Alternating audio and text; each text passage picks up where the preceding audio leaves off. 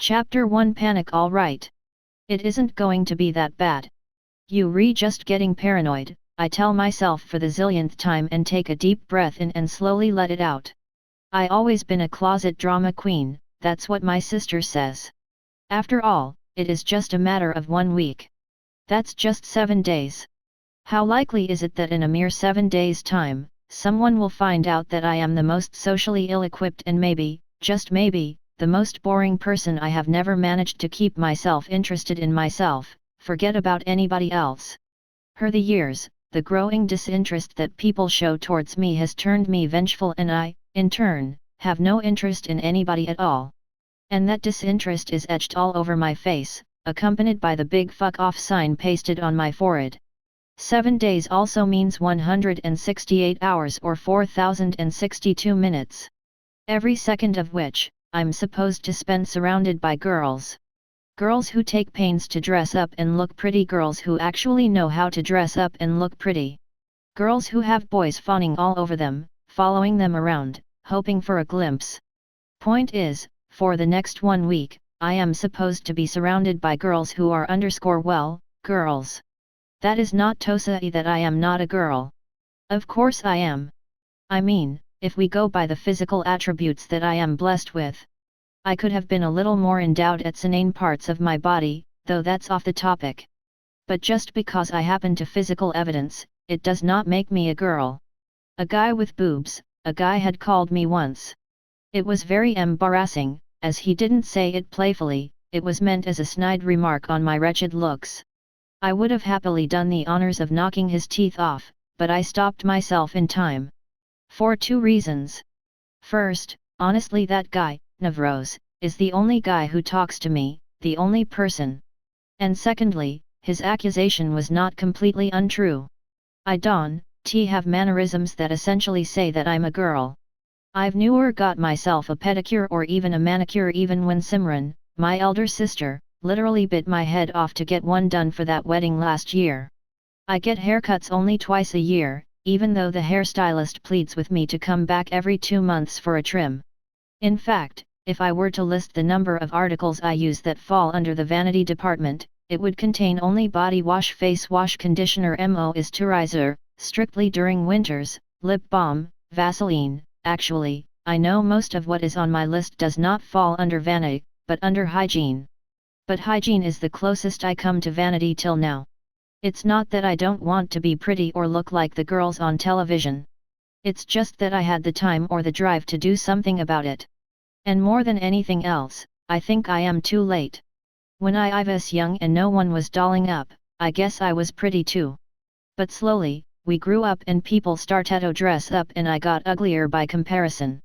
I study myself in the minor and I am disappointed in my dreamers, where I am a grown-up and take my own decisions, I in a house with no mirrors. Minors remind me of things I am not, things I see other people are and things I would like to be. And also sadly things that I can never be. Look at my wardrobe for instance. No chiffon. No satin. No silk. No skins either. You won't find anything that has frills or embroidery on it. I don't own a single article of clothing that can be worn to a party, let alone a date. I don't have a single pair of footwear that has heels higher than 1 inch. I still end up wearing my sneakers everywhere. I don't have a boyfriend. The only guy I have ever dated was Piyush _bastard of the highest. I've always been pretty good at academics and I, somehow, always felt at home being surrounded by books. It was the 10th standard and I was engrossed in my dreams of scoring the maximum in the board examinations. Then Piyush happened. Piyush, the wide-eyed rich boy in school, noticed me. He was charming, had a way with words, and was the most coveted company in school. The way he held my hand on the last bench of the class, and told me how I had the prettiest eyes in the ivy whole world melted my teenage heart. I was too naive and loved him to bits. I have to admit, he made me feel like a girl. 3 months later, I realized my responsibilities as a girlfriend, which ranged from completing all his assignments to forging his attendance in classes. No ice creams, no small bits of love notes exchanged during the class, no loving glances shot across the school campus, and surely no dates. A month later, he was holding someone else's hand and saying the same things to her. I was crushed. I thought I'd never forgive him, but he had made me feel like I had never felt before, so now I think I have. He was my first experience with love, and though it ended on a bad note, I don't hold it very much against him. After we broke up, I spent days locked up in my room, crying and watching sad movies and cursing everyone. Eventually, I did badly in the board exams.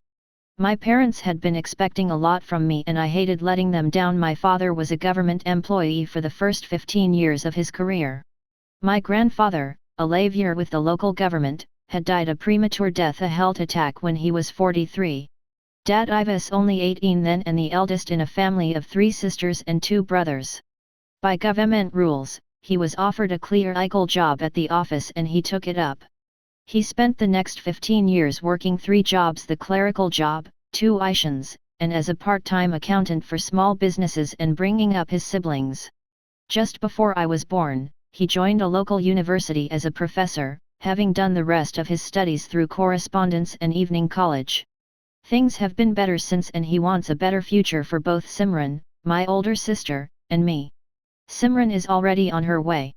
She was always interested in English literature and went off to Delhi to study. We have no doubts that she will be doing her Master's from Oxford on a Hall scholarship next year. Meanwhile, my future was in shambles when Piyush left me. The 10th standard board results were more disappointing for my father than they were for me, not that he ever let it show. I remember him coming into room, holding my hand and saying, "I know this is not your best, but I have full faith in you, Niharika. You're meant for bigger things. I have let you down, Dad. I don't know what to do. I will never be as good as Simran D. I am sorry. I am. Come here," he said and hugged me. I don't know how much he meant it, but I was moved to tears. When the other kids were beaten up and disparaged for their less than satisfactory performance in their board exams, I, the expected topper, was just greeted with a warm hug and an ice cream thereafter. The very next day, I found myself neck-deep in my books again. I cracked the Bungsul's admission test and left for Kota to prepare for IITZ and to complete my +2 from a dummy school there. Once there, I immersed myself in complex numbers, differential calculus, and organic chemistry. My mother never wanted me to go, unlike my father. Ivanhoe harbored a simmering ambition to see me succeed. She was more like the quintessential mother from the movies. She just wanted her daughters to grow up as the prettiest, most cultured girls in the neighborhood. I don't remember her ever raising her voice at either of us. She is such a sweet soul. To think that she has to handle such messed up daughters like Simran D and me seems. Eventually, after a lot of pleading and cajoling, she let me go to Kota. There, I was too busy with my coaching classes and late night studies to have time for love. So after Piyush, there was no one.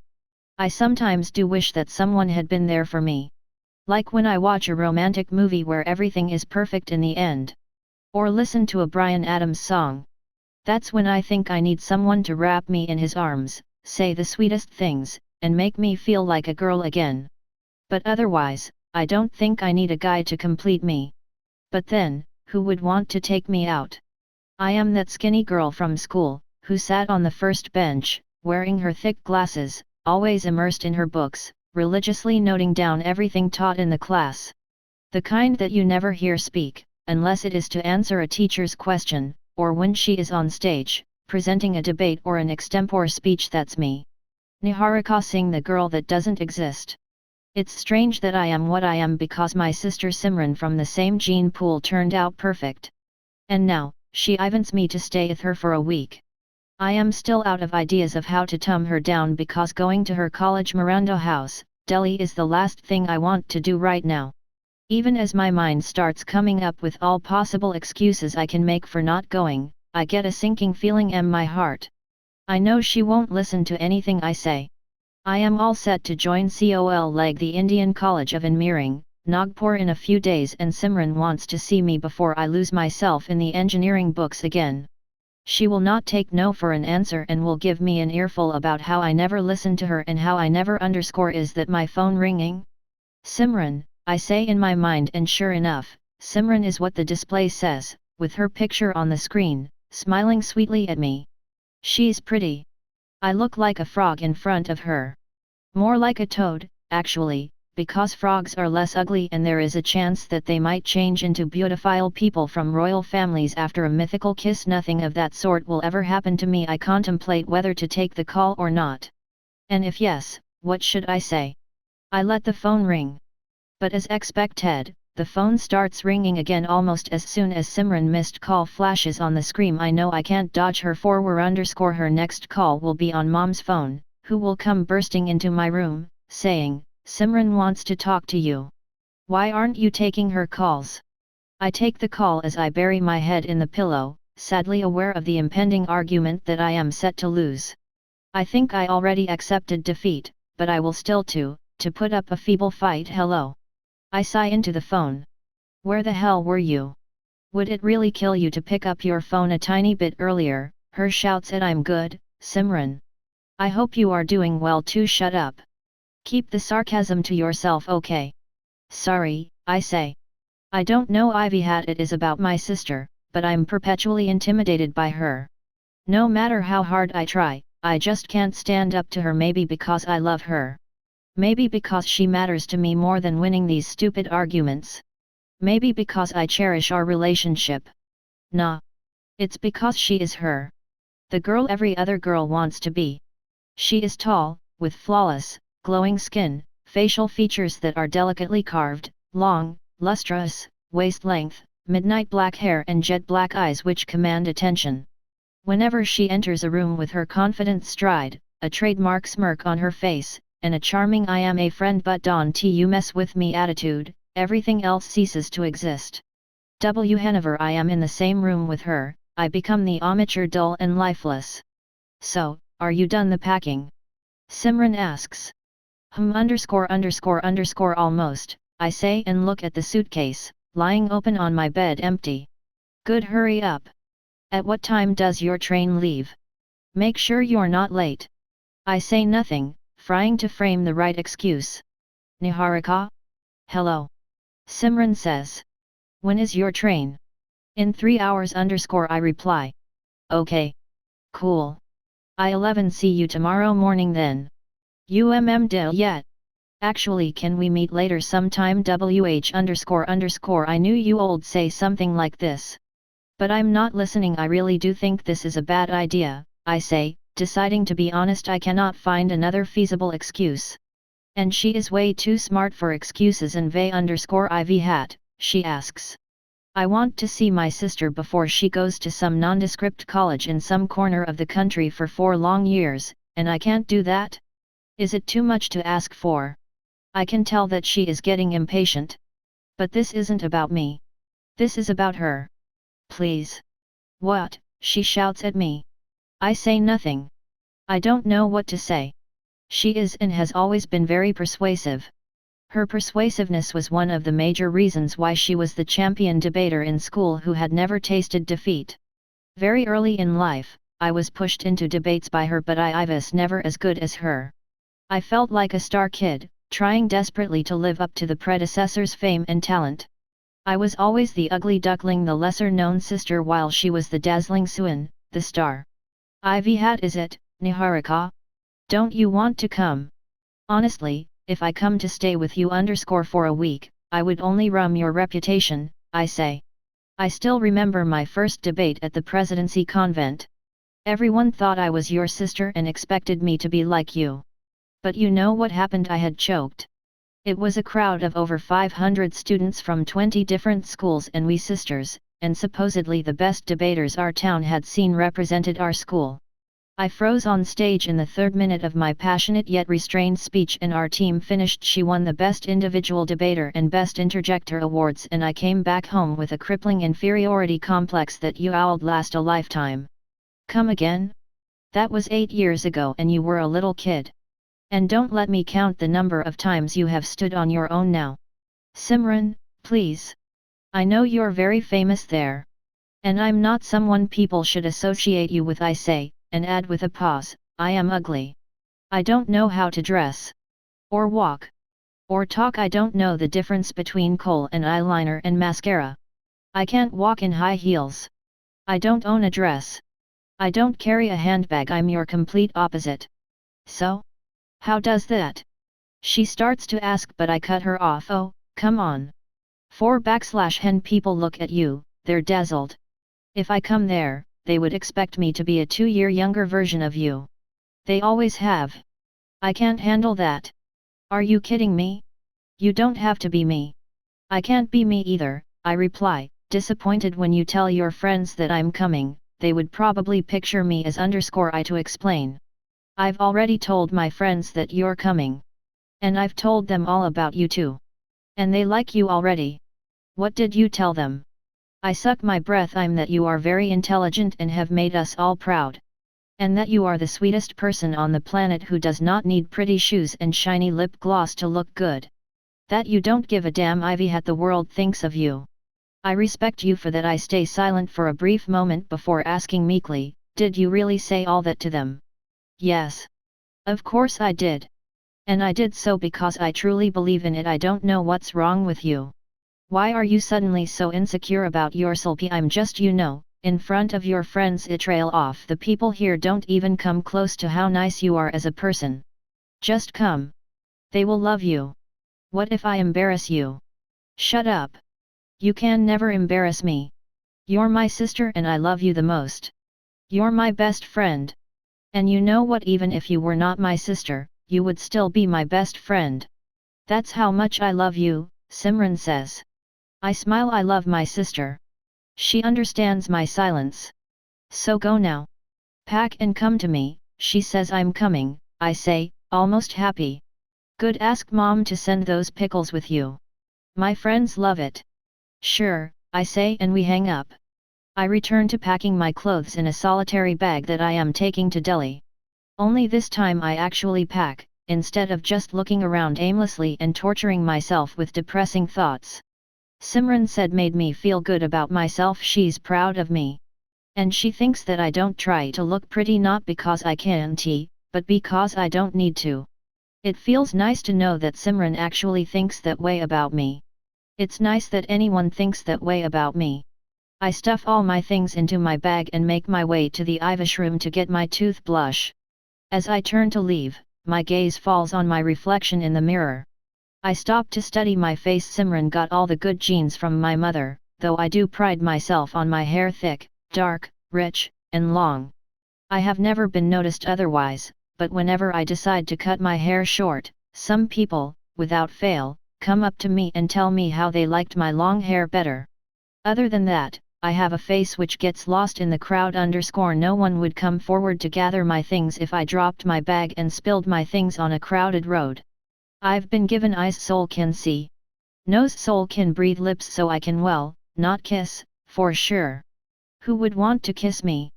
But then, there are a few things that I can thank God for. Like, I don't have a pimples issue. My teeth are straight and my breath doesn't stink, neither does my body. I'm not like one of those really hairy girls. I do get a wax done on a regular basis, but I am not really a pain for whoever decides to wax me. I have put on some weight recently, but that is a good thing, as people used to say that I was too thin before. I have had the propensity to gain weight. It's a part of God's plan for me. No matter how much I eat, I never gain enough weight, just like it's God's plan to make me go unnoticed on this planet. All in all, at 5 feet 5, a decent body type and not so good but not so bad either. Facial features, teamed with lustrous, long hair, I think I look okay. My mother says she can see the world in my big brown eyes. But she is my mother and she thinks that I am a princess without a tiara and treats me so. All said, I believe that not every girl has to be good looking, anyway. I will do fine, I tell myself. I just hope I don't embarrass my sister in Delhi. Chapter 2 Gosh, I need a boyfriend. Delhi is a big city and it can leave you befuddled if you don't know anyone here. I remember the first few days Simran had spent here. She had been excited to come to Delhi because she always thought, and we did too, that she was a little too big for a small town like ours. Plus, Delhi was always a few hours away and the lure of a city was too hard to resist for someone like Simran. But things changed when she landed in Delhi. Her phone calls used to last for hours and she used to feel so homesick that Mom had almost booked a taxi to Delhi to stay with her for a few days. My father and I knew better. Within the next few days, she had made herself at home in Delhi and started to fall in love with the city and its culture. Or the lack of it. Now, she loves the place and says she will settle down here if possible. My first impression of the city isn't that bad either. Big, wide roads and tall buildings greet me, even though the summer heat and the leering men on the streets throw me off balance slightly. I have never been stared at, so it feels a little strange. As soon as I reach Simran's hostel, I'm greeted by a hurricane of warts. At least 5 different fragrances waft their way into my nose. Hey, Niharika. It's so nice to finally see you. Simran talks about you all the time. You look nice. Simran's sister? Okay. You've got such nice hair. I smile at them. The reactions are more positive than negative. I let out a sigh of relief, as I look at the bunch of girls surrounding me. There are 7 of them, all looking at me very curiously. Or maybe it is just my active imagination. Simran introduces me to all of them, and I instantly forget who is who. They all sound like Delhiites and look like Delhiites. I can hardly tell them apart. Pink pajamas, floppy slippers, straight hair, and long eyelashes. They look exactly the same. I decide to take the trouble of remembering only 2 of the girls, Prema and Charu. I've heard a lot about them from Simran before, and they seem really nice too. They were the ones who had said it's so nice to finally see you. And Simran talks about you all the time. Unlike the other girls, their eyes look kind behind the eyeliners and mascaras. After the first 5 minutes of smiling at everyone and making small talk, Simran notices my discomfort and ushers me to her room from the common room. So? You like it here? It's not that bad, right? Simran asks, looking visibly excited. And exceptionally pretty. Like always. I don't hate it, I shrug. 1% it is there to bloody hate, she almost screams. I choose to stay silent. Simran has always been a son of a rebel. Swearing every sentence seems to be her most recent way to being so. And unlike other people, it doesn't sound out of place either. Wait till you get the hang of things here, Niharika. I bet you'll beg me to let you stay for longer. I think you will never want to leave. I just look at her in utter disbelief. Doesn't she see the look on my face? Doesn't it just shout I want a nun? Simran's overconfidence has seldom let her down, but for once, she's wrong. I'll never want to stay in this place any longer than absolutely necessary. It takes me about half an hour to find an empty cubicle in the washroom. And it isn't like I've been lazy or sleeping too long. I went to bed early last night, while my sister stayed up, and I watched repeats of How I Met Your Mother. That's what everyone seemed to be doing in the hostel. Movies. English sitcoms. A few girls were drinking. I wonder if this is what my college life will be all about too. I woke up early, as Simran had asked me to, gathered my clothes and ran here. Still, I have not been able to find an empty cubicle in an hour. So now, when I see this girl in the green robe come out of a cubicle, I run to it after the shower. I go back to Simran's room to find out that she has already left for her class. I have no idea what I'm supposed to do all day. There's no one around. Not that I mind. I pick up Simran's laptop and I am almost shocked at her movie collection. It has every movie I ever seen or heard of. And more. I jam my earphones deep inside my ears and stand watching a movie. I wonder where Simran is, and what she is doing. I somehow doubt that she is attending her class. Suddenly, I find my phone buzzing. It is getting kind of creepy now, almost telepathic. Every time I think of Simran, I get a call from her. Hello. What the hell do you think you are doing? Why can't you pick up your phone when I call you? Her shout greets me. What? I was watching a movie. I defend myself. I asked you to meet me outside the campus in 15 minutes. Where the hell are you? You did not. When did you? I left a note on the bed and I texted you too, she says. And sure enough, there is a piece of paper, a large, A4 size sheet lying in the middle of the bed. God only knows how I could have possibly missed it. You have to be blind to do so. I say. Now do you need me to send you a jet? Come quick. We are all waiting for you. Okay. When I get there, I see that she has company. It is just the kind of a day when I don't want to meet anyone. But it's not like I have a choice.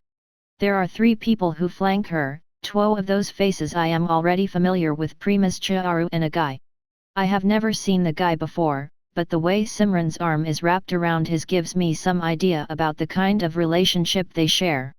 I feel a little strange in my stomach because she hasn't told me about a possible boyfriend. There she is, Simran says, looks my way and smiles weirdly. It looks like she is going to tell me something. Hi, I say, looking around, awkward as always. Niharika, Simran holds my hand and pulls me into the group. This is Virath my boyfriend. Then she turns to the guy and her eyes twinkle for a bit as she says, Virath, this is Niharika, my sister. I notice that she is blushing all the while. I have never seen her like this before. Hi, Niharika, Virath says, and thrusts his hand out. He smiles at me and there is a lot of warmth in that smile. Hey, I say, how are you?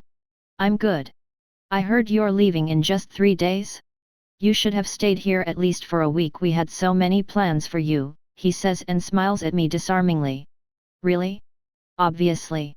We have been waiting to see you. Simran talks about you all time and quite frankly, I feel like I already know you. Oh, shut up, Virath, Simran says. You don't have to try so hard to impress my sister. I love you anyway. We share a laugh, after which we all fall silent. Everyone looks around at everyone else, but no one says anything. I am not to blame for the silence, though. I just got to know that my sister has a boyfriend. I have never heard any mention of him, so it is justified for me to be shocked. I don't even know for how long they have been dating. Virath, I start meekly, but am cut off by a louder voice. We should probably leave now. We are already getting late, Prema says. Shit, yeah, Simran says, we should get going. She looks at Virath. Right, he says. It was nice to see you, Niharika. See you tonight. Tonight? I ask. Sure, Simran says and ushers me away. Where are we going tonight? I ask her. You'll see. Chapter 3 The Transformation. Where are we going now? I ask Simran as the auto zips through the afternoon traffic. Simran turns a deaf ear to my questions and instead complains about how we should have taken the metro instead. Beads of sweat dampen our brows and streak down our cheeks. We are going shopping, she finally answers me, when I repeat the question the 5th time. But I have clothes, I mutter and protest. I don't think so, Niharika. All that you have is junk. You're going to college this year. And I want my sister to be the hottest girl on campus. All the guys will love you. I can live without that happening, I say, but she ignores me and continues, deep in her own thoughts. Though I don't want you to fall for the wrong guy. You're too naive. At least I will let you know if I fall for someone there, I say, and hope she gets the snide remark I was about to tell you, but you are such a drama queen. I thought you might tell Mom, she says. And you know how Mom reacts. Yes, I know how Mom reacts, but that can't be her reason. I would never rat her out to our mom and she knows that. I would have told Mom. I ask. Actually, I wasn't sure myself. I can understand. Virath, in the few minutes I spent with him, seemed like a really warm and a nice guy. But standing next to my near-perfect sister and her friends, he stuck out like a sore thumb. He was barely 5'9", had terrible skin and was not the fittest of guys I seen. He was far from perfect. The first time I saw both of them together, his hands holding hers, I was shocked and disappointed. Not because my sister had hidden it from me, but because I had always thought she would date someone much better looking. Did you like Virath? She asks softly. He is sweet, Simram. She pauses a little and says, I know what you're thinking. You think that he is not good looking or physically attractive. I know that. But he loves me, Niharika. The look on her face confuses me. Her lips quiver like a little child and she is blushing like a schoolgirl who is in love for the first time. I think he is okay, I say, not knowing what to say. He is more than okay, he is amazing. He makes me feel so special and wanted. Niharika, finally I feel like I am into something real, something that is beyond just holding hands and spending time together. I love him for everything he says and the way he treats me. He is such a nice person that it's almost unreal. When I first heard about his feelings for me, I was almost disturbed that he even thought that he had a chance to date me. But he was persistently so sweet to me, that I couldn't help it.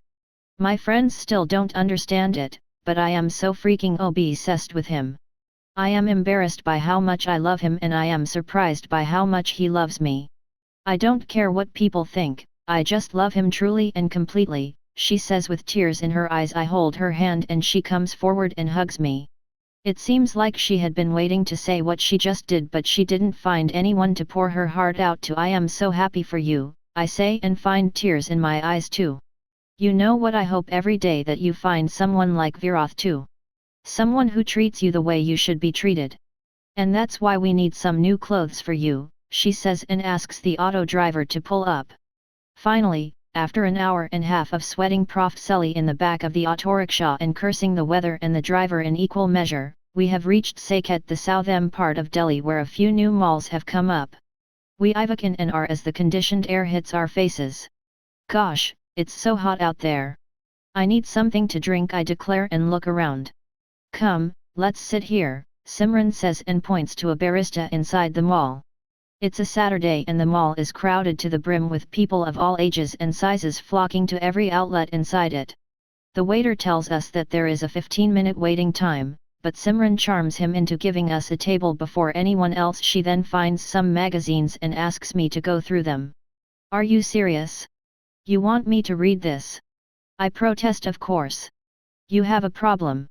Simran asks, this is I don't read all this, I say, pointing to the cover page of one of the magazines, which has a picture of a semi-nude, super thin, glossy-looking actress and says the #1 sex move he craves, dare to do it. You won't regret it, grow up. Simran laughs at the look on my face and says, here, read these. Just skip the relationships segment and concentrate on fashion. Observe and learn. She pushes some magazines ranging from Cosmopolitan, Verve, Marie Claire and Bazaar to some whose names I cannot even pronounce towards me. She points out hairstyles, color combinations, and options for shoes, and I stare at them all, mouth agape. The girls in the magazines are pretty and their clothes are pretty the kind of clothes Simran wears. Even today, she is in a yellow summer dress that ends at her knees and she looks beautiful in it. But these are also the kind of clothes I do not wear. I want to, but I'm afraid I would end up looking stupid in them. But Simran, I can't wear all this, I say and dig into the chocolate pastry we had ordered. If there is one thing that I have come to love in Delhi, it's the food. It's a magic, and no matter where you go, something a woolly Delhi size will find its way to your mouth. Yes, you can wear all this, Simran insists. See, most of the clothes here are for models and really skinny people. You are skinny and you can look prettier than these models here. For now, we will buy you something toned down, and once you're used to it, we will buy the more outrageous and outlandish clothes. But yes, we do have to get you a dress? I am not sure. You're never sure. Screw the pastry, let's go to a salon now, she says and pays the bill. The charmed waiter makes sure the card is swiped and the slip is signed swiftly. We leave barista and my heart aches for the unfinished pastry, a little piece of heaven that I had been forced to leave behind. As she drags me out from the coffee shop and onto the escalator, I ask, "Ivhy a salon?" When you look into the mirror in a beautiful dress, more often than not, you're looking at your face and not the dress. Yes, the dress matters, but the face matters more. We need to get you tidied up. And trust me, cleaning 18 years of dirt takes time. My protests that it I will not help my cause are toned down. Simran is absolutely confident and very persuasive, as usual. On the 3rd floor of the mall, there is an upmarket salon where we are going to spend the next 3 hours. I don't get what she says to the person equipped with a belt that has 20 different types of clips and scissors hanging from it, but I can make out a few words. Desperately needs a wash, cut it in layers, __, make the eyes pop out, blow dry, __, redo eyebrows, hideous nails, clean up, beautiful, ugly, _ The details of what happened inside the salon are painful to recall now. My face is sore and warm and it pains near the eyebrows and the nose. I don't know as yet whether it's worth it, but every time I pass a mirror it's like a different person stares back at me. My eyebrows look like they have been hand-sketched, my complexion looks at least 3 shades fairer and my hair is now tangled into a beautiful mess with keratin and hair wax. I can smell how good I smell. I look beautiful. This is the first time I am using that word for myself. See? You love yourself, now, don't you? Simran asks, catching me lingering around a minor for a little too. But didn't you say I didn't need to do all this? I ask her. That I was comfortable in my own skin and I didn't need makeup. Yes, I said that, but don't you like yourself better now? She asks with a smirk, and puts her arms around me from behind. I look at our reflections in the mirror and I have tiny tears at the corners of my eyes. Simran, I say, we look like sisters. I smile and look up at her, like a child needing assurance I look nice. Yes, you do. But to look like sisters, we need to get you out of your rotten jeans and show off a little bit of your legs. I have never worn anything like that or like what you're wearing, I say, as I turn red in the face thinking of what it would feel like to slip into a dress. Though, I have to admit I am also a little excited thinking of it. Do you hate me for taking you to the salon? No, not at all, I say and look into the mirror again. My heart starts to beat faster again. It feels like my first real moment of loving myself. My hair looks fabulous and I can't take my eyes off it then, trust me. It will be good, she says and drags me behind her. She takes me to shop after shop, brand after brand, not asking me to TTY on anything. I am thankful for that, but I am sure I will start doing that soon. Meanwhile, I start to bombard her with questions about whether my complex hairstyle will stay as it is when I wake up tomorrow. About how frequently I will have to visit the salon. And what I will have to say when I go to one. Slowly and steadily, I start spending more time in front of every mirror that we pass by. As we flit from shop to shop, I notice more than a few eyes on me ____ on us. It feels nice. Simran, occasionally, bends over and whispers, he was looking at you. And I begin to think to myself, yes, he should. Finally, we reach a Forever 21 showroom that Simran has been talking about all morning. The clothes are inexpensive and very trendy, just like what I am not used to wearing. Simran frantically starts picking up tops, skirts and everything she can get hold of and dumps them on my shoulder. Occasionally, she shrieks, we have to get this. And everyone staffs staring at us. I pick up a few things too, but Simran doesn't approve of them. A little later, with a pile of clothes on my arms and shoulders, we head to the changing room and I ask Simran to stand right in front of my door. I don't want to scamper across the entire floor of the shop to look for her in a silly dress. I try on a pink and blue floral dress that ends just above my knees. I wear it and stare at myself in the mirror. My cheeks flush and I start to blush as I look at myself. I feel I can't describe how I feel. It's like I am bomb again as a different person, in a matter of 4 painful hours. It's an amazing feeling. I leave the changing room, my head in a whirl and look at Simran, how's it? You know what, Niharika? I am almost jealous. My sister is the only girl in the whole of Delhi, who is prettier than me. She comes and hugs me. I don't know why but I have tears in my eyes. I don't remember the last time I was as happy as I am now. As we hug, I see other girls look at us. They don't look pleased, and Simran whispers in my ears, I'm proud of you. You're going to make so many girls jealous of you. I can already see that happening. I know now what blind people feel like when they first open their eyes to a new world, or a crippled person when he or she evokes for the first time. I spend hours changing into every dress, every skin, and every top Simran has chosen for me and keep staring at myself in the mirrors from every angle. I feel a little silly, but today is the first day when I don't hate the physical form I have been given. For the first time in my life, I can say that I feel blessed. We leave the shop and try out some other clothes and buy what we like. Simran even shoots a few appreciative glances at the clothes I choose. The last stop is the shoe store where she makes me try everything. The clothes were easier to pick and I was getting a hang of it, but choosing shoes is tough. Simran almost shouts at me when I picked up a supposedly hideous pair of red shoes. Also, trying out clothes is easy, while shoes are actually painful.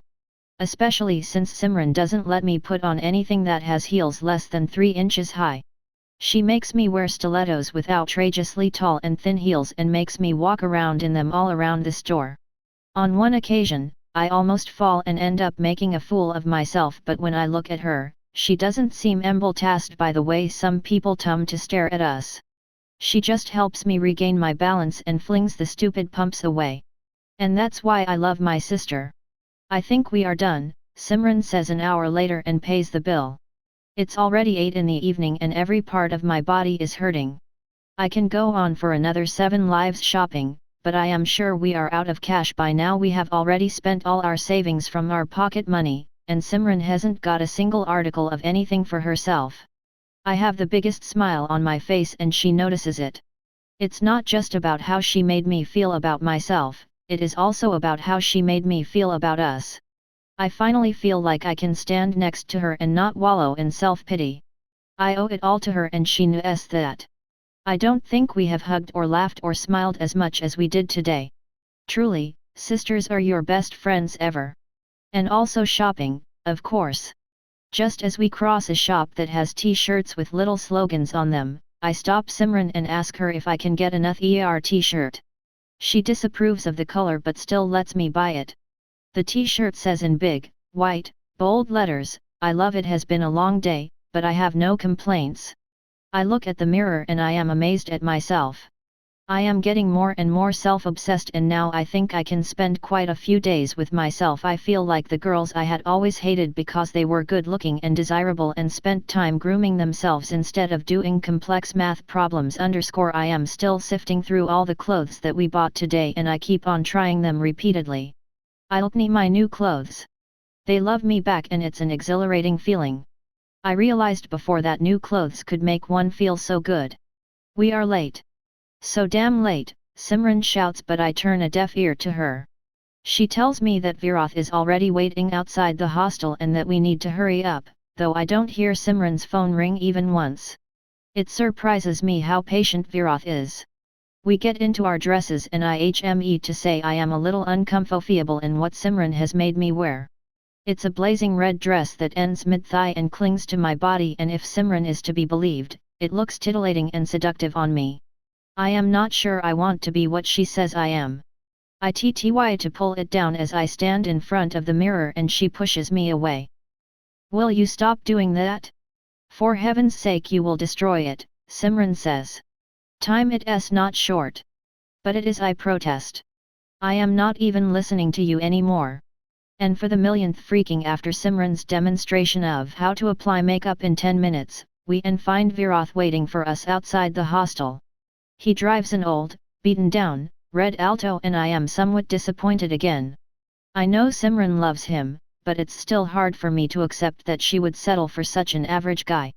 I hate the way I think, but I can't help it. Simran has always been the girl with a perfect life, and Virat, at least in his material and tangible characteristics, is far from perfect. "Oh, hi," both of he stares at us for a while.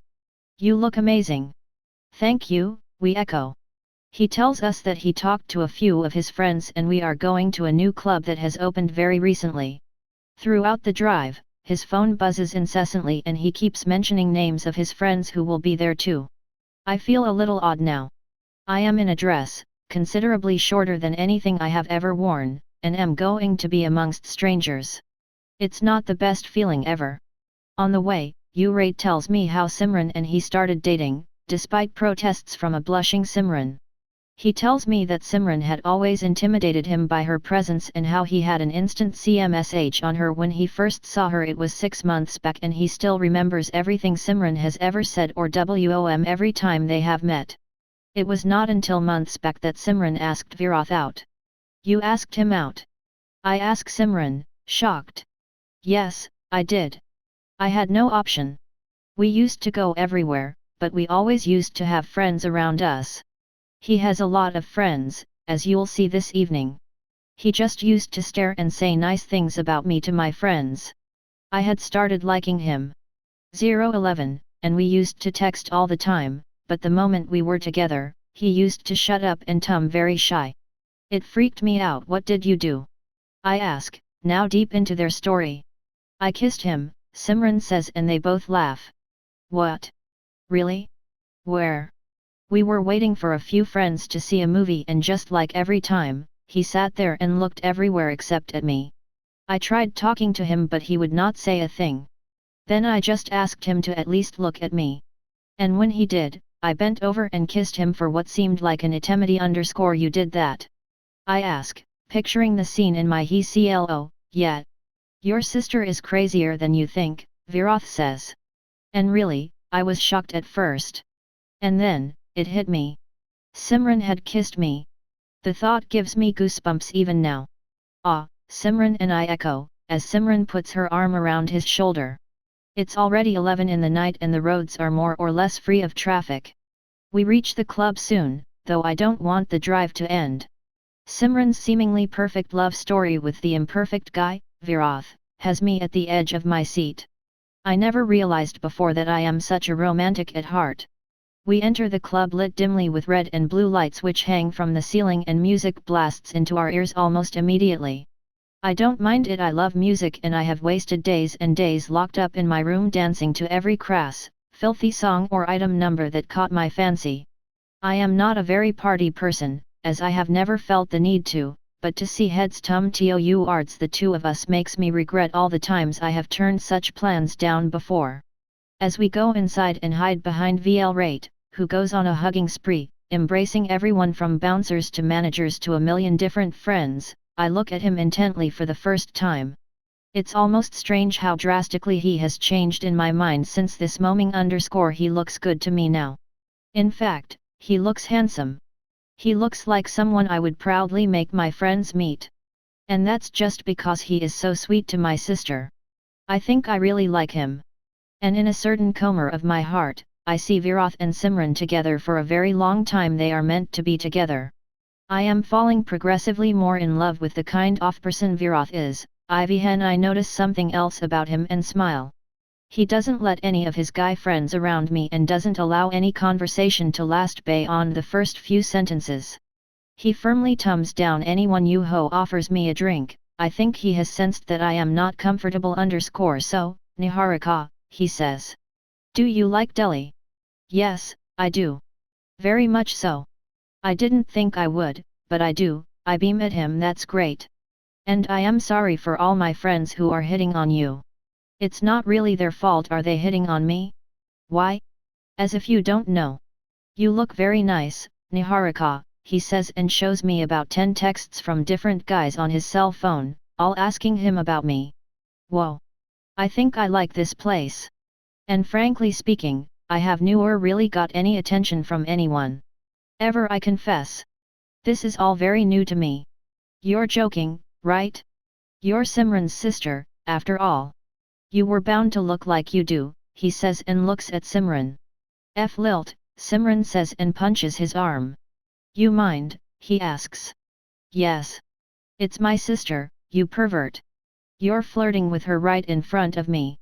What? I thought I was flirting with you, he says, making a fimmy face. Such a smooth talker, you are, Simran smiles and shakes her head. He comes forward and pecks her on the lips. Now if you'll excuse me, I need a refill and the waiters here are busy ignoring me. You want anything? You want me drunk? Simran asks. Well, let's just say I like you drunk, Virath says with a wink. As VL Rate moves off, I see Simran's eyes following him. She's looking at him with an expression of pure adoration on her face. I say what I'm thinking. When I met him in the moment, for a moment, I had thought you were one of those girls who change in front of guys.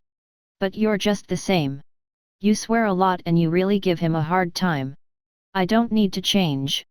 He likes me the way I am. And that's the best part about him. You like him. I like him. Him. He is so nice. It's almost unreal. I know, she says, looking at my face intently. I wanted you to like him. I was nervous that you wouldn't. I really wanted you to meet him. A lot has changed since the moment. I see no reason why Simran should be nervous. What is there not to like? The guy is perfect. If I make a list with bullet points for qualities I'd look for in a guy, every point would be a tick for him. Plus, just as a bonus, Simran told me this morning that he is very passionate and is an amazing kiss. Simran looks away from and in the direction of Virath, She is lost again. Her smile is dazzling. Wow! Sometimes I forget how beautiful she is. It is times like these when the fact hits me straight in the face and leaves me reeling with the impact. You really love him, don't you? I ask stupidly. If you could see the look on her face, you would realize the altality of the question I just asked. Yes, she smiles sweetly. Her face has that at peace look. Like she's happy to the core of her heart. Blissful. She goes on, it's not about how great he is. It's about how great we are together. It's the fact that I don't think I am going to get enough of him.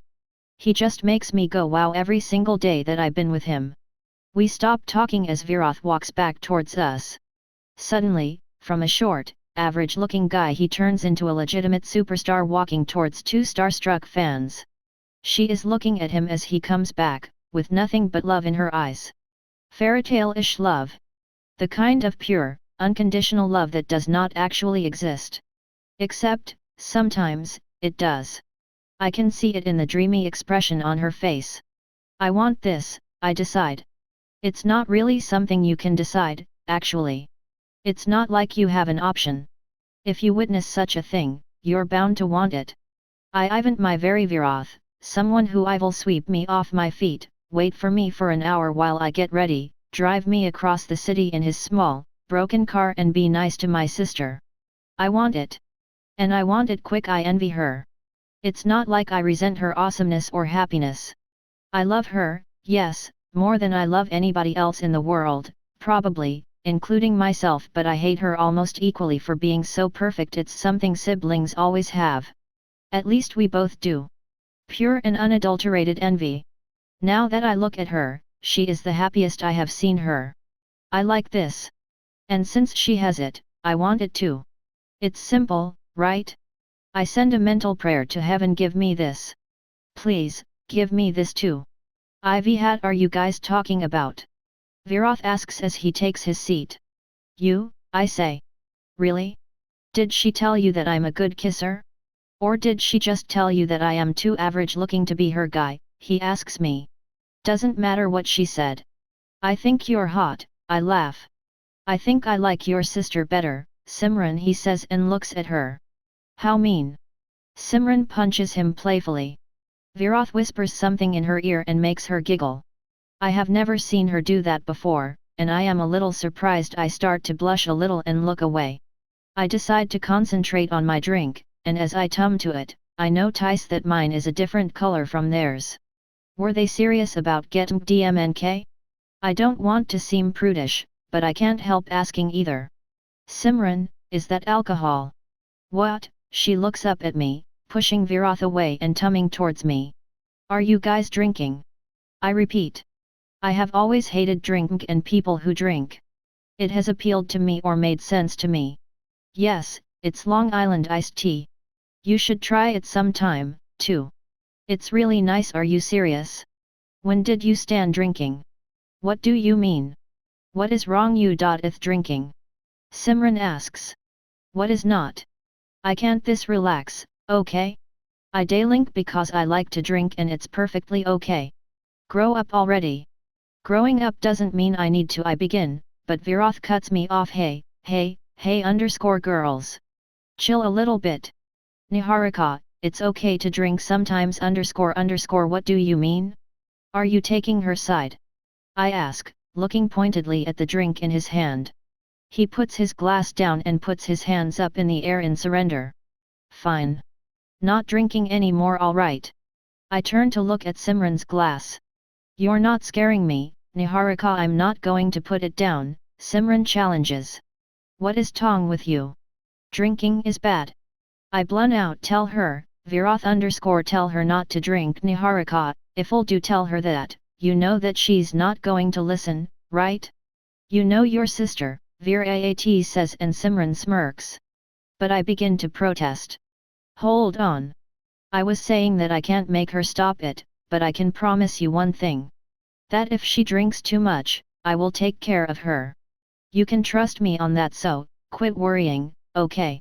I nod meekly, completely convinced by what he says, and from then on, the evening starts to change for the better. There's awesome food, awesome music, and awesome company. Well, awesome drinks too, but since I don't drink, I hardly care. I also notice that despite the protests she made, Simran eventually did discard her drink. It makes me happy. Other people join us after a while, friends of Simran and Viroth _ and again, VL rate ensures that no guy tries anything on me. But for once in my life, I don't feel out of place. Even though everyone here is worlds apart from what I am, they make me feel like I'm one of them. Even the short, red dress feels okay. As the night draws to a close, and I sit sprawled awkwardly on the couch because my feet hurt, I look in the direction of Viroth and Simran. They are in the middle of the dance floor, Simran's arms around his neck and his arms on her waist, and they are swaying together slowly and totally out of tune the music. It's like the world has just the two of them in it, and the music that is playing in their heads is all that matters to them. I see Simran close her eyes and rest her head on Viroth _ I wonder what she is dreaming about. I wonder if I will feel the same. Chapter 4 All it takes is 3 short minutes. I can't that. It's sad, I know, but that's how it's going to be. There's just no other way to it. As I pack my bags, which are bursting at the seams because of all the new clothes I bought, my thoughts are still on Simran and VL rate, and more importantly the loving bond that they share. It's like I have a CMSH on their relationship and I badly want it for myself. Are you done? Simran asks. Almost, I say and stuff the last of my clothes into the bag and zip it. Done. Alright _ we should leave for the station now. Else you'll Simran, I interrupt her. I just have to ask her this. Do you think I will find ever someone like Viroth? Ivhy Viroth? I will find someone even better, she says. Yeah, right. I wish I could stay a little longer, I say softly.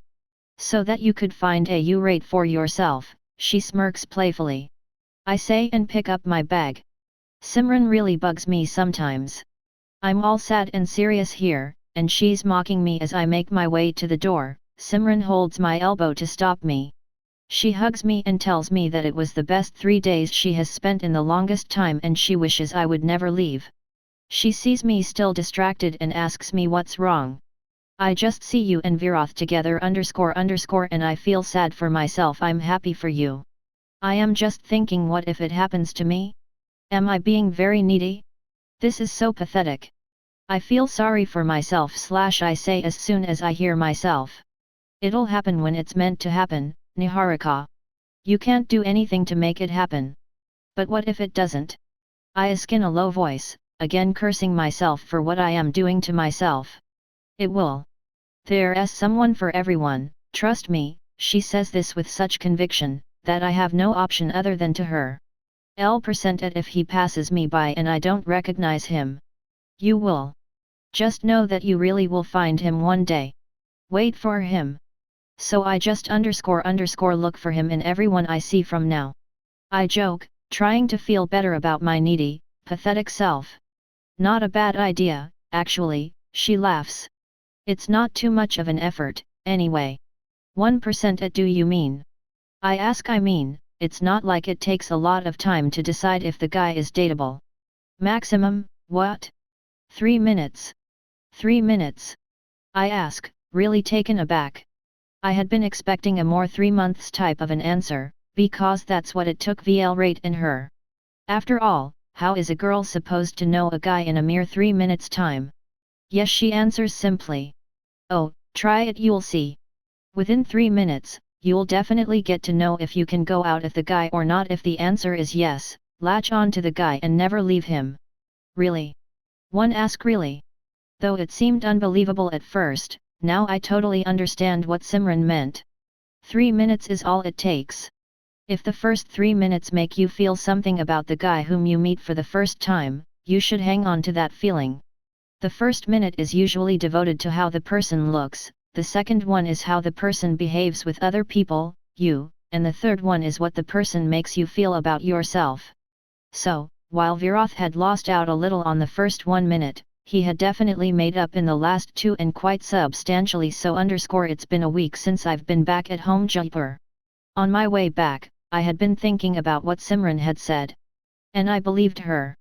I mean, of course, I would find my guy one day, it's just that if I wanted that one day to be soon, I would to keep my eyes open. And as Simran said, it's not too much of an effort. I don't think it's intentional, but I have started looking for my Virath and it's almost like a boy hunt. The first day I spent in Jaipur, I found myself texting every guy in my friends list, wondering if I had missed my Virath in one of them. By the end of the day, I was sure they were all creeps and I hadn't missed out on anything that would make my life blissful. I'm really not reaching for the stars here, but it's been a week, and I am no here _ it seems he is just one of a kind and he is taken. I never looked for a guy to date or to even talk to, but I realize now how difficult it is to find a decent guy to date these days. When I got back home, I had high expectations. I started to look at every guy in a different way with a question in my mind: can I date him? And you would be amazed at the number of guys I mentally rejected. After the makeover Simran and her friends had given me back in Delhi, I came back to Jaipur looking somewhat hot. I had been transformed in a week. So even though I can't go ahead and win a beauty pageant or anything, I like to believe that I will not be thrown off in the very first round either. It's not really about what you are blessed with _ it's about how you present what you are blessed with, Chum had said. It's about accentuating your best features and downplaying your worst _ it helps that you have more good than bad. That last sentence had boosted my self-esteem a lot. 3 minutes is all it takes. I can't get this. That is all the time you need to find out if the guy is the one you're looking for. Mostly because he is bound to make at least one horrible, unforgivable mistake in 3 minutes. Especially if you've set yourself some really, really high standards, but I have not. I'm looking for regular _ I know I'm average and I'm looking for an average guy. I'm not expecting him to be better than me, but he should at least be as good as I am. Other than this, I'm looking for the basic things. No bad breath. No body odor, non-smoker. Someone who can say all the right things, do things that make me happy, understand my silences, get what I don't say and understand when I am lying. Someone whom I can talk to and who makes me feel tomorrow will be even better than yesterday. I am looking for a guy who knows what love really is and is capable of it. I just want someone I can look me, and someone who will love me back selflessly. And I swear, if I find a guy like this, I promise you, I'll love him. And I love him with all my heart. If I find a guy like this, I devote every fiber of my being to his love. I'll combust spontaneously and lose myself in him. All in 3 minutes. Chapter 5 Yes, no and maybe really? I wonder how you look, Navroz says over the phone. I don't know, I'm still the same, I reply, checking my reflection in the mirror and thinking what a blatant lie it was. But I'm sure you must look better without the glasses. Simran says losing the specs was a good idea. She says I have nice eyes. I won't know about it, I noticed. Navroz laughs. I think you're gay. For 2 years, you saw me every day, 4 hours on end. And you didn't notice my eyes. Navroz really amazes me sometimes.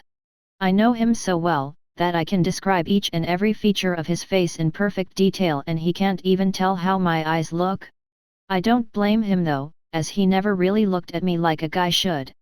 We first met when we accidentally sat next to each other in the first physics class at Bungsal's and we ended up Sharmgan Auto back to our paying guest accommodations. He liked physics and I liked organic chemistry, both of us hated maths with a vengeance but managed to score all right. The healthy competition, the problem-solving sessions and the late-night chats about how it old be at IIT made us the best of friends. If I had to choose between the two of us, I would have wished him to go to IIT. His father, who owned a small business in Burla, Orissa, had spent all his savings to send Nal Taz to Bungsal S.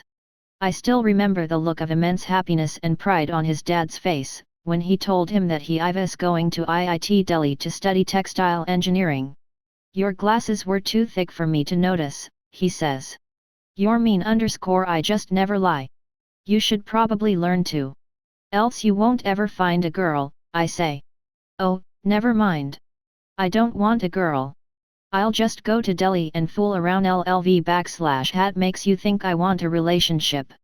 Right, Navroz has just broken up with his girlfriend, after a 7-year-long relationship. Even though I had always thought that long-distance relationships were difficult to maintain, Navroz had led me to believe otherwise. Nav and Priya used to talk through the night, send each other letters and talk lovingly about their near-perfect relationship but things changed. Studies, the hectic schedule and the pressure to get through IIT took its toll. The spark vanished into thin air. Ultimately, after 7 long years, there was nothing romantic left in the relationship that could have saved it. They knew each other too well. The breakup was mutual and no tears were shed, at least in public. Anyway, Navroz says, "What are your plans?" Excited for ice, Nagpur. Look who's talking. You're the one going to 2T, Delhi. Your life is going to change. It's going to suck. I will be stuck with all these brilliant people with nothing else to do but study. It's going to be 4 long years. I wish you were there too. Don't make me feel bad now. Anyway, I still have some shopping to do. I will get that done today, I guess. Say, more to myself, oh, yeah, just a week, right? Yes. Carry on them. Call me if you need help lingerie shopping, Navroz says. Sure, I roll my eyes and hang up. I have spent the last 3 hours shopping and I am glad that I didn't get anyone to come with me. The last 3 hours, I have constantly been talking to Simran and telling her about every piece of clothing that catches my fancy. Before I left home, my mother had given me her debit card and had asked me not to worry about how much I spent. What she doesn't know yet is that I have changed over the last week. Now, I know how to shop and about the joys of splurging. You found no one else in the whole of Jaipur to take you around shopping? Simran asks, sounding almost tired after the 3-hour-long phone call. There is no one I can trust with my clothes now, you have spoiled me. Plus, I really don't have friends here, I say, almost dejected. Never mind, you will have a new life when you get to college. Pick your friends wisely, she says. I have about 20 shopping bags in my hands and I find it tough juggling them and the phone, which has remained glued to my ear all this while. Occasionally, I shift the bags from one hand to another to make it easier. It's a Sunday and the roads are jammed. If trunk just as I try to cross the road with the phone still glued to my ears, a loud honk blasts my ears and I freeze. I look around to see a Tata Safari screeching to a sudden stop inches away from me. Inches, really? Like 4 inches? I had been so lost in my phone call that I hadn't noticed the big black beast of a car coming towards me. The phone drops from my hand and the battery falls out. I stand there and my mind is blank. The traffic piles up behind the car, and I can hear people shouting all around me. I quickly gather up my shopping bags, pick up the remaining parts of the phone and cross the road without looking anywhere. As I reach the pavement, I see people come out of the SUV, I see their angry faces and I see their mouths move, but I don't register what they are saying. I am numb. My senses have stopped working. I look around to see a crowd gather around the car to see what happened. I slowly force my legs to move and get away from the bunch of onlookers. I cross the road and see a door right in front of me. I look up at the board and see that it's a Bansta _ Suddenly, my throat feels parched. I need to drink something. I go in and ask the waiter to get me a glass of water. As I gulp down the water, I feel my breathing become more regular. I sit there, dazed, thinking about what had happened. Ulat if I had died? I put the battery back in and call Simran to let her know that everything is fine. Just imagining what would have happened if the car had not stopped in time brings tears to my eyes. I quickly brush the thought away and try to concentrate on the menu card the waiter has placed on my table instead. Excuse me, a voice calls from behind. I tear my eyes off the menu. I don't know for how long I've been staring at it. Yes. I say and look at the owner of the .73 ice. Are you alright? He asks. I guess. I am really sorry. You came out of nowhere so suddenly. I apologize for that. Is your phone okay? You dropped it, right? Huh? Do I know you? Ask now. _o_ you don't recognize me? I was driving the car you decided to get run over by. The car you just jumped in front of. Oh, I say, not knowing how to react. He had almost killed me, so I should be angry at him. But it wasn't really his fault. I finally add, it wasn't your fault, I know, but I scared the shit out of you. I am sorry for that. That you did, I say and smile shyly, embarrassed by what had happened. Let me get you something and we will call it even, he says. Is he flirting with me or is he just being nice? I nod my head in affirmation. As he picks up the menu card, I look at him properly for the first time. He's good looking in a very nice guy sort of a way. Everything is in place and he looks exactly like he behaves, very polite and measured. His hair is cut short yet is incredibly shiny and makes me want to run my fingers through it, and is neatly combed, shirt smartly tucked into his neither too formal nor too casual trousers, and a pair of nice brown shoes. Pretty neat, I think to myself, just the kind of guy you would feel safe with. Coffee, he asks, as the waiter comes to take our order. Oh, no. I don't drink coffee, I say. Tea. Tea neither. Really, he asks. Really? All my caffeine is only from Coke? Coke, then, for her and a cappuccino for me, with garlic bread, he says to the waiter. When the waiter leaves, we turn to look at each other. Suddenly, we have nothing to talk about. He looks at me with a glint in his eye and I stand regretting my decision to let him apologize. I should shouted and stormed off, not knowing what to do. I take out my cell phone and start pressing random buttons on it, to look busy. Is everything okay? He asks. I look up to see him looking at me with concern in his eyes.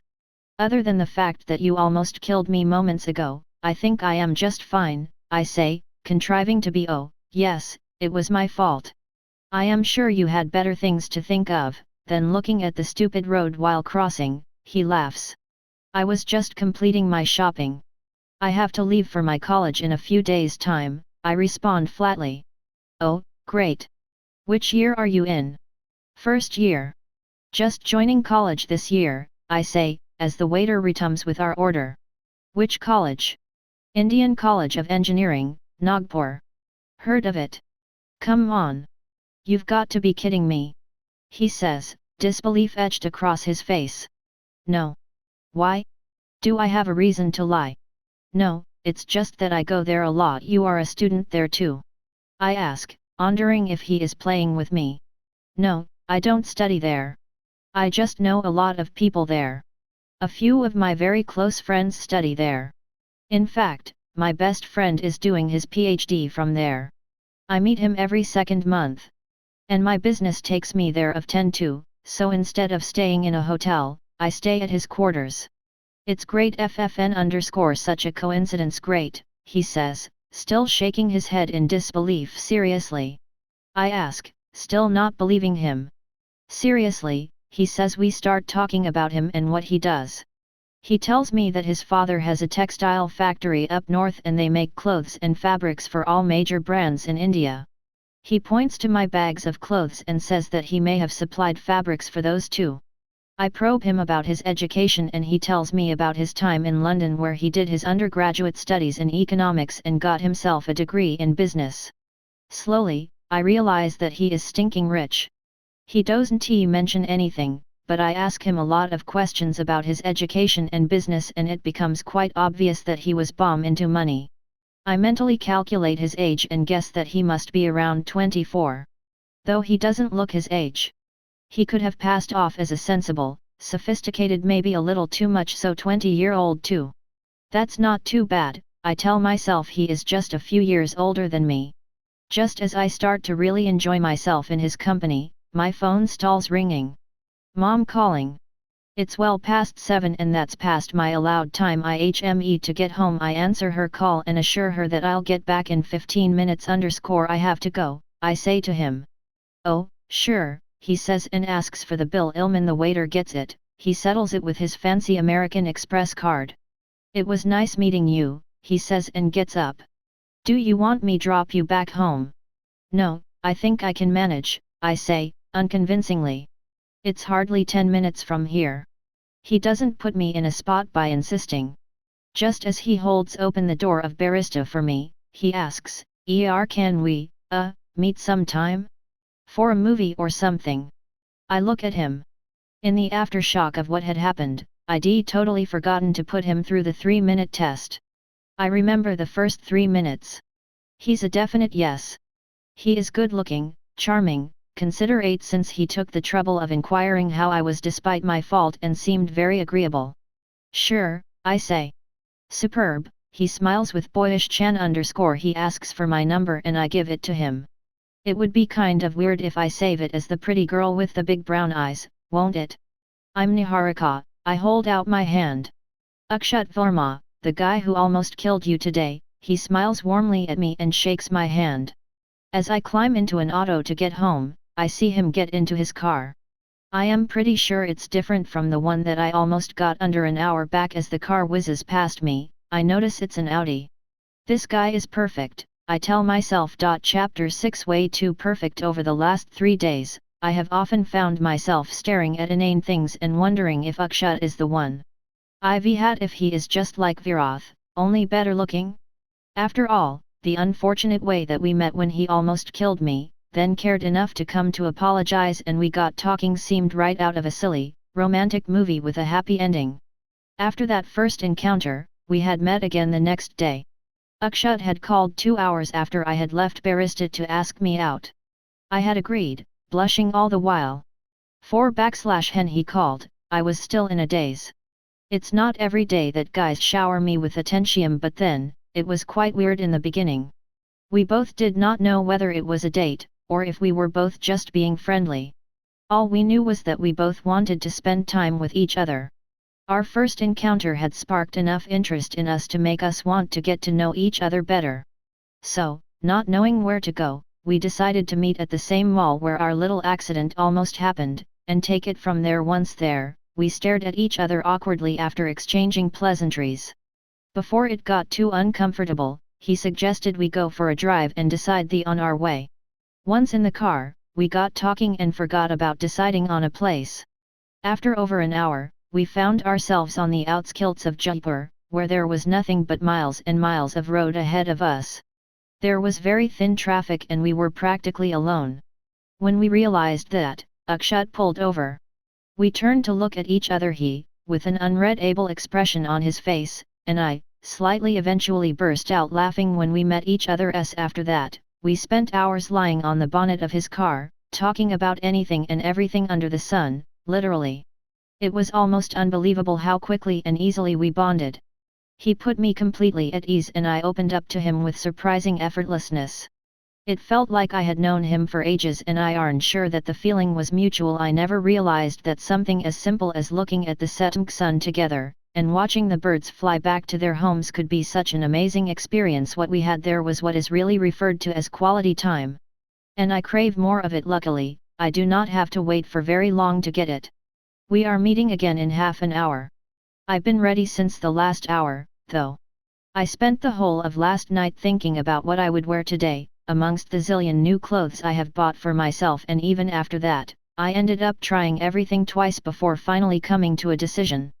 I still have not told anyone, and by anyone I mean Navroz and Simran, because I am not sure what to make of it. Everything has happened way too quickly and I think I need a little time to actually make sense of it.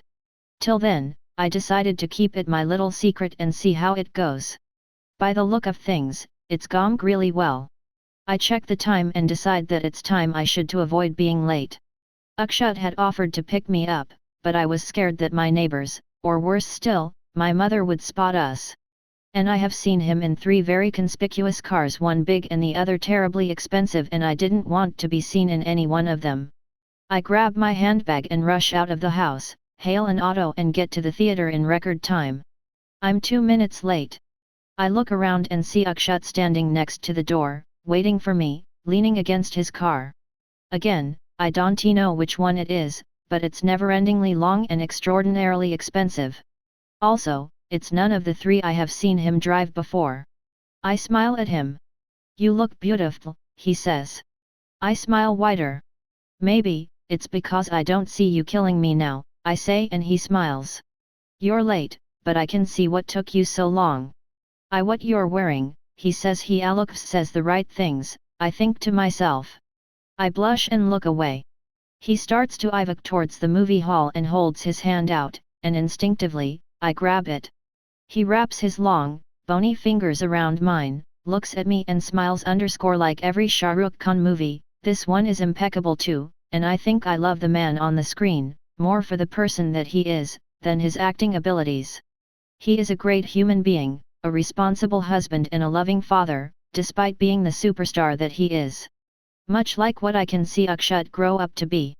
I shake myself.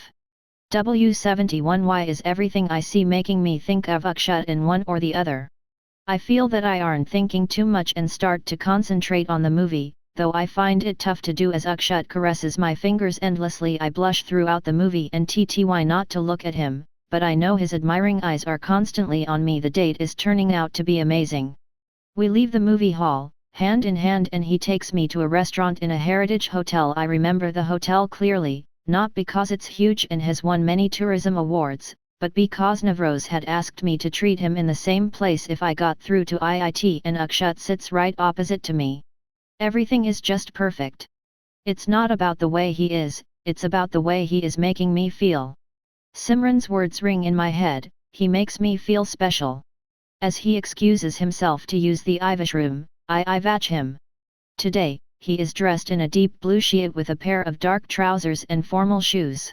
He looks impeccable, and a little strange. I notice for the first time he is yet to say something that is not out of place, and everything is just so proper and in place that it's almost unsettling. No misplaced snorts. Measured smiles, all at the right places. His perfection kind of bugs me. He's way too immaculate. For someone like me, who has embraced imperfections for the majority of my life, it is new and troubling. I can't help asking myself this question: what does he really want from me?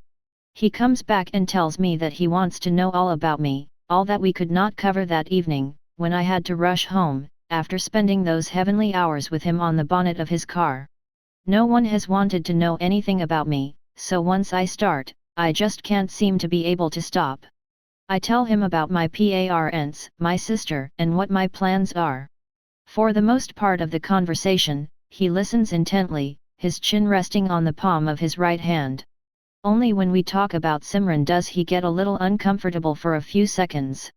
But before I can ask, he is back to his perfect self. I'm soon. My phone RMGs again and I look at my iWatch _ it's 7 o'clock and I am sure my mother is freaking out by now. He understands and calls for the bill and pays it, despite an attempt from my side to go Dutch _ I to drop you home. He says, "Oh, that won't be necessary Akshat. I can take please, Niharika," I insist. _ okay, I reply. The look in his eyes is so sincere that I just have to accept his offer. At least this time. When we get to the car, he holds the door open for me. No one has ever done that for me. I am flattered. The last guy I dated, Piyush Mehra, didn't even want to be seen with me. I see him make his way around the car and get in. He's perfect. How did I ever get so lucky? So excited about the new college, he asks. Yes. A little nervous, but excited. Would you mind if I come to visit you sometime? Why you'd you do that?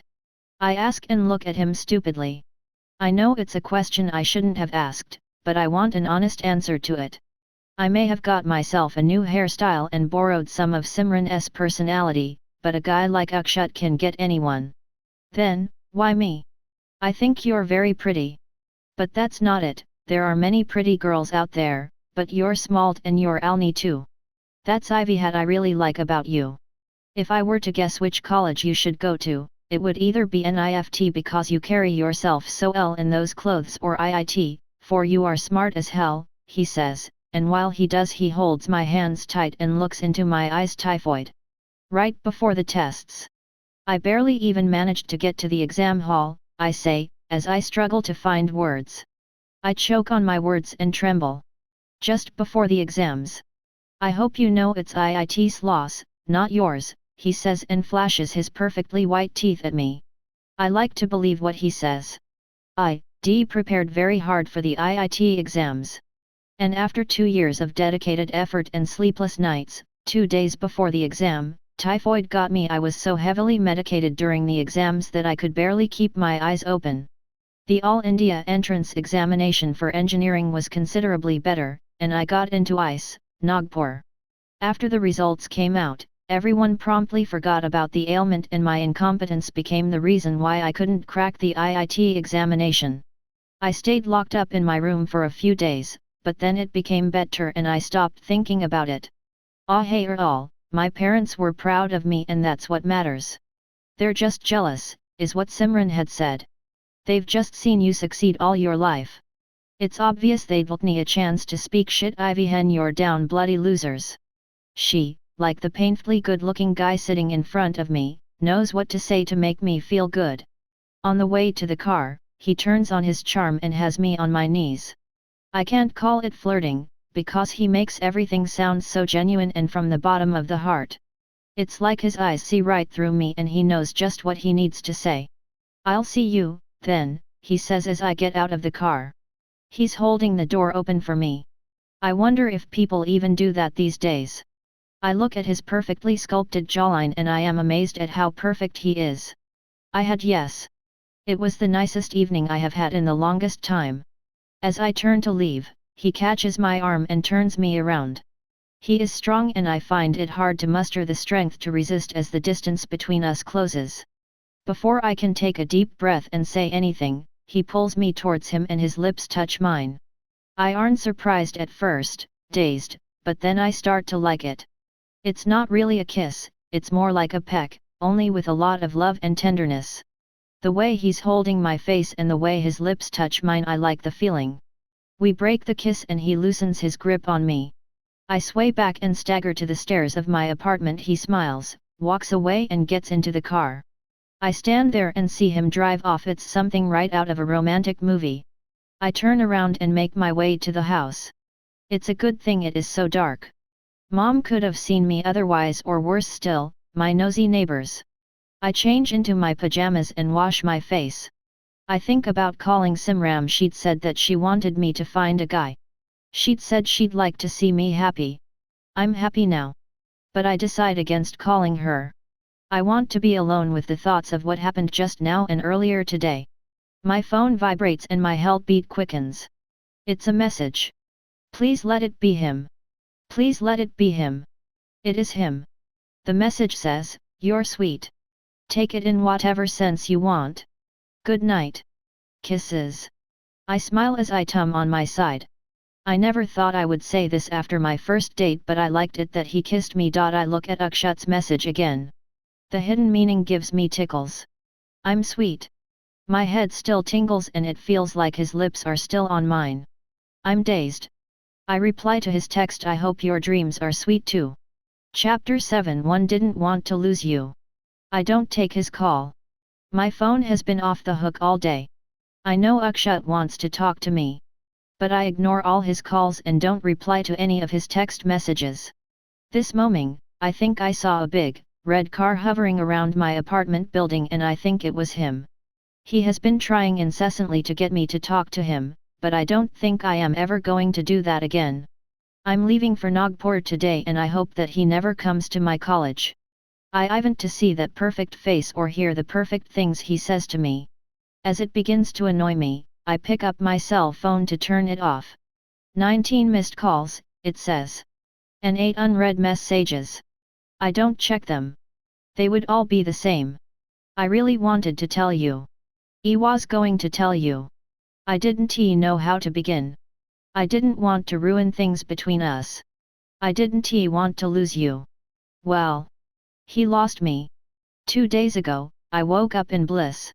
I had been on the perfect date, with the perfect guy, and it had ended with the perfect kiss. Could be better? What could be worse? It took just 10 minutes to get from the first question to the second, and in the process, all my silly, stupid, rosy dreams were crushed. From the best possible date a girl like me could ever get, it became a complete disaster. If only I had known. If only I had known, I wouldn't have been so torn right now, cursing myself and thinking about what could have been. No matter how angry and dejected I am, I still find it hard to push his gorgeous face out of my head, and I feel terribly guilty about it. After my last date with Akshut, I had spent the night tossing and tumbling in my bed. I had spent countless hours thinking about everything that had happened and playing it back repeatedly in my head. Not being able to keep the excitement to myself any longer, I had called Simran, first thing the next morning. "Hello. Hi Simran," I said, grinning from ear to ear. Hey underscore what's up? Tell me if it's important. Else I've to get to class. This stupid college schedule, extra classes on Saturday. It's almost like they are paying us to study and not the other way around, she muttered, more to herself. Oh underscore you're busy. I'll call you later then. No, no. What is it? I think I 11 bunk the lecture. I can't seem to find the other shoe underscore something happened. She still sounded distracted. Leave it. I will tell you later. Would you just tell already? I met someone, I said. I met a guy. He's nice and we went on a date. And it was perfect. He is gorgeous. We went to wait. Hold on. Who is he? Where did you meet him? When did this happen? She shot a volley of questions at me. I could tell that I finally had her undivided attention. And I could hear the excitement in her. I met him at Barista a few days back. He was so amazing. And then he asked for my number. When I got home, he called to ask me out. We went on our first date today. To watch. You went to a movie with him. Yet underscore IVHY? What's wrong with that? I asked. The movie was the most irrelevant part of the whole deal. Why was she stressing on it then? Did something happen? What? No, Simran, don't be silly. He didn't do anything silly. And anyway, it was I who suggested watching a movie, not him. He was the perfect gentleman. Oh underscore if he didn't get physical, it's okay. What happened next? She asked, getting excited again. Underscore actually we did get a bit physical as in? What did you do? He kissed me. After he dropped me home, I told her. More like a prolonged peck than a kiss, on the lips. Okay. Never mind, I could feel her shrug it away. What next? Yet underscore after the movie, we went to the plaza for dinner. I had an awesome time there. He's just so well behaved, you know? Polished I said, but she cut me off. Okay, now he sounds boring. Akshat is not boring. I said, and I was surprised at my tone. Just one date and I was already defending him? Akshat. Yes. Akshat Verma underscore he is like a big businessman or something. He's very rich, but I somehow feel awkward about it. He drives these big cars which draw a lot of attention and I don't really like it, I ranted. Niharika. She shouts. You're not going to see him anymore.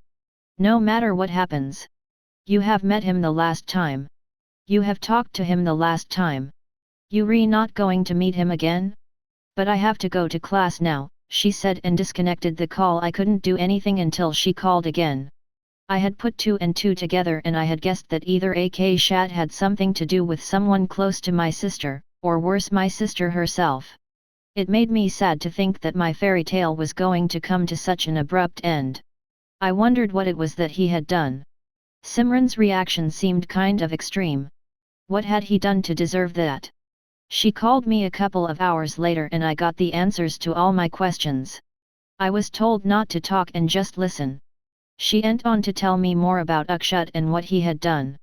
I could not believe that he was the same guy who I had dreamt would give me my happy ending. I knew it was too good to be true right from the begin. She told me that everyone in Jaipur knew who Akshat Verma was, a rich, spoilt womanizer who would stick himself inside anything that moved. He was a number 1 bastard and Simran whammed me against going anywhere near him.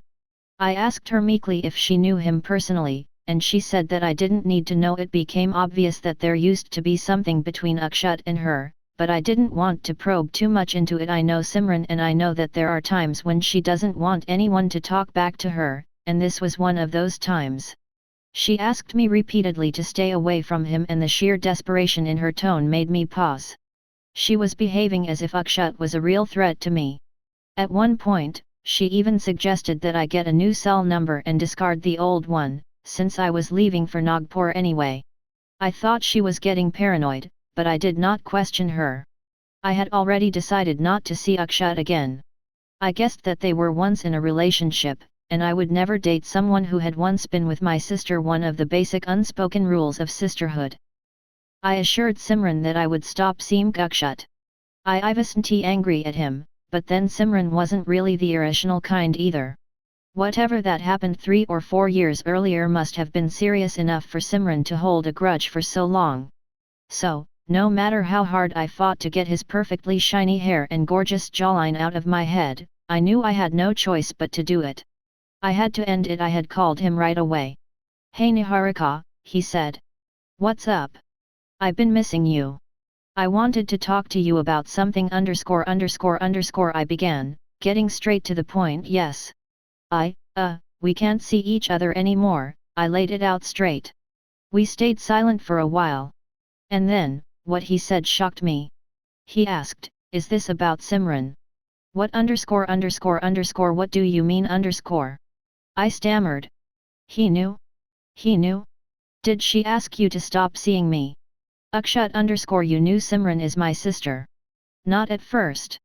But yes, I realized soon," he replied, as if nothing was wrong. "Then why didn't you tell me?" I asked. "I was going to, but it looks like she beat me to it." "She asked you to do this, right?" I was baffled for a moment, but not for long. I rushed to say all that I had to say, before things got out of hand. "Yes, she did, and I am going to do just that. I don't know what happened between the two of you, but I don't want any part of this. I don't want to hurt my sister. So, it's better that we end this right now. Please don't call me or text me, and please don't try anything stupid. It won't work, I've decided. Come on. This is just unfair and you know that," he said. Simran had just told me that he was a player and womanizer, but somehow, as he said those words, she had started to take a back seat. "But I had to be strong and concentrate on the job on hand. No, it's not. My sister doesn't want me to see you anymore, and I respect that. And you knew that I was Simran's sister and you didn't feel like mentioning it to me? You knew I wouldn't talk to you, didn't you?" "No, Niharika. Yes, I do admit that I should have told you. But the first day when I met you, I had no idea who you were. It was only the second time we met that you told me about your sister. I didn't want things to get weird between us. I really like you and I didn't want to screw this up," he said, every word more sincere than the other. "You know what? This is exactly what my sister warned me against. You and your pathetic lies. Why me, AK Shat? Go and try it with some other girl whose sister you might not have pissed off before." I didn't shut up. "Akshat, this is the end of the conversation. And this is the last time we are talking. Don't try to contact me ever again. Would you just listen to once?" He suddenly shouted.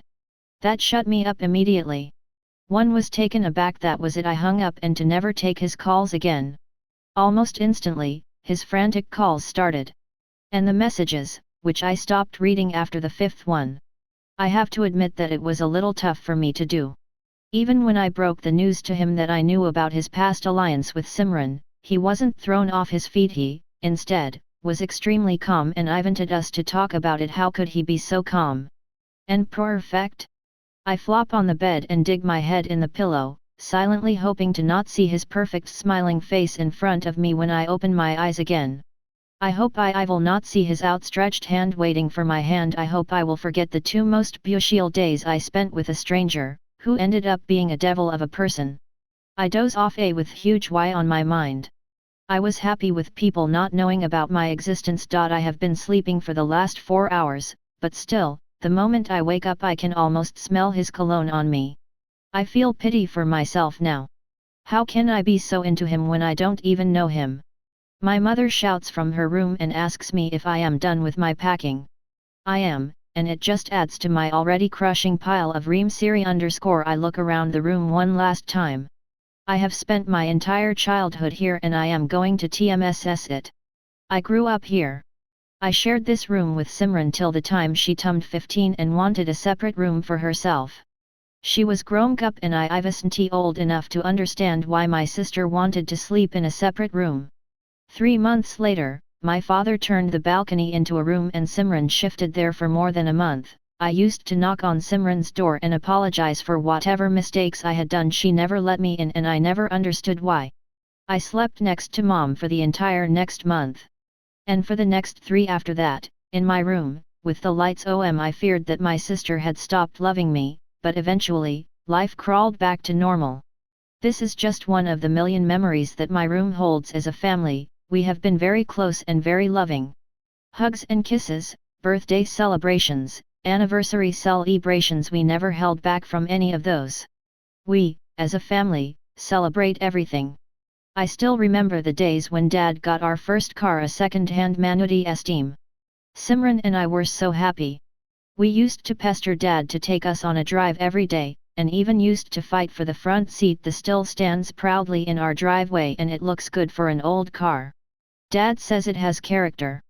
Leaving this house feels like a huge chunk of my life is being cut off. Being a girl, I know that I might never come back to actually live here again. After graduating, I would probably go to some other city for a master's, then to some other for a job, and would probably get married after that. Just thinking about all this makes me sad. I check my luggage one last time, remove my cell phone from its charging point and put in it my pocket Akshut missed call, 23, as if I don't have to deal with enough. I have this awfully good-looking and sweet monster to forget. Did he really like me so much that he couldn't tell me the truth, fearing he would lose me? I don't know. I don't want to think about it.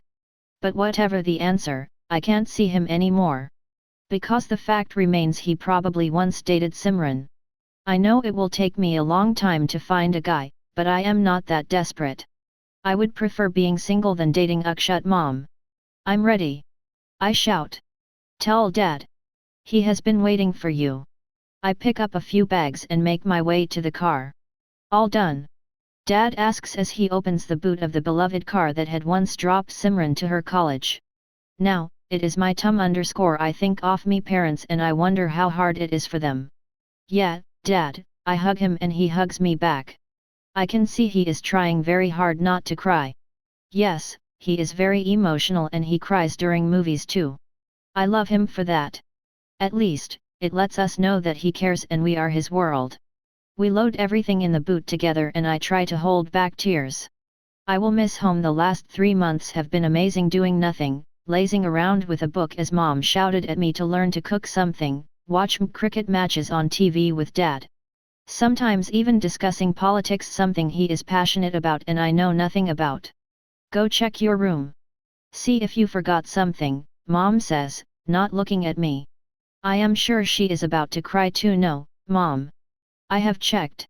I have packed everything. I assure her, would it hurt to just check once more? Yes. I'm way too lazy. She glares at me angrily and goes to check for herself. It's all an act. I know she wants to id spending too much time with me. We, the Singhs, are bad at farewells. When Simran had left for college in Delhi, literally a 5-hour away, we had cried like someone had died. But we are not embarrassed by it. We love each other and we like to show it in the precious life that we have.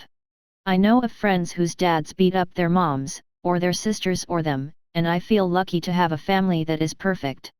We might in a house with rotten plumbing, and around in a 15-year-old car, but we care about each other and I am very proud of that. Dad gets into the driver's seat and I get into the back seat of the car. My phone is really irritating me now. I turn off the ringer and the vibration. See? I told you, Mom says triumphantly as she locks the door and comes towards the car. What? One ask, you left your mobile's charger. I asked you to check once again. What if I had not checked? Mom says. Don't moms just love the I told you so regime? I make a face at her as she takes the seat next to Dad. Her alone. She's leaving for such a long time. Dad comes to my rescue. Yet I don't know when I will see her again. When are your puja vacations? Mom asks me. I don't know. I'll to check the schedule. Okay. Do that and let me know. I don't like it here without you. The house seems so empty, especially after Simran. I don't know what I will do. Her voice breaks and she turns her face away, towards the window, and then start the tears. It's going to be another tearful farewell. Chapter 8. A new search. The train journey is long and boring, and I spend most of my time tucked inside the blanket with earphones stuffed deep inside my ears. Suddenly, I don't want to anymore. I already miss my parents and my old room. The excitement of joining a new college has given way to anxiety, and the Akshut incident is still not behind me. I just close my eyes and hope the Jumi I will be over soon. I get off the train and look for a taxi outside the dusty railway station. Strangely enough, there are no taxi drivers clamoring to get my attention, like it usually happens at railway stations. I get myself a prepaid slip for a taxi, read the number on the slip and look for the taxi. Hey! A voice calls from behind. I turn around to find a guy with cute Harry Potter-style round spectacles walking towards me, struggling with the huge bags behind him. He is really lean and not actually Sean, but his face, oh, his face, gives him a very innocent and childlike aura. "Excuse me?" I ask. He looks lost and barely keeps from tripping over his suitcases. Mom had asked me not to talk to any strangers, but I'm sure she meant dangerous-looking ones. The guy in front of me looks like an 8th grader and is cute beyond measure. He reminds me of my neighbor's 4-year-old son whom I used to cuddle to bits. "Are you going to ice too?" he asks. His voice matches his childlike face. I notice beads of sweat on his brow and that he is panting. "Yes, why? Are you going there too?" I ask him. I resist an urge to ruffle his hair, which falls droopily on his forehead and partially covers his spectacles. "I am. I was wondering if we could share a taxi. I was standing right behind you in the queue," the kid explains to me, and I can barely suppress a laugh. "Sure," I say, and the taxi driver loads up our suitcases and bags on the top of the cab and binds them with a rope. The kid gets a little paranoid about the bags falling down during the Jumi, but the driver assures him that they won't. The college is barely a 10-minute drive away from the railway station, and for the first 5 minutes, we don't talk. The kid is too busy trying to catch his breath and I don't want to put extra pressure on him. "Tunmul," he says and thrusts his hand out. "Niharika. Are you joining this year?" I ask, even though it's kind of obvious. "Yes, electronics," he says. "Oh, really? I am in electronics too," I say, and he smiles. We talk for a bit and we tell each other about our engineering preparations, and how and why we couldn't get into IIT. That is one topic every engineering student can use as a conversation starter. How and why I could or could not make it to the IITs. Soon, we reach the college and ask for directions to the hostel. The boys' hostel is closer to the main gate of the college and Tunmul gets off there. He tries to offer me money for the taxi we just shared, but I refuse, saying that we will meet again soon and he could treat me them. The campus is huge. As I look around, I feel a little lost. There are loads and loads of people moving around, and I am just one of them. Remember the times when you stand on a beach and look at the never-ending expanse of water that stretches in front of you? And you feel like the world is so very big and you are such an inconsequential part of it? Well, this was one of those times. I enter the administration building and ask for the way to the hostel. The hostel warden, an old lady, takes down my details, checks the payment receipts, cites a few basic hostel rules, and hands over the key to me. It takes me 3 trips to get all my luggage to my room. Once I get everything there, I'm just too tired to do anything. But I'm too excited to relax either. The room is at a bare minimum, but thankfully, I had prepared myself for that.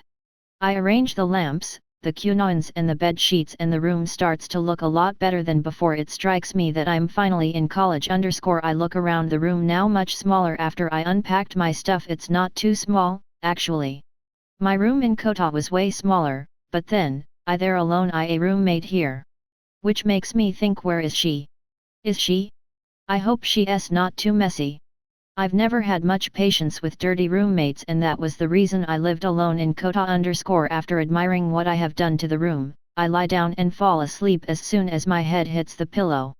My last thought before sleeping is one of Simran and Akshat, and I find it hard to push it out of my head. It's already 8 in the evening when I get up and hear frantic footsteps outside the corridor. It takes me a few minutes to get accustomed to the new surroundings. I recall the words of the Ivarden who had said that dinner would be served till 8:30 in the common mess. I get into half-decent clothes, splash my face with a little water and start to look for the common mess. It's a 5 minute walk from the girls' hostel and my stomach has started to growl. I have hardly eaten anything since the long and told you train journey and I need to eat. I find my way to the common mess and I can hear a clamouring noise from far away. I enter the mess to see table after table filled with students, mostly guys, eating and chatting rather loudly. At one end of the room, I spot a long line of students with big, steel plates in their hands. I pick up one too and stand in the line. I wonder where the juniors are, since everyone seems to know each other.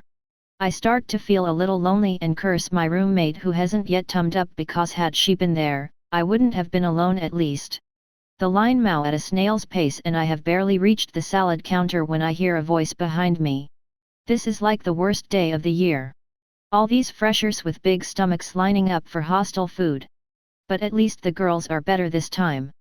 Good for all the juniors who found their way to this shithole, the voice says from behind. There is a senile careless disdain in the voice. I wonder if he is talking about me, because it sounds like he is right beside me. I raise the plate up to waist level and look at his reflection in it. I can't make out much of him, just that he has slightly longish hair that curls at the ends. He keeps talking and I no longer listen to what he is saying. I can feel him towering over me. For a moment, I feel like hitting him for objectifying women, but his demeanor is one of such nonchalance that I don't think he would even care. More people join in the conversation and they talk to him with a certain respect in their tones. Maybe a senior, I think to myself. This guy has hooked everyone's attention as he goes about bashing the authorities, the hostels, the infrastructure, and the like. It's not out of frustration, neither does it sound like he is complaining. It's very strange, because he doesn't himself sound interested in what he is saying, but everyone else is. Maybe, it's the voice. It's a little underscore a sort of, it's very smooth, like satin, but with very rough edges to it. I can't put it in words, but the carelessness and the friendly yet rude attitude in his voice, husky but not cracked, is alluring. It's like music to my ears, like the kind not everyone can enjoy. I'm totally and completely enchanted, even though I really want to hate him. He starts to talk about more girls and teachers and bashes them to the boisterous laughter of other students around him, and I still find it hard to dislike him. My gaze is transfixed on whatever is visible of him. I stand here, spellbound and confused, wanting to see the face of the owner of the voice. But I also don't want to turn around and make my interest or whatever it is obvious to him. Lost in my thoughts, I feel a warm breath on my neck, followed by a whisper in my ear. The line has moved. It's the same voice. I stagger ahead, and I can still feel the warmth of his breath on my neck and hear the timbre of his voice in my head. I hear the rustle of feet on the concrete floor behind me and I wonder how far he is from me. I put dollops of rice and dal on my plate mindlessly, as my face flushes red and I breathe unevenly. I take a deep breath, leave the line, and stride towards a seat in the corner of the mess. Not looking back even. Chapter 9. The guy with the dark eyes. I rummage through my bags for clothes as I look at the wall clock from the corner off me. I find it hard to believe that I am late on the first day of college, when I haven't ever been late for any of my classes till now my whole life. I blame that voice in the mess, and the loser back in Jaipur. I couldn't sleep well last night as conflicting thoughts of the phenomenal date with the near-perfect guy, Akshat, and the guy with the magical voice in the mess flooded my mind and kept me awake. I dropped the idea of taking a shower, dress quickly, and step out of the room. It takes me another 15 minutes to find the building and my class amidst the maze of concrete buildings and workshops. The door is closed and I can see a lot of students through the little glass window. After wasting 12 more minutes standing outside, I knock at the door. "Excuse me, sir," I say softly, to the Sean balding man standing in the class. "Yes. May I come in, sir?" "Oh yes. Come in. Welcome to the class," he says.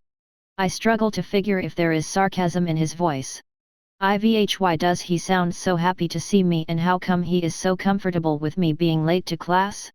I bow my head a little and silently make my way into the class. Got lost in the campus? It happens to most people. I remember my own first day here, as a student confusing corridors. He babbles away happily. "Yes, sir, I got kind of confused there," I say and smile at him. "Well, never mind. You didn't miss much. I was just introducing myself to the class. Please take a seat. I look around to find a seat. The classroom looks full and the first few benches look especially overflowing. On each of these benches are new, sparkling pens and registers. No matter how old you get, the charm and excitement of a new class never fades, though it's likely that those registers will never be scribbled upon and the pens will not be used till the first set of exams. I, too, look for a seat in the front rows, but I can't see one. Being studious is a part of my identity and I can't mn away from it, though I was never too much into writing notes.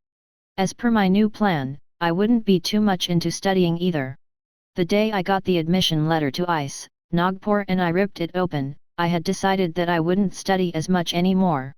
I was angry that I couldn't get into 2T, but more than that, I realized that I have been missing out on a lot of things. As I look for a seat, someone waves his hand frantically from the last bench. It's Tunmoy. I flash him a smile and climb up the steps to take a seat with the other backbenchers. Good morning, class. Welcome to Indian College of Engineering. I hope you find the love of your lives here, because that's what matters more. Everything else, be it education, jobs or careers, they just come and go. Love stays. I am Sudeep Vatva _ I have been a teacher here for the last 19 years. I'll be teaching. Did he actually say that? Tunmoy says. He looks a lot more relaxed today. No sweat, no panting and puffing _ he's a professor here. And he said that in the introductory speech. Cool, right? I think things are pretty casual here. I hope so. Or he just might be one of the lenient teachers, he says and adjusts his Ani spectacles. He carries them off really well. Anyone else would have looked downright crazy. He just looks immensely adorable. Professor Vatva tells us that he would be teaching us mechanics of solids and jumps right into some basic problems and formulas, even though people have already stopped listening to him. But it does not look like he minds that much. 2 minutes into the class and I can tell he is used to talking to the walls. Tunmoy Shrivastava, my new friend, says. Just in case you forgot my name. Niharika Singh, I reply. Just in case you forgot mine. I remember. We stay silent for a while after that and try to listen to what Professor Vatva has to say, but it's just way too bore. Are you taking notes? I whisper to Tunmoy, who is staring intently into his notebook and scribbling something. He occasionally adjusts his spectacles and smiles stupidly at the notebook. No, he whispers back and pushes his notebook towards me. Oh my god! I almost exclaim as I peer into the notebook. On his notebook is an elaborate caricature of the entire class, the professor, a few students in the front row, him and me. It's just like those comic strips from the newspapers and magazines. I am amazed. That's me. I point at the girl who is wearing the same clothes as mine. The girl has frizzy, unmanageable hair that is all over the place. Is my hair that bad?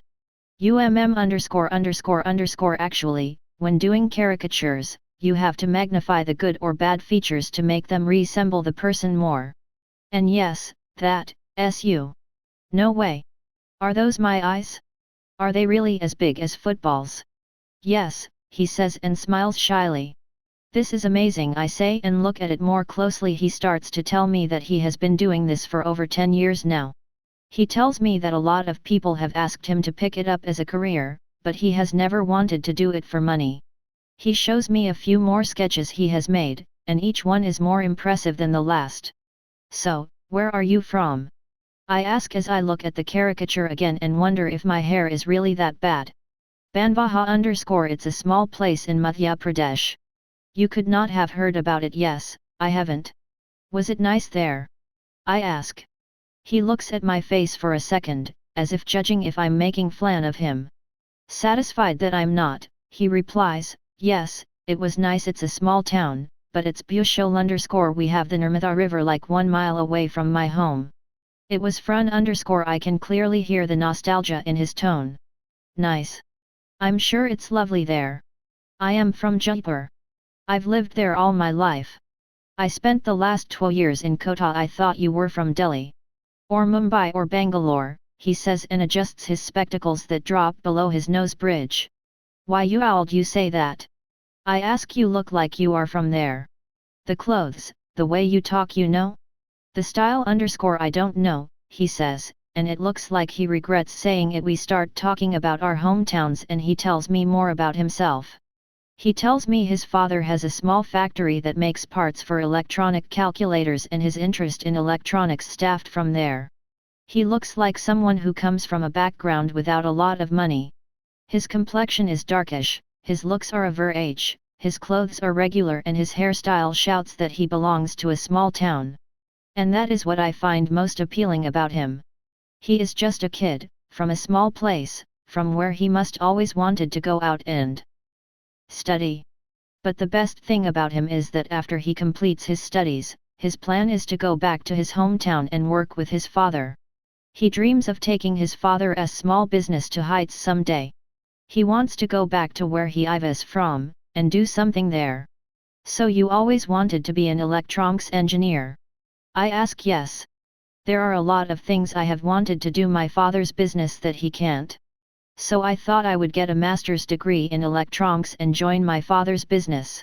I had stalled studying all our subjects in my 12th class itself. I've had about you? You always wanted to be an electronics engineer too. The kid's sincerity and the innocence in his voice make me feel a little ashamed and oathless. Me? Not at all. I just wanted to get into IIT to make my parents proud. I didn't mind studying and I didn't know what else to do. I not really thought about what I want to be, I say, at the risk of sounding stupid. Oh, that's okay, he says, and there is a silence. We listen to what the professor is saying, but he has gone off on a tangentially different topic and we are clueless. I break the silence and start telling him about Kota and what it was like there. I tell him about my classes there and my only friend Navroz underscore. Navroz underscore, is he your? I mean, are you committed to him? He asks, and I don't blame him.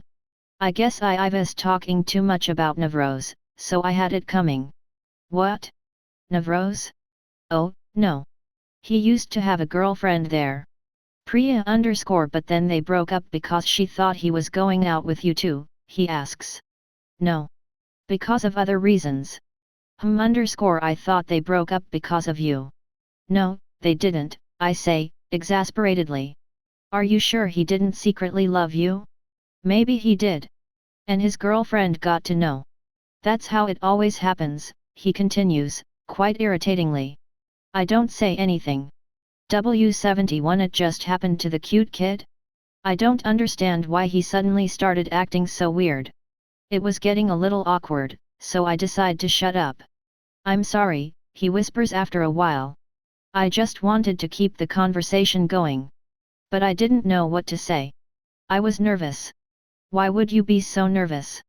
You're so lovely underscore. He looks embarrassed. And I think that's kind of sweet too. I hope you're not mad, he says meekly. I just thought it would sound cool if I talk about relationships and break UPS. My friend said that's what people do in the cities, he explains. That is the silliest thing I've ever heard, I say, and we burst out laughing. I suddenly remember that I didn't put him through my 3-minute test, but then I didn't need to. There are a few people who come into your life like sunshine on a gloomy, winter morning. Tunmulya seems exactly like that. I have met him twice and it seems like I know him for a really long time.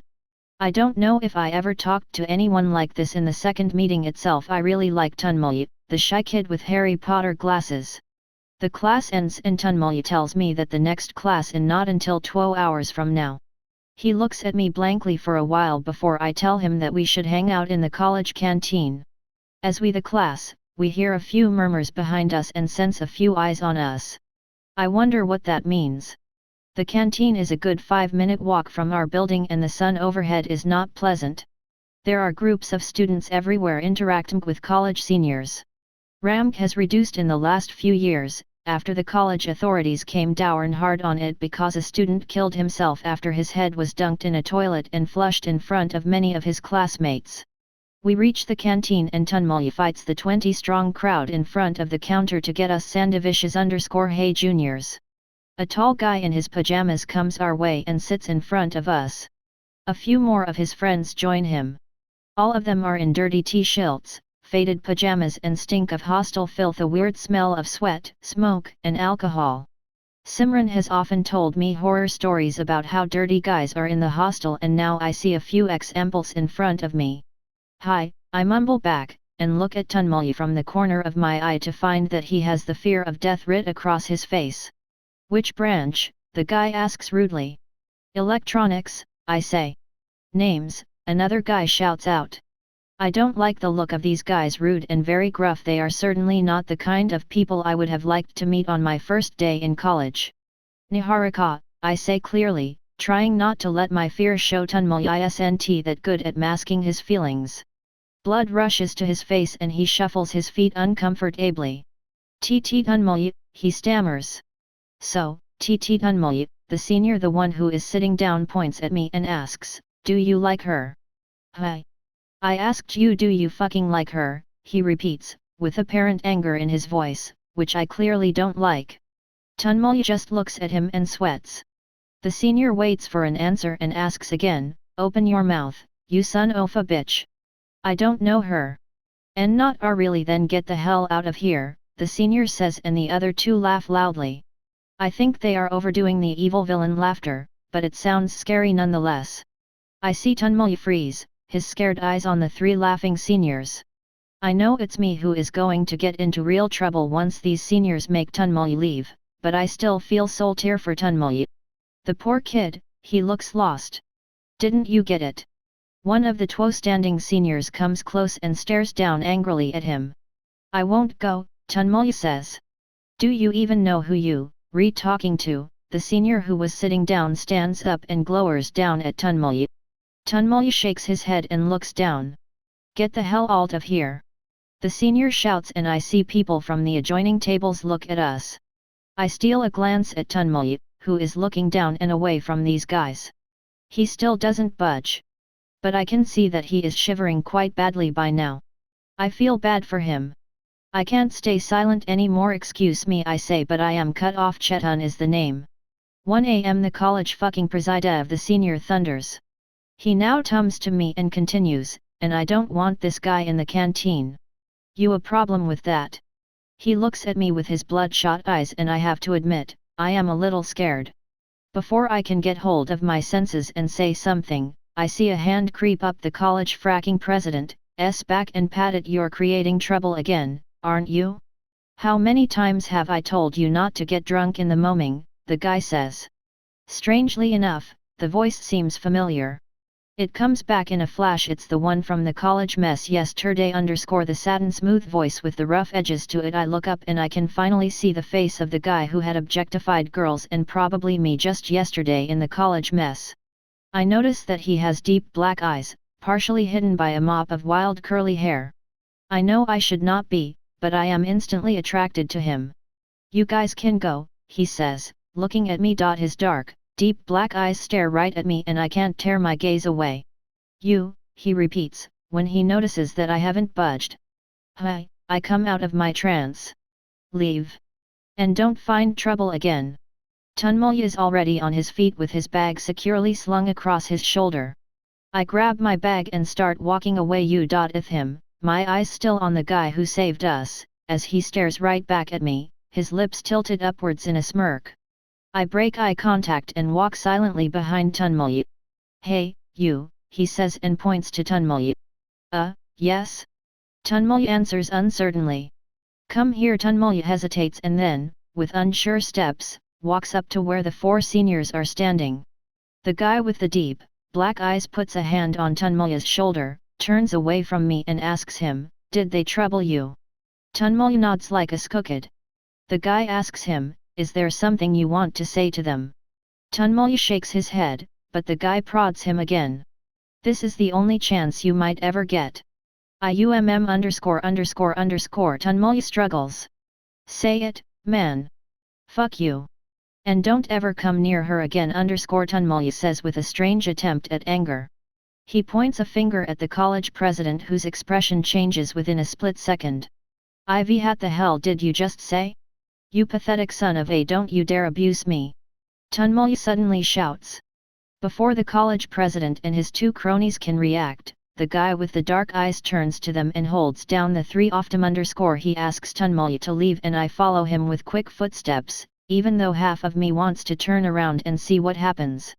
As we leave the canteen, I can see the college president swinging his arm wildly and pointing in our direction.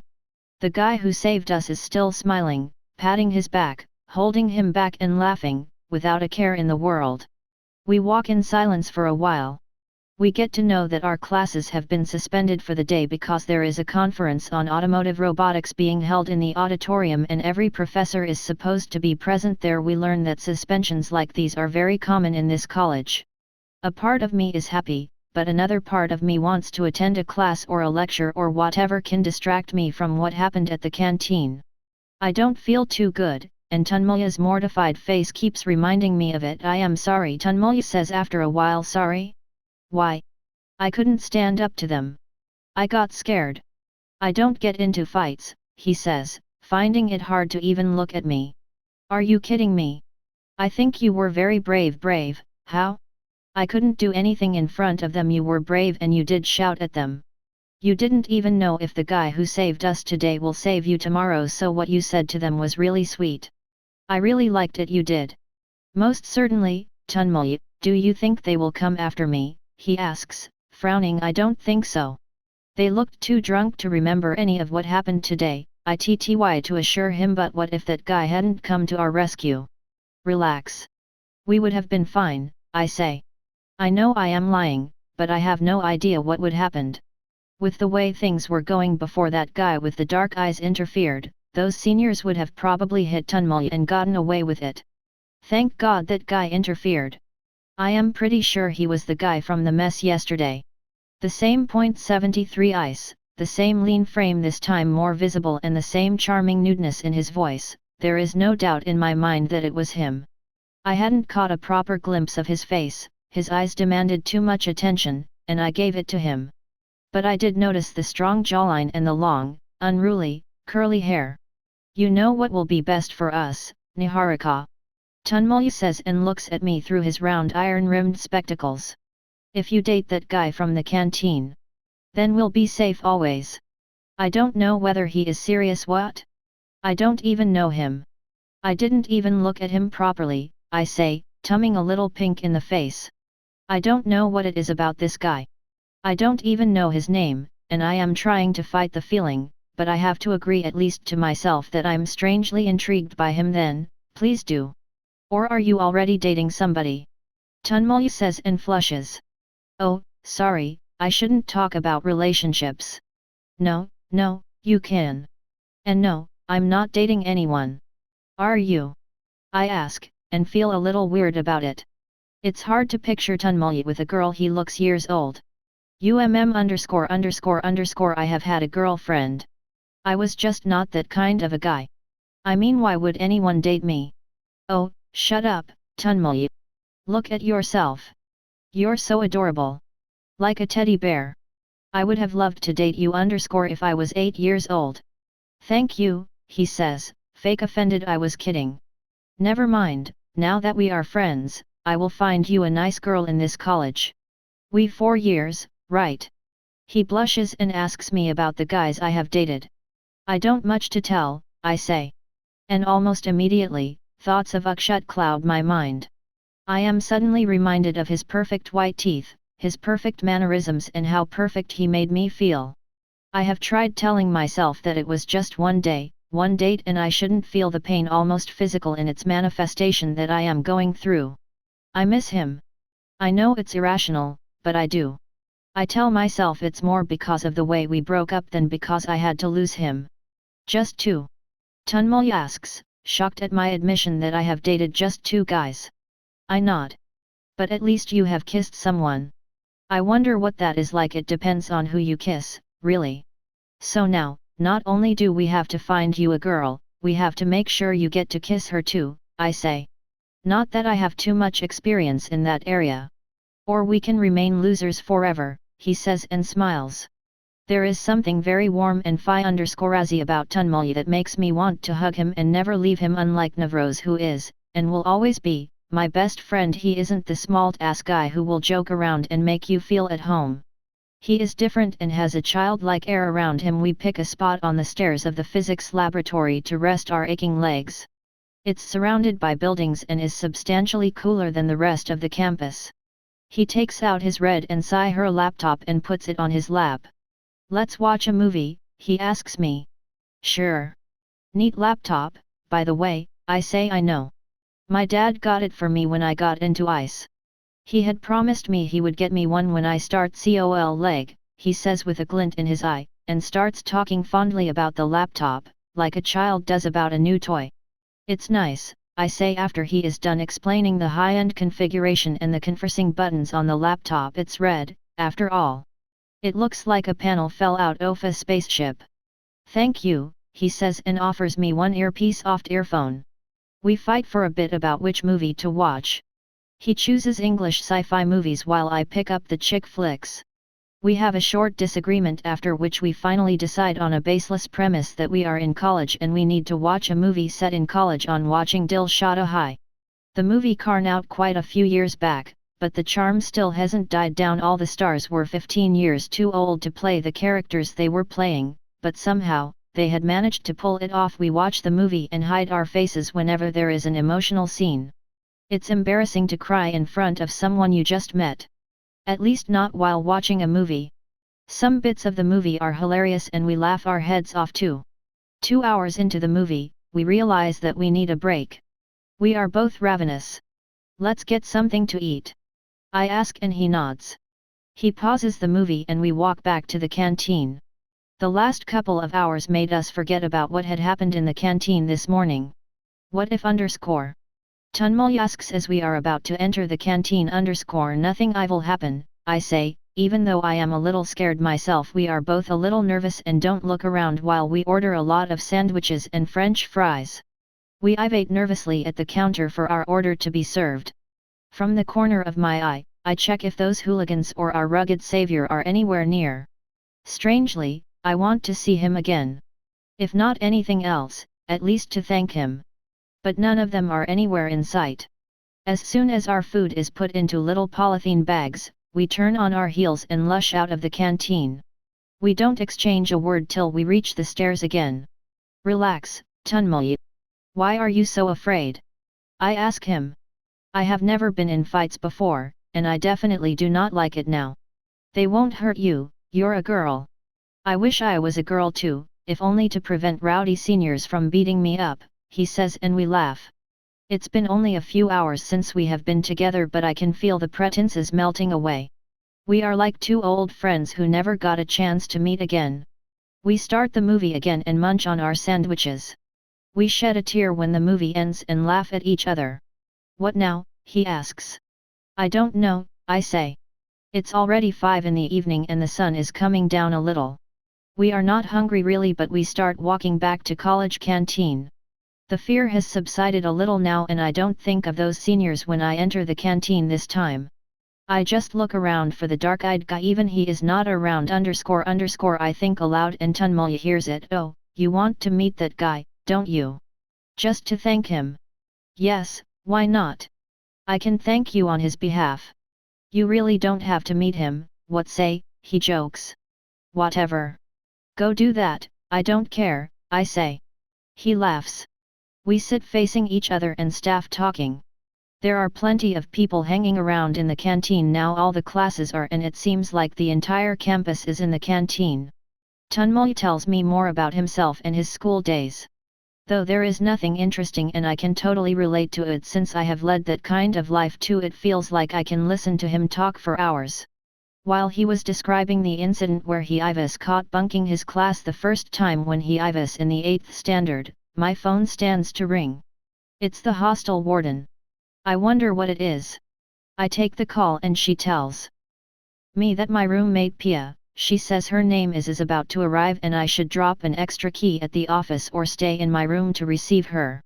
I had changed the locks earlier this morning and had forgotten to leave one key with the hostel warden. What is it? Tunmul asks.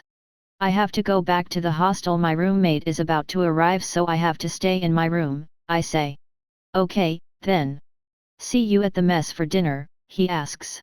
Sure, I say and pick up my bag. Or you can come to the hostel with me too. Maybe you will like her. How cool would that be? No, am I even allowed? It's a girls' hostel. Yes, yes, I assure him.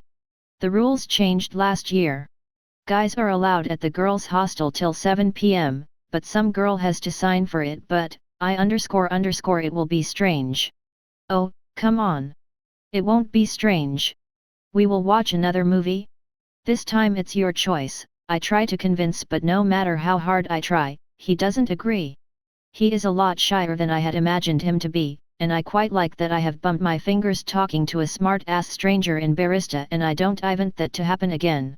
I sling my bag on my shoulder and he does the same. Can I walk you back to your hostel? He asks shyly. I would like that, I say. We both walk silently and I wonder if he is thinking what I am thinking. I thank my stars to have found someone who I can talk to, on the very first day of college. Thank you, I say as I tum towards him at the foot of my hostel stairs, for today. Thank you, he says and drops his bag on the ground.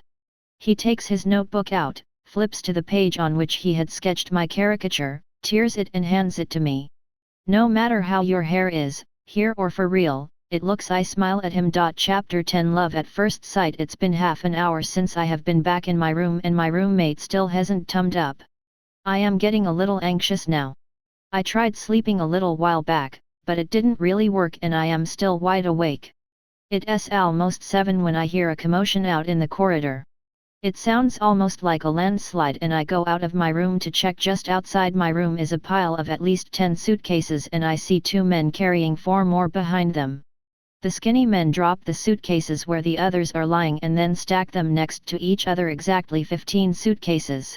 One of them leaves while the other stands at attention, looking down the hallway like someone important is coming. Is this my roommate? Is she some kind of a princess or something? From the far end of the hall, I can hear the sound of heels clicking against the mosaic floor, taking quick and determined steps towards where I am standing. The girl tums the comber and I see her brownish black hair bounce around her face, a pair of sunglasses perched firmly on her forehead, a white t-shirt clinging to her slender body tucked into skinny navy blue trousers held up by a thin brown belt. The heels making the noise are white too, and are at least 4 inches tall high, she says as she comes and stands right in front me. She is as fair as snow, her lips are amazingly pink, and her teeth blindingly ivy. She is not very tall and with her heels, she is only just as tall as me. She looks like a dainty fairy and smells of freshly picked roses. My guess I was not that wrong, after all. If not a princess, she is at least a fairy. Niharika, I thrust my hand out, but she hugs me instead. And it's not a pretentious hug, it feels like she is genuinely happy to see me. I can only wonder why. I am Pia, as she says. She looks at her maid standing next to her and says, didn't I tell you that a girl with a name as nice as Niharika can't be bad? Oh, Niharika, this is Didi. She used to take care of me back in Delhi. And she is really sad that I come to Nagpur. Pia hugs the old woman and the old woman look like she will never let Pia go. That's sweet, but Pia, I don't think we can fit all your stuff in, I say as I open the door. Don't worry. Didi will handle everything, Pia says and flops on the bed opposite to mine. The room was given to you like this? No, it was bare. It just came with furniture and the mattresses. I put up the curtains and the posters and shifted the furniture around a little bit. Oh, nice. I like it, she says, smiles at me and looks at all the little things I have put here and there. The skinny guy and the old woman open suitcase after suitcase filled with clothes, shoes, toiletries and everything one can possibly need and stand to stack them neatly into Pia's cupboard. The cupboard seems to have expanded, as it swallows everything that is in those 15 suitcases. Pia actively directs them and rejects stuff that she doesn't think is important any more. Time and again, she looks at me and asks if she would need a inane piece of clothing or a set of bed sheets and takes my suggestions seriously. Finally, after an hour, all the suitcases are empty, or filled, with we thought was not needed. Pia hugs the old woman who is in tears and bids both of them goodbye. The old Oman just doesn't want to let her go. Pia assures her that she will be back soon and asks her to take care of herself and her mom and dad. She closes the door behind them and drops flat on the bed with her face down on her pillow. So she says as she looks up, how do you find the college? It has just been 1 day and half the classes got cancelled. So, there was nothing much to do. And how is the crowd? She asks me, her eyes filled with curiosity. It's okay. Though, ragging is still quite prevalent in this college. Tunmulya and I ran into some trouble this morning, I say.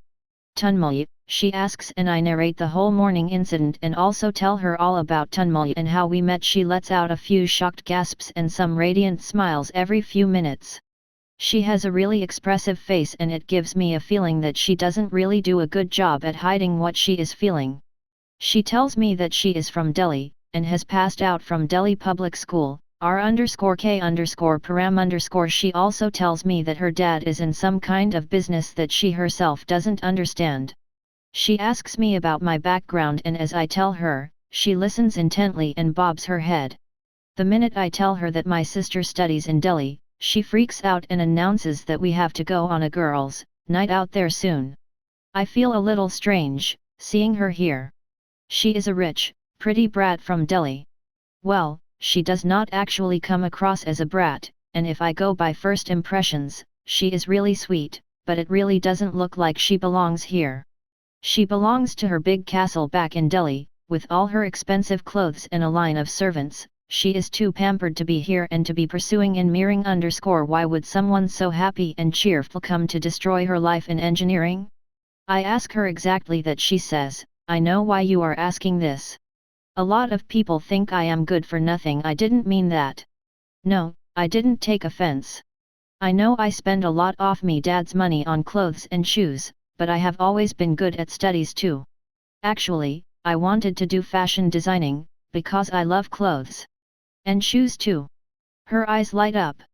But I realized when I took the entrance examination that you need to be really talented to get there. I did way better in my engineering entrance examinations, so I can't here. People were shocked, but that was FFN too. I laugh. But then were your parents okay with sending you here? Actually, my parents were the most shocked. They never cared about my marks. When I told them, they had no idea what I was saying. Now, they are proud, she says with a huge smile on her face. Oh! And I love your thank you, I say and blush. IHME to take her words seriously. She almost became a fashion designer. And then, it strikes me. A little late, but better late than tomorrow. Tunmulya and Pia. They would make an amazing pair. The cute kindergarten couple. Harry Potter and the little fairy. How perfect was that? Where are we going? Pia asks, as I hold her hand and pull her to the common mess. Let's go outside and eat today? Mom said hostel food is really bad, she chirps. I want you to meet Tunmulya, I say. I can't be blamed for thinking that they would probably have the cutest kids ever born. Sure. But we can still go out to eat, right? We can ask him to come along? Pia's mom has called 10 times since the evening to remind her that she shouldn't eat the hostel food for at least the first few weeks. Apparently, she has a weak stomach, which takes time to adapt to new surroundings. It's obvious, she is a little princess after all, but Pia isn't that insistent on it. Let's ask him, I say and drag her inside the canteen. A lot of people staff looking in our direction. I would give Pia's bright pink attire, with USA 64 written in bold silver letters, the credit for it. Her spaghetti top, too, is a little too skimpy for a hostel mess, and I realize it now. Why is everyone looking at us? She whispers under her breath, her perfectly shaped eyebrows in knots. Just stick close to me, I say. We look for Tunmulya and I am furious that he is not here. I shouldn't have mentioned in the text I had sent him that Pia is this Arnazam _. He makes us wait for 15 minutes in the crowded mess, and I don't see what took him so much time. In his checked pajamas, a cartoon-embellished t-shirt and his Harry Potter glasses, he looks just the same. He smiles on seeing me, but his smile automatically disappears as his eyes move from me to the girl at my side. My eyes follow his and I see how cute Pia is. She has left her wavy hair open and it hides half of her snowy white face. By the time Tunmulya is standing in front of us, all the blood from his body has lushed to his face and he is bright red. Hi, Tunmulya. I am Pia, she introduces herself, smiling brightly at him. Tunmul responds with a silent hi. He stretches out a hand to shake hers, but by that time Pia has already moved forward for a hug. There is an awkward moment of something between a hug and a handshake, and 12am glad it lasts just for a few seconds. I make a mental note to tell Pia later that around here not everyone is used to getting hugged. Ivy, here are you from, Tunmul? The bubbly, cheerful girl asks. Banvaha _ you must not have heard of it, a small town in Madhya Pradesh. Tunmul mumbles, looking everywhere but at her. No, I heard of it, one of my dad's partners has a farmhouse there. I have been there once, it's a beautiful place, she says, and Tunmul turns to look at me with love-struck eyes. I think he has fallen in love just because a girl as pretty as her even knows where Banvaha is, let alone having visited the place. So Tunmul, don't you think we should go out and eat? My mom just messaged me, she shows us her spanking new iPhone with a pink cover, that there is a McDonald's just outside the college campus. I think we should go. But I don't know, it's really your choice, she says, and makes a face kids make when you don't take them out for an ice cream. Tunmul looks at me like I am their mom and they are waiting for me to decide. Fine, I say. Let's go. Pia shrieks and hugs both of us, grabbing some more attention from the hostelers in the mess. I think I have to be quick with that talk. I have decided to have you with Pia about who to hug and where. We ordered burgers, fries, and Coke for ourselves. Our table is now filled with trans fats, mayonnaise, and cholesterol. But Pia gave me another thing to like about her. She wasn't finicky about eating only low-calorie food. In fact, she ridiculed me when I asked for a burger without cheese. I notice that she has the perfect body, neither too thin, nor too fat. How's the burger without cheese, she mocks me. I don't want to get fat. I say to defend myself. You can't get fat. You're already too thin, Tunmul says. Are you on my side or hers? You just met her, Tunmul. You could have had the extra cheese, Pia says. We will go to the gym together, what say? Gym? Yes, there is a beautiful gym here, don't you know? I passed it on my way to our room and I stepped in to check it out. It's very nice, actually. All the equipment looked new too, maybe because I think no one uses it, she says and takes a huge bite out of the burger. You can join me there, Tunmul, why don't you come too? Me? Gym _ no thanks _ I'm not really a gym person, he says shyly. Come on. You can start now. I could be your trainer? I have been doing this for a long time now, she says with a wide-eyed expression, and I know Tunmul has no option but to take up her offer. Fine, he says, and Tums beat red again.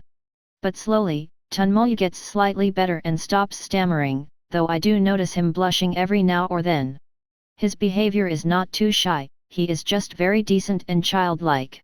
Sitting with us, he is comfortable talking to us and is neither too cocky nor too guyish _ he is like perfect best friend material.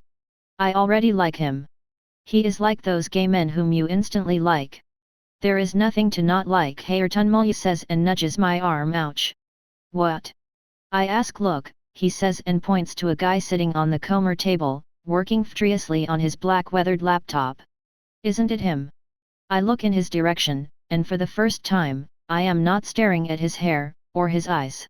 I look at his face and the rest of him. He is sitting alone, his back straight as an arrow, nerd glasses in front of his eyes and a brooding expression on his face. He looks much older now. Are you sure it's him? I ask, though I am pretty sure. Yes, Tunmul says. Who is he? Pia asks and Tunmul fills her in. Oh _ then why don't you go say thank you to him? What? No. One say. Why? He saved both of you from God knows what. And I think he is hot, she says and takes another bite of her burger and wipes the dripping mayonnaise with a tissue. He is not hot. He is just average, I say. I think of Akshat and his perfection, and this guy is nowhere him. His hair is a crumpled mess, his jeans are WOM out, and his black t-shirt looks like it's what he has been wearing for many days now. But he helped you. You should say thanks, it'll be nude not to. Go talk to him, she says. I think we should, Tunmul says. Just as I am about to give a serious thought to going over and thanking him for the moming, I see him flip down the laptop cover. He takes off his spectacles and his smoldering eyes look up. I realize that he looks different when his eyes are not looking directly at you, because when they do, it's all you can look at. He drops his spectacles and the laptop in what looks like a gym bag, gets up and I winks at the guy at the counter at McDonald's who smiles back at him. He then takes out his iPod, plugs the earphones in and heads towards the exit. He is quite tall, I notice. He shakes the hand of the guard standing at the door and moves out. All this while, we three stare at him unblinkingly. He really is hot, Pia says once he is out of the door. He is not, I protest. Even if he is not my kind. He is too dirty and too rough for me taste. Not that I have dated much to have a type. But, I like guys who are _ like Akshat. My mind wanders off to thoughts about him again. He so is. You're blind. I wish he had saved me, and not you, Pia says and laughs out loud. We finish our burgers and I can see Tanmaya steal glances at Pia every now and then. I don't blame him, because I find myself doing the same. She is such a nice little girl, cute as a bug and pure as an angel. Just as we are leaving McDonald's, my phone rings. I don't recognize the number, but I still take the call. Hi. One ask. This. Hi, Niharika. I am coming to Nagpur, Akshat says from the other end. Chapter 11. The wild chance I look at my phone, it's not ringing. Obviously, it's not. I had destroyed my phone's SIM card the day Akshat had called. I had to replace the Jaipur SIM card with a Nagpur one anyway. Right after the call, I had gotten myself a new number and he has not called ever since. I don't know whether I want him to call or not, but I find myself staring at my phone every now and then. It's been a week and I remember my entire schedule by heart, but Pia and I still stick a huge timetable on my cupboard to remind us. The classes have been easy and none of the professors are really strict. It's been 1 week but it feels like we have been doing this for months. Classes, canteen, copied assignments, classes again, an odd movie, late night gossip, sleep and the same thing the next day.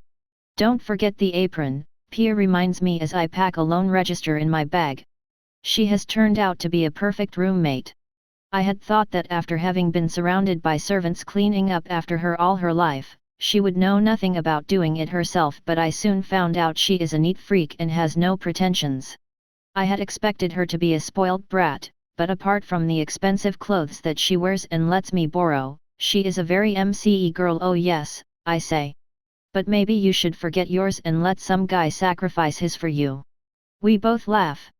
Pia has been getting strange phone calls, letters and text messages from scores of guys, all TTYing to ask her out.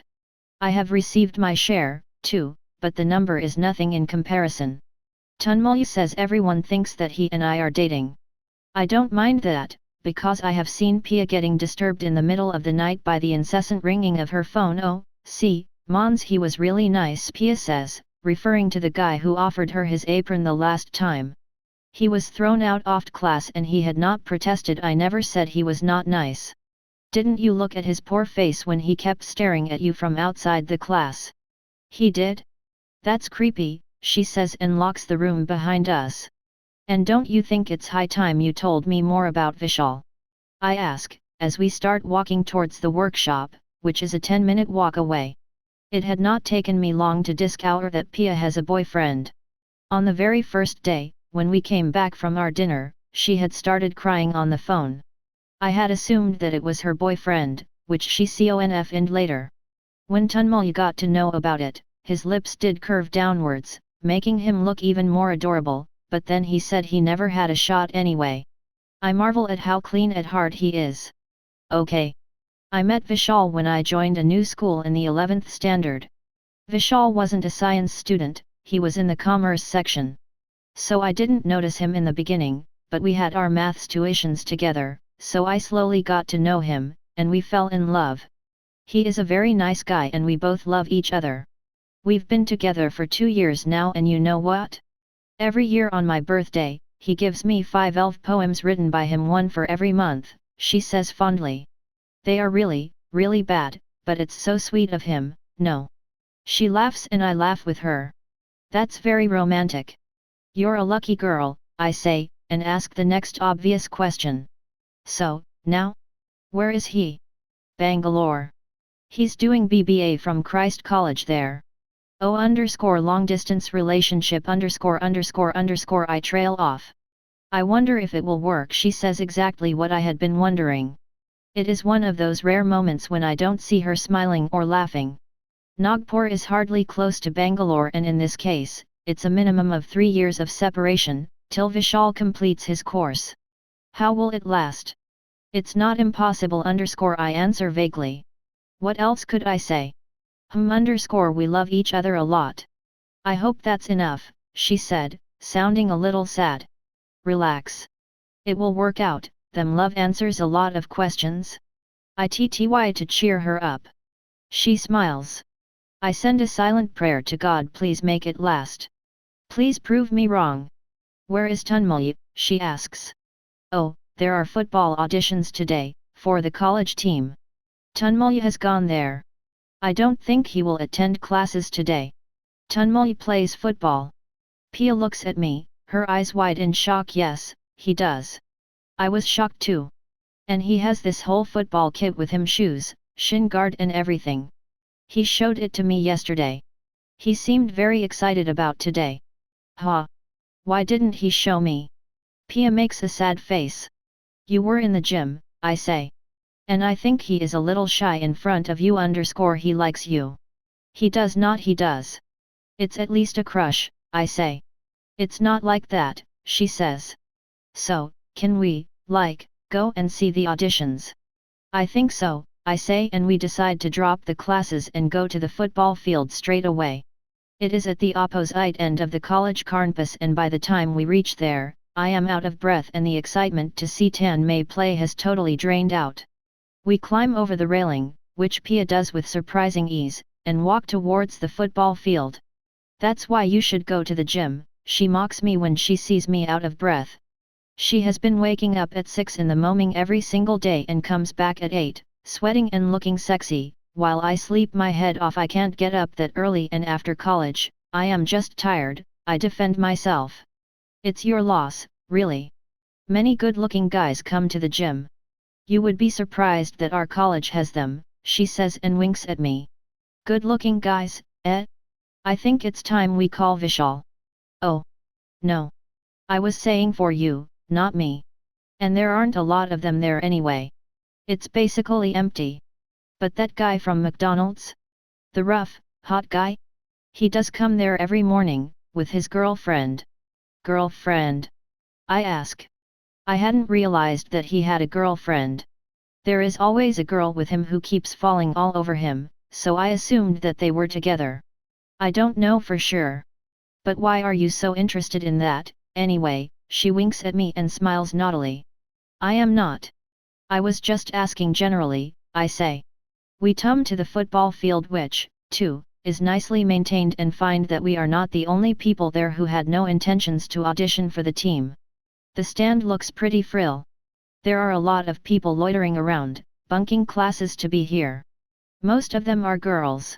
Tanmay had told me that our college's football team was one of the best in the state, but we have not won in the last 6 years _ He seemed quite pumped about the team, because the tournament is due to start in a month's time and he desperately wants to make it to the team. There he is. I shout out and wave at him. He is surrounded by a bunch of guys and they are just practicing. There is still some time for the auditions to start and the seniors are nowhere to be seen. He looks different, Pia notes. She is right. The spectacles are off and he is in a football uniform, probably his school's jersey, and looks athletic. His comparatively dark and skinny legs stretch out from his shorts and you need to just look at him to know that he really knows his game. His brand new shoes shine brightly and, if anything, look out of place. After seeing him in his geek glasses, and getting used to his nerdy behavior, this was a change. A little later, a group of guys, around 13 of them, walk onto the football field in their dirty blue and white uniforms. Clearly, this is the farm football team of our college. Tanmay had told me stories about the 10-year-long winning streak, the highest in the state, and then the 3-year drought. He told me that the seniors really wanted to win this time. Hey! Listen up, everyone! A tall guy with a slightly heavy build shouts, and the juniors assemble in front of him. We will give you one chance and one chance only to M4K it to the team. Prove yourself. He signals to them to huddle around another guy, a Shoner one, who explains the rules. There will be a match between unequal teams. 5 juniors against 11 seniors, a 5-minute match. The juniors are asked to split themselves into teams of they form 6 teams, but Tunmul and 2 frail-looking kids are left out, no one picks them. The Shoner guy announces that the miles will remain the same and they will have to go up against the seniors. I think it is highly unfair and I see Tunmul's face droop. I know how badly he wants this. But there is nothing he can do about it. Soon, the matches begin. The first team takes the field and the 5 minutes that follow are painful to watch. After the first 5 goals scored by the seniors, the juniors give up. The seniors make fun of them mercilessly. The juniors crawl on their knees when they rhythm underscore. The score of the next match is 13-0 and of the one after that, 14-0. It continues thus. The scorecards of the matches don't reflect even the tiny bit of humiliation the juniors have faced. The senior football team looks like a bunch of arrogant assholes underscore, or it's the wounded glory of losing the state title 5 years in a row that shows on the field. They take out their frustration on the poor kids, and we feel sorry for them. I dread Tunmul's team's turn. They've been sitting on a bench right opposite us on the stands, and when it's their turn, they get up together and make their way to the center off field. We try to catch Tunmul's eye to wish him luck, but he doesn't look up even once. I can feel his fear. I feel sad to see their dried up faces and dampened enthusiasm underscore. The ball is kicked to Tunmul, who stands at the center line, with the ball under his feet, and his teammate standing next to him. There is just one guy on his side, since his only other teammate guards the goalpost. On the other side of the goalposts, there are 11 ravenous wolves waiting to taste blood again. Tunmul kicks the ball to his teammate, who kicks it back to Tunmul in a split second and then does it again underscore. We can see by now that his teammate is a wimp underscore. Tunmul looks ahead and weaves the ball through the first 5 seniors, who are buffy underscore addled, but then he is soon surrounded by more seniors. He tries to keep the ball, but ends up losing it to the seniors. I can see him struggle to prove himself, but none of what he does seems to help. There is something wrong with his kick too. The ball never ends up where he intends to send it. He panics and swings his kick wildly. The ball bounces high in the air, drops to the ground and rolls over outside the playing area. The seniors snigger and the entire crowd, which consists of girls have been looking at the athletic, rude seniors and sighing knows where this match is going. 25-0. Pia asks and bites her nails.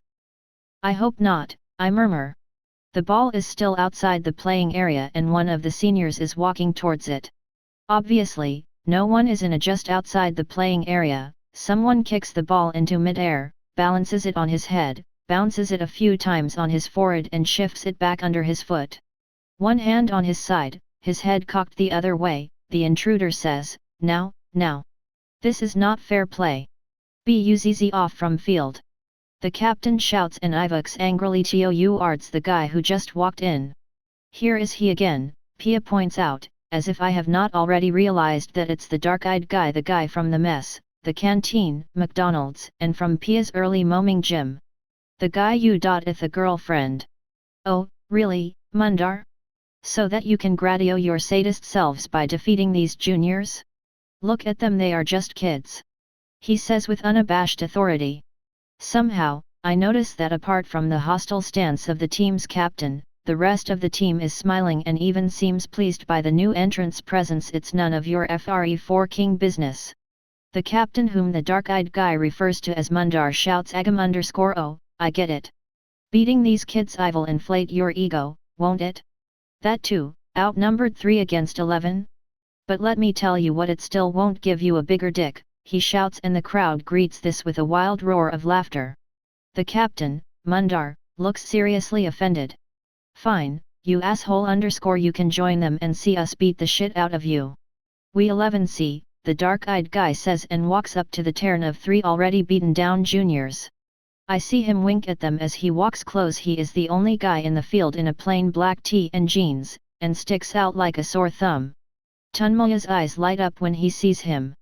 The guy hugs him and the other 2 juniors. I see Tunmul say something to him, before making his way towards us. When he gets to us, he swiftly removes his shoes and starts to pull off one of his socks. What are you doing? I ask, baffled. I can't play with these shoes on, he murmurs, not making eye contact. What do you mean? Are you changing shoes? Pia asks. We cannot see a spare pair of shoes anywhere in sight. Tunmulya says something very softly, that we both do not understand. No without shoes Tunmulya, what is going on? I ask, now consmt he folds both his socks and stuffs them into his shoes, before pushing them under my seat. He looks up at me, and meets my eye, carefully avoiding Pia's eye, before saying softly, I have played football barefooted all my life. No shoes used to last more than a few weeks and we did not have enough money to get a new pair every month. So I have always played without my shoes on. Now, it seems like I cannot aim with these on. He points to the brand new pair of shoes he had bought out of his savings, now lying useless under my bench. I nod silently and whisper, good luck, go get them, Pia says, and I see Tunmulya blush slightly before turning around and running to the field. Pia and I cross our fingers. The match stalls, and the seniors miss a goal. They are already a little disturbed by the new guy's presence and one of them shoots the ball outside nervously. Seeing the guy in front of him, the dark-eyed guy puts his hand on Tunmulya's shoulder and tells him something animatedly. They run to opposite directions after he pats Tunmulya's shoulder. The next few minutes seem fast-forwarded as the two of them crisscross between the seniors, leaving some of them looking for the ball in a smoke of dust, and almost score a goal. They TMSS it, and the crowd lets out a sigh. The new guy still goes running to Tunmulya and celebrates as if they scored. He looks at the crowd and prods us to make a noise. He clearly has everyone's attention now. Another attempt by the seniors is foiled and we can see the tension rise. The juniors make another decent attempt at the Semeter's goal post. The ball rebounds from the pole. The crowd is now fully behind the four-man team led by this ridiculously arrogant dark-eyed guy on the field. 3rd minute into the game, every senior is shouting abuses. The dark-eyed guy is running with the ball, dodging Semeters on his right and left, when the captain, Mundar, comes from behind, grabs him by his t-shirt and pulls him down to the ground. The guy falls and a dust ball engulfs them both. Fuck you! Mundar shouts at him as he is lying on the ground. The crowd boos. The dark-eyed guy gets up, clearly whole, bleeding from his mouth, his t-shirt torn and hanging from his waist. He tears the rest of the t-shirt, wipes the blood off his mouth and throws the t-shirt on the ground as the dust clears and he runs to his part of the field. I can see his ripped upper body. There are hushed whispers amongst all the girls sitting outside, all of whom notice the thick veins on his arms, the clearly cut lines of his chest and the perfectly rectangular abs_. The smile is no longer there in his face. The charm in his eyes is replaced with anger and his eyebrows are creased. He takes a long run up to take his kick for the foul. He hits the ball with beamed force, which makes it go flying across every senior on the field. The ball misses the post by an inch. No one could make while it happens and there is a sigh again. The mood changes to a very somber one, almost like the guy in the field decided it to be. Last minute into play, Tunmulya and the guy pass the ball to each other for a very long time, much to the frustration of the opposing team. Slowly and steadily, they penetrate the offensive and midfield cordon of the senior team. Once in, the guy dashes in with the ball, with knife-like precision and amazing speed. Every player in the seniors team is chasmed after the dark-eyed guy, without paying any attention to the other 3 players of the juniors team. 20 meters from the goal, he hits the ball hard and gestures something to Tunmulya, who is magic ally in a spot with no seniors around. Tunmulya jumps and hits the ball in mid-air, sending it crashing to the right-end corner of the goal post. The crowd explodes in excitement. Tunmulya is on his knees. The guy just pumps his fist and his face accommodates a wry smile. The 3 guys come running to him and they hug him and pat his back repeatedly. Seconds later, the crowd bursts out in rhythmic loud chants. Karthik! Karthik! K4 Rathik! K4 Rathik! The dark-eyed guy smiles, picks up his Tom T-shirt from the ground, stuffs it into his pocket and walks off the field in a cloud of dust. Chapter 12 A cup of tea. It's been a couple of weeks since that match, since the loud chants of Karthik, and since the time Tunmulya was inducted into the football team of our college. He is a lot busier these days, and he has started to get a lot of attention from the girls of our class. Just last night, Pia said that she thinks Tunmulyi looks cool in his football uniform. To me, though, he still looks like an overgrown kid in round-rimmed spectacles. Akshat has not called after that day. I think he was just bluffing to see how I reacted. But strangely enough, I think more about Kalthik these days than Akshat. It's strange, because I don't really like that guy, but I don't exactly hate him either. But I can't fight the feeling that there is something about him. I think that, like every auth girl in the college, I too have developed a minor crush on him. Ever since that match day, I wake up whenever Pia is getting ready for the gym and feel like joining her.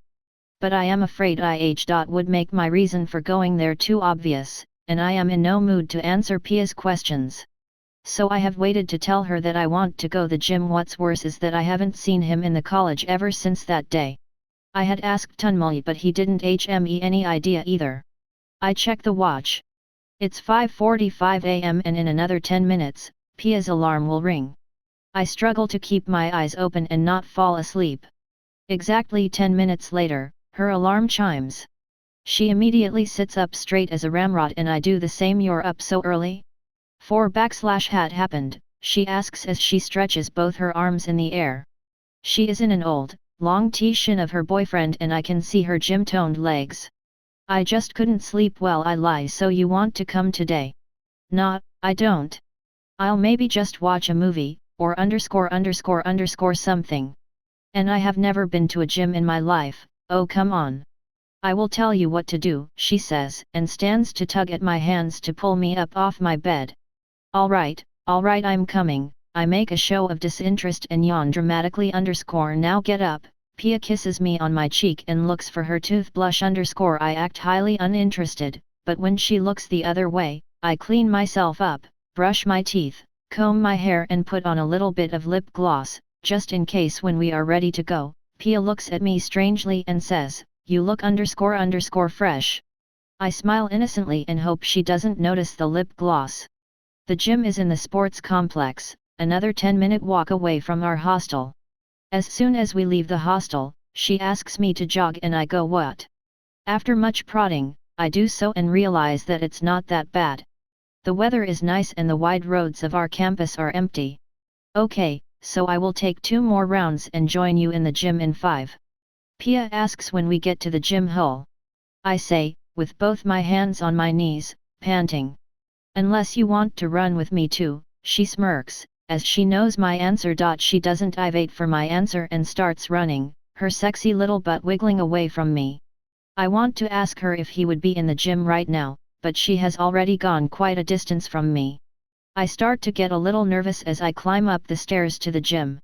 I take a deep breath to calm myself, write my name down on the register and push open the door. I am in my eyes quickly over the gym floor and I spot no one. For a moment, I forget about him and admire the gym. It's huge and has millions of strange contraptions and equipment.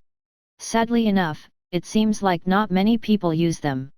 I walk around when I hear murmurs from the other end. Could it be him?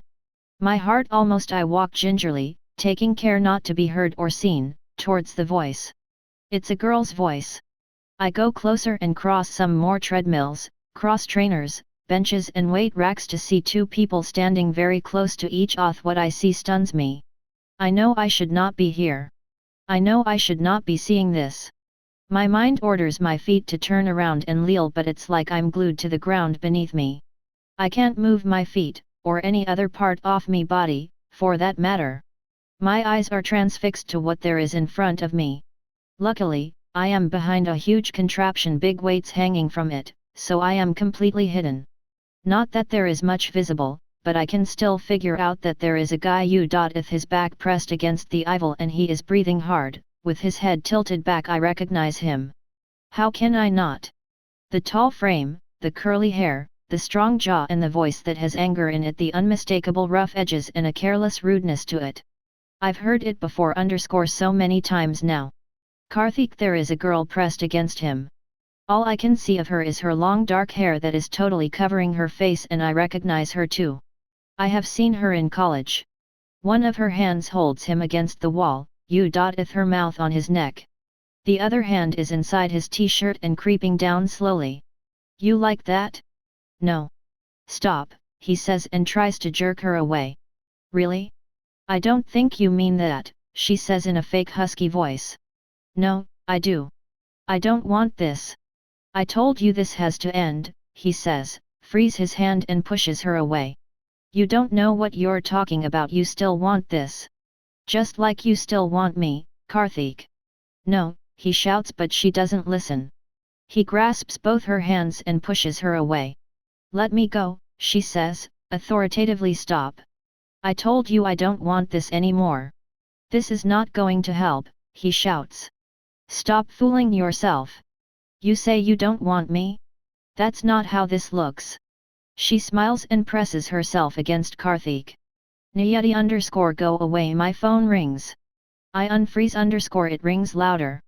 I see them turn to look at me, but I don't think they can see anything. Where I am standing is way too dark, or so I hope. I turn around and none, sweat trickling down profusely from my forehead.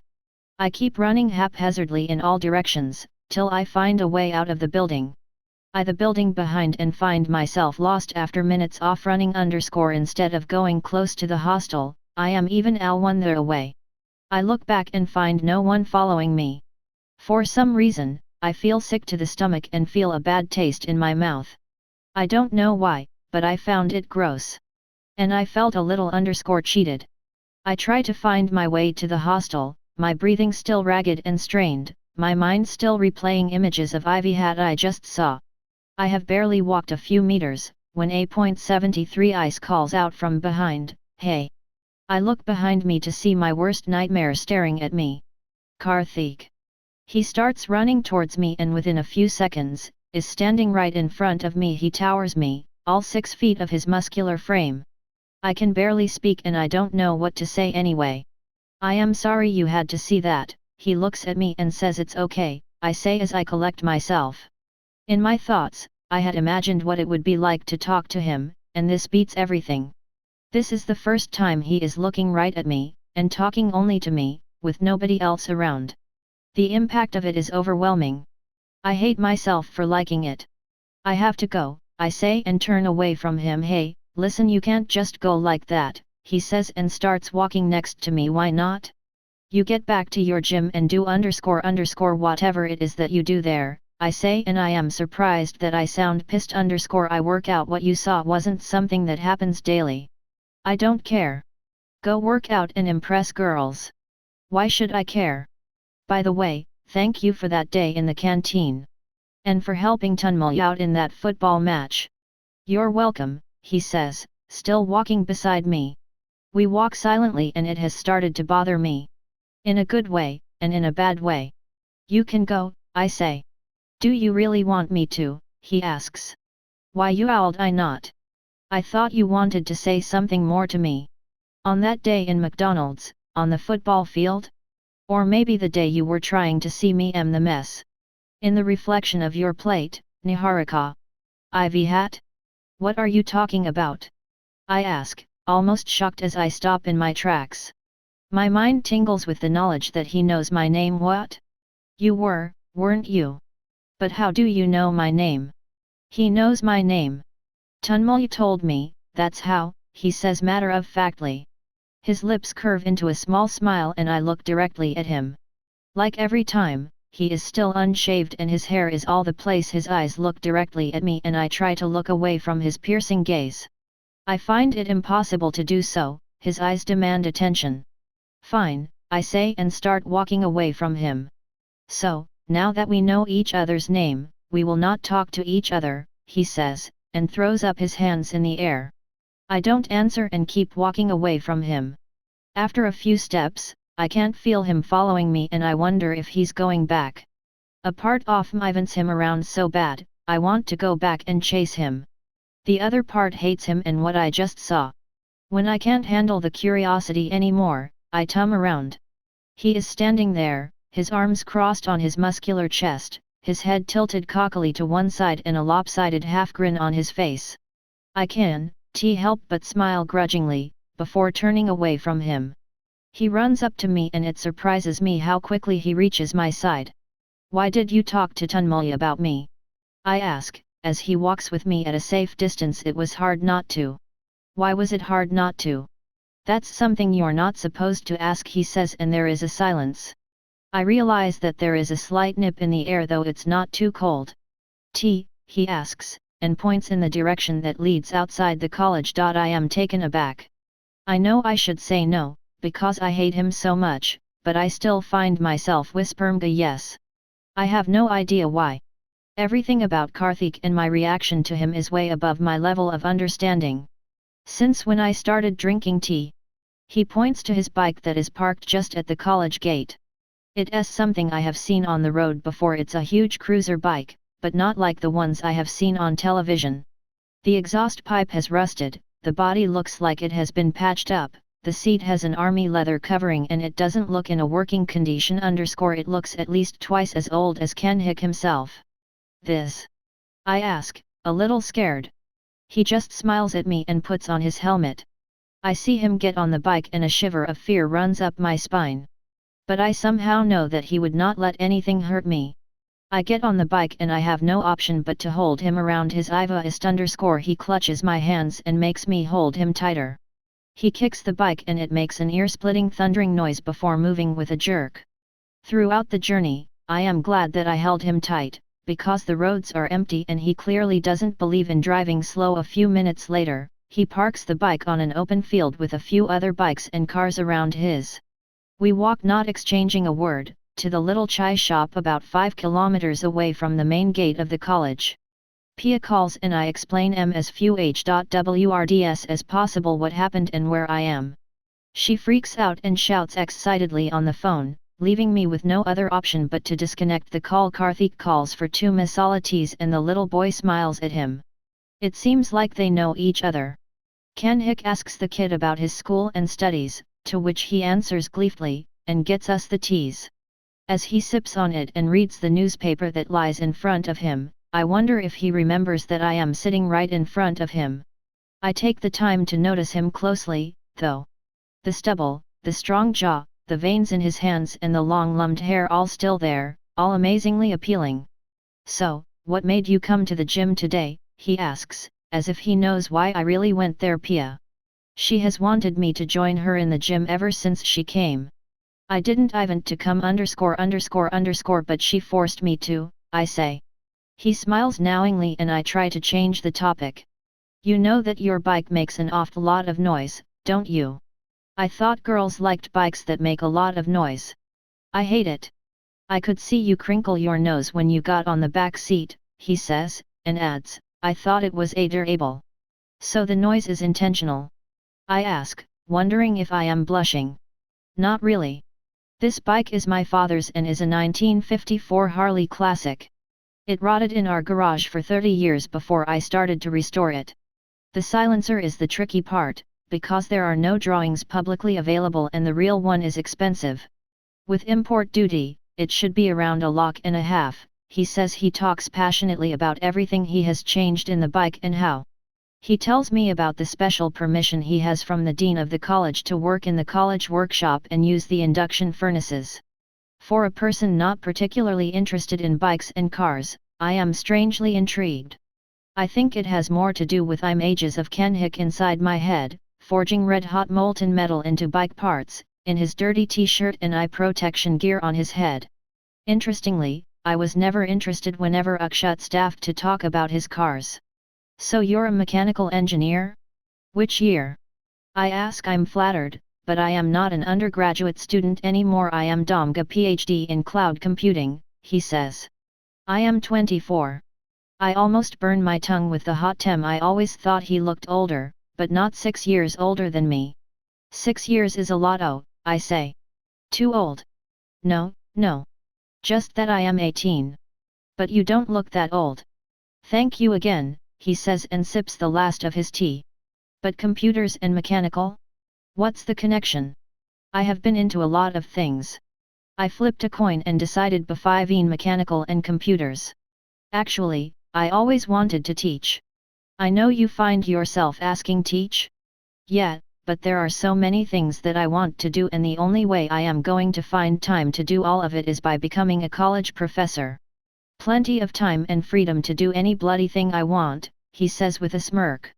What do your parents say about this? They don't care, and I tell why not to care about what they think either. Got to do what I got to do, right? And that includes beating kids at football matches. I ask, oh. So now that you know my age, they become kids? I saw you cheering for me that day. Just because they are younger doesn't mean they can't be awesome footballers. Especially Mundar, their elephant-like captain, is a good player. Why was he so angry at you? The girl you saw in the gym? That's Niyati, Mundar's ex-girlfriend. They broke up a couple of years back, and he thinks that was because she likes me. So, that's that. And that's why I was thrown out of the team, Karthik says. That's unfair. I really don't mind. With a captain like that, they will never win. Don't you want them to? Never gave it a thought, he says rudely. It's as if nothing bothers him. What he does in life, what others think about him or do to him, he cares about none of that. To think he asked Tunmulya my name seems a little odd now. To know that he cares about my existence seems out of place. He talks a little more about the college, and soon we realize that we should get back to college. Though he is in no hurry, he says, since he is done with his thesis and he is just taking his time to submit it. We get back on the bike agam, and this time the explosive sound is more bearable. He drives me back to the college campus. As I hold him, I feel a lot closer to him. It feels like a barrier between us is now broken, and I know him. I don't know why my heart beats faster and the world narrows down to him. I am still confused about my feelings for him. I am still unsure whether I like him or not. Maybe I do, and I am just fighting that feeling, God knows why. Maybe. Way too soon, we reach the college. He stops the bike just outside my hostel, and I get down carefully, holding his shoulder for support. It was great seeing you today, he says. You look even better from up close. Thank you, I smile and wave him a goodbye. When I turn back, I see a familiar face standing with a suitcase and a bag slung across his shoulder. Hi! He shouts out to me. As I stand there frozen, I hear the bike's engine explode agam and Karthik drives off. Chapter 13 The Stalker. It takes me a little time to recover from the shock of seeing Akshat standing right in front of me. His crisp white shirt, black trousers, the perfect shoes and his sheer beauty shocks me.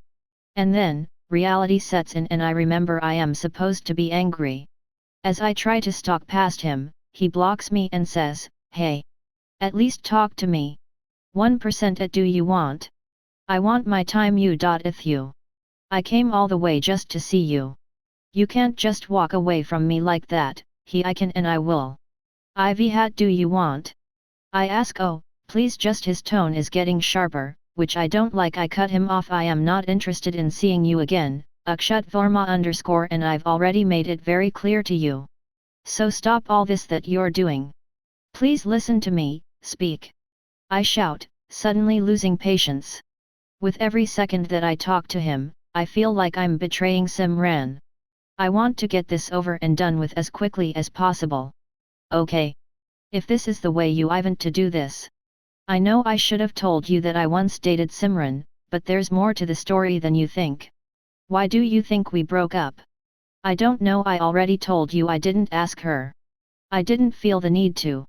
Maybe you should have, he says. I don't know whether how you guys broke up has to do with anything, I say irritably. It has everything to do with everything Niharika. I don't know how you could just leave me like that without even listening to my side of the story. And you don't even know her side. I really liked you. From the first second I saw you, you were all I thought about but you turned out to be so irrational. You didn't even give me a chance to explain. Okay. Whatever. If this is what you want, I'll stop bothering you. I've never heard him use that tone before. Not that I know him well, but he has always come across as such a gentleman. I'm amazed to see that he shouts too. As I stand here, running the scene through my head, I feel strangely disturbed. It's not like I haven't thought about him in the days gone by, but I certainly do not appreciate him using that tone with me. I am leaving, I say, and take long strides towards my hostel gate. One will wait right here till you come out, he shouts after me. I ignore what he says and charge back to my room. A part of me knows that he will actually go through with that, he is going to wait.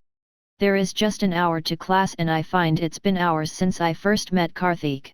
Maybe I should just listen to what Akshat has to say, because he so clearly wants to say it. And what do I have to lose, anyway? Just a few minutes of my time? At least this way, we can end things on a better note. If not anything else, I will know why Simran hates him so much. I still remember the tone she used when she asked me to stop seeing him. So, I'll never see him again. Just this once. He gets his meeting, I get rid of him forever. I will see his gorgeous face again. Just as I am thinking about what to do with Akshat, Pia walks into our room, wrapped in a short pink towel, water dripping from the tips of her hair. I look at her and wonder how her boyfriend must feel about dating someone so perfect. He is a lucky guy. Tell me everything. She shrieks as soon as she notices me in the room. There is nothing to tell, I say, my mind still partially on Akshat. Oh yeah? Guess what, we are not going anywhere till you tell me everything that happened with Karthik. You do not have an option. I look at Pia, who is standing in front of me in her pink towel, with her hands stubbornly on her hips and eyes looking piercingly into mine, and I realize that there is no way I can get out of it. Giving up, I narrate every bit of it to a sometimes shocked, sometimes ecstatic Pia. So he actually drives that thing, she asks excitedly, drying her hair with a towel. Yes, I say. Oh crap. We are late for classes again. I msh to change into decent clothes. As I lock the door behind me, I wonder if Akshat is still out there. It's been an hour since I saw him. Nanosely, I step down the stairs, and outside the main gate of the hostel with Pia by my side, he is still there, sitting on his suitcase, tapping on his phone. On seeing me I walk out of the hostel, he gets up and waves at me. Who is he? Pia asks and adds, he is so pretty. That's Akshat. I told you about him, remember? I say and walk towards him. You go to the class. I will join you later. It's rain me men on you, she says nudging me, and leaves for class. I need you to go, I tell Akshat, who looks at me and smiles. Can't we just talk before I do, he says. 5 minutes. I am late for class. He nods and we walk towards my class, though at a way slower pace. He looks at me and tells me that I look good. Somehow, I choose to believe him. And I feel guilty when I feel all the anger against him melt away. I feel like I am betraying Simran. I think I was never angry at him, just uncomfortable and feeling really weird. How have you been? He asks. Fine. How are you? Things have been good. Well, frankly no. Things haven't been going well since you left. Or rather because you left. Why, Ni Harika? What we had was so beautiful. Why did you end it like this? I've been thinking about that day every Akshat _____ I begin, not knowing exactly what it is that I am going to say. Did it mean so little to you what we had? Did I mean so little to you? He asks with such hurt in his eyes that I cringe. Until now, I hadn't realized it meant so much to him. After all, we had known each other for only a very short time. And we had met just twice, though they were 2 of the best days I have ever spent. After meeting him, I remember having felt a strange happiness in my heart. I didn't have any other option. You lied to me, I say. I didn't lie. You hid the truth knowingly. It means the same thing. I didn't know what to say. He says the truth. What else? It's not as easy as you think. There is a lot more to it than meets the eye. Happened was way back and things changed since then. I have changed. Tell me, I say, bracing myself to face what's coming next. This has been too much of a mystery. I just have to know, did they break up? Okay. I met Simran when I joined her school in 10th class. I liked her instantly. And I told her so. But she didn't pay any attention to it. Months passed and she finally started to notice me. This time, when I asked her out, she said yes. We went out for a couple of months. Did she tell you about it then? You were in the same school as us, he asks. No, I didn't know she was dating in 10th class. We never used to talk about all that, anyway. Not really a surprise for me. She wanted to keep it a secret and said it wanted to reflect well on us, in case the school's staff members get to know. I agreed. How could I not? She used to rule my world back then, he says. His sensitivity surprises me. A far cry from the carelessness with which Ken Hick speaks. Careless, but charming. I shake myself back to now, away from thoughts of Karthik. But then why did you break up? I ask. She left me. I agree that it was my fault. I was stupid. I lied to her a couple of times and went out with a family friend's daughter. I apologized for days but she didn't listen. Nothing happened between me and the other girl. I didn't even like her. It was a stupid mistake and I regretted it. Simran believed me, but after seeing me cry and cringe, she said she wanted her revenge and she never came back. That does it. I am angry at him, no, not because he hid it from me but because he hurt Simran, and that's something I can't take. But that was a long time ago, he says as his eyes fill with tears. I am no longer that person. I learned my lesson back then. I meant no hand to your sister. I really loved her and I cared about her a lot. Whatever happened has happened, Akshat. I am sorry, I say and get up to leave. I am glad I took the decision that I took. He is not my time, he cheated or whatever on my sister and he doesn't deserve her. Wait. This is not why I told you this, he lets out. I called you to meet me because Niharika, I like you. I really like you. When I first saw you, I had no idea you were Simran's sister. I shared a table with you by pure chance, but then when I saw you properly I just couldn't take my eyes off you. You're so but it didn't take me long to realize you were related to her. You look like her. What are you trying to say, Akshat? I like you. And I want to be with you. I know I should have told you about me and Simran before, but I couldn't. That doesn't mean I didn't try. I was just afraid of the way you would react and see? That is exactly what happened. You left me. Without even giving me a chance to explain, he says. I stay silent for a while and ask, do you want? You, he replies simply. This can't happen. I get up to leave. I won't betray my sister like that. Betray, he stops and takes a deep breath. Are you listening to what you're saying? I told you it was a long time ago. I have changed. Akshat, please listen to me. Niharika, no. I shout and a few heads come to look at us. You listen to me. I cannot do this. So, please. Just leave me alone, I say and storm off. As I leave, he doesn't say anything. I don't come back to look at him. Though I wonder if he is still looking at chapter 14 football stud. Do you like her? I ask Tanmay. That girl in the pink tee. Niharika, for the last time, I'm not interested in dating. That's not why I came here, Tanmay says. Then? Why did you come here? To attend classes? Because I don't see you doing that very often, I snicker. I present a tour _ I am not interested in girls, so please stop selecting them for me. Plus, I am really busy with the football practice and the lab work and assignments, he says and adjusts his spectacles. I just still think that girl is quite sweet. I don't think so, he says and gets back to completing his assignment. I don't understand his lush. We still have a week till the last date of submission. Pia is not around and I assume she is on one of her long distance calls with her boyfriend, Vishal. So I concentrate on staring unblinkingly at Tanmay instead. I am not in a mood to complete the assignment just yet, and so, I don't want to let him do it either. What? He asks, irritation etched across his face. I think your specs are cool. They make you look sexy, I tease him. He's caught off guard. For a moment, he stares at me. I wink at him. We laugh.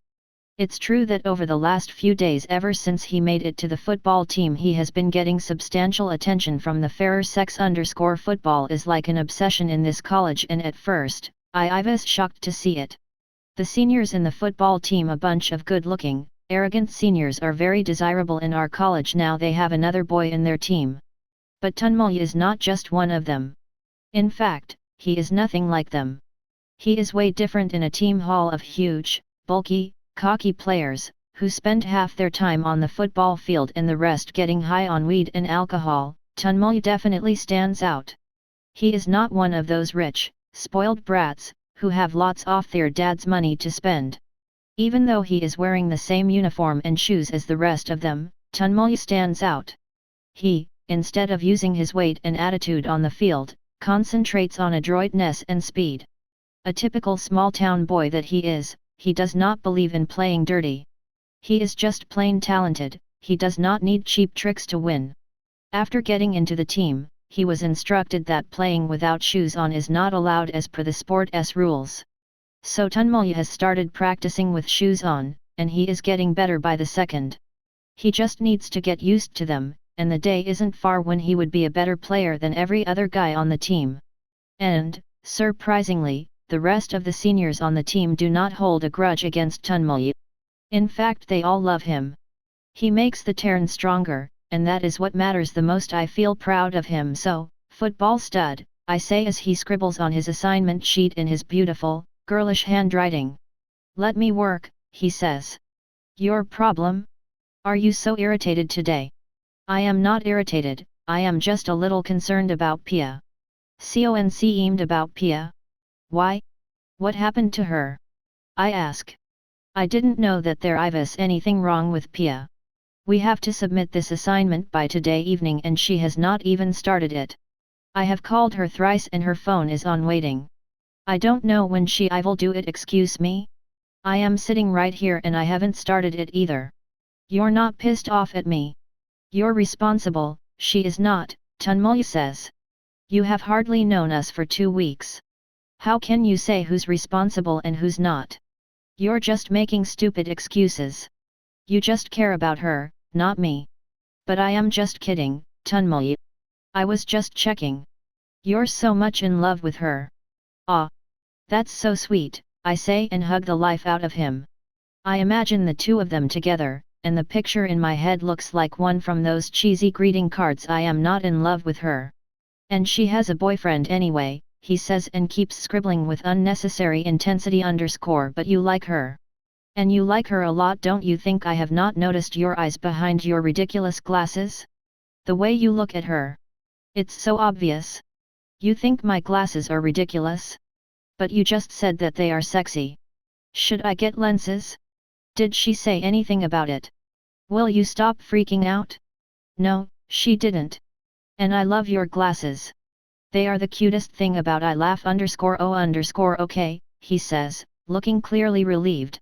I don't know what to say to him, so I just reassure him, if she were single, I think you would make a great couple. He smiles a little sadly and I feel bad for him. I change the topic. So about this assignment, did you say we are supposed to hand it in today? I thought we had another week. It's today. I have been telling you since the morning, but you seem to be in some other world. He shakes his head and takes out the first few pages of his assignment and passes them to me to copy from. Life has been easy for the first 2 weeks here. The college professors are taking it easy on us. We try not to make a lot of noise in class and stay out of trouble.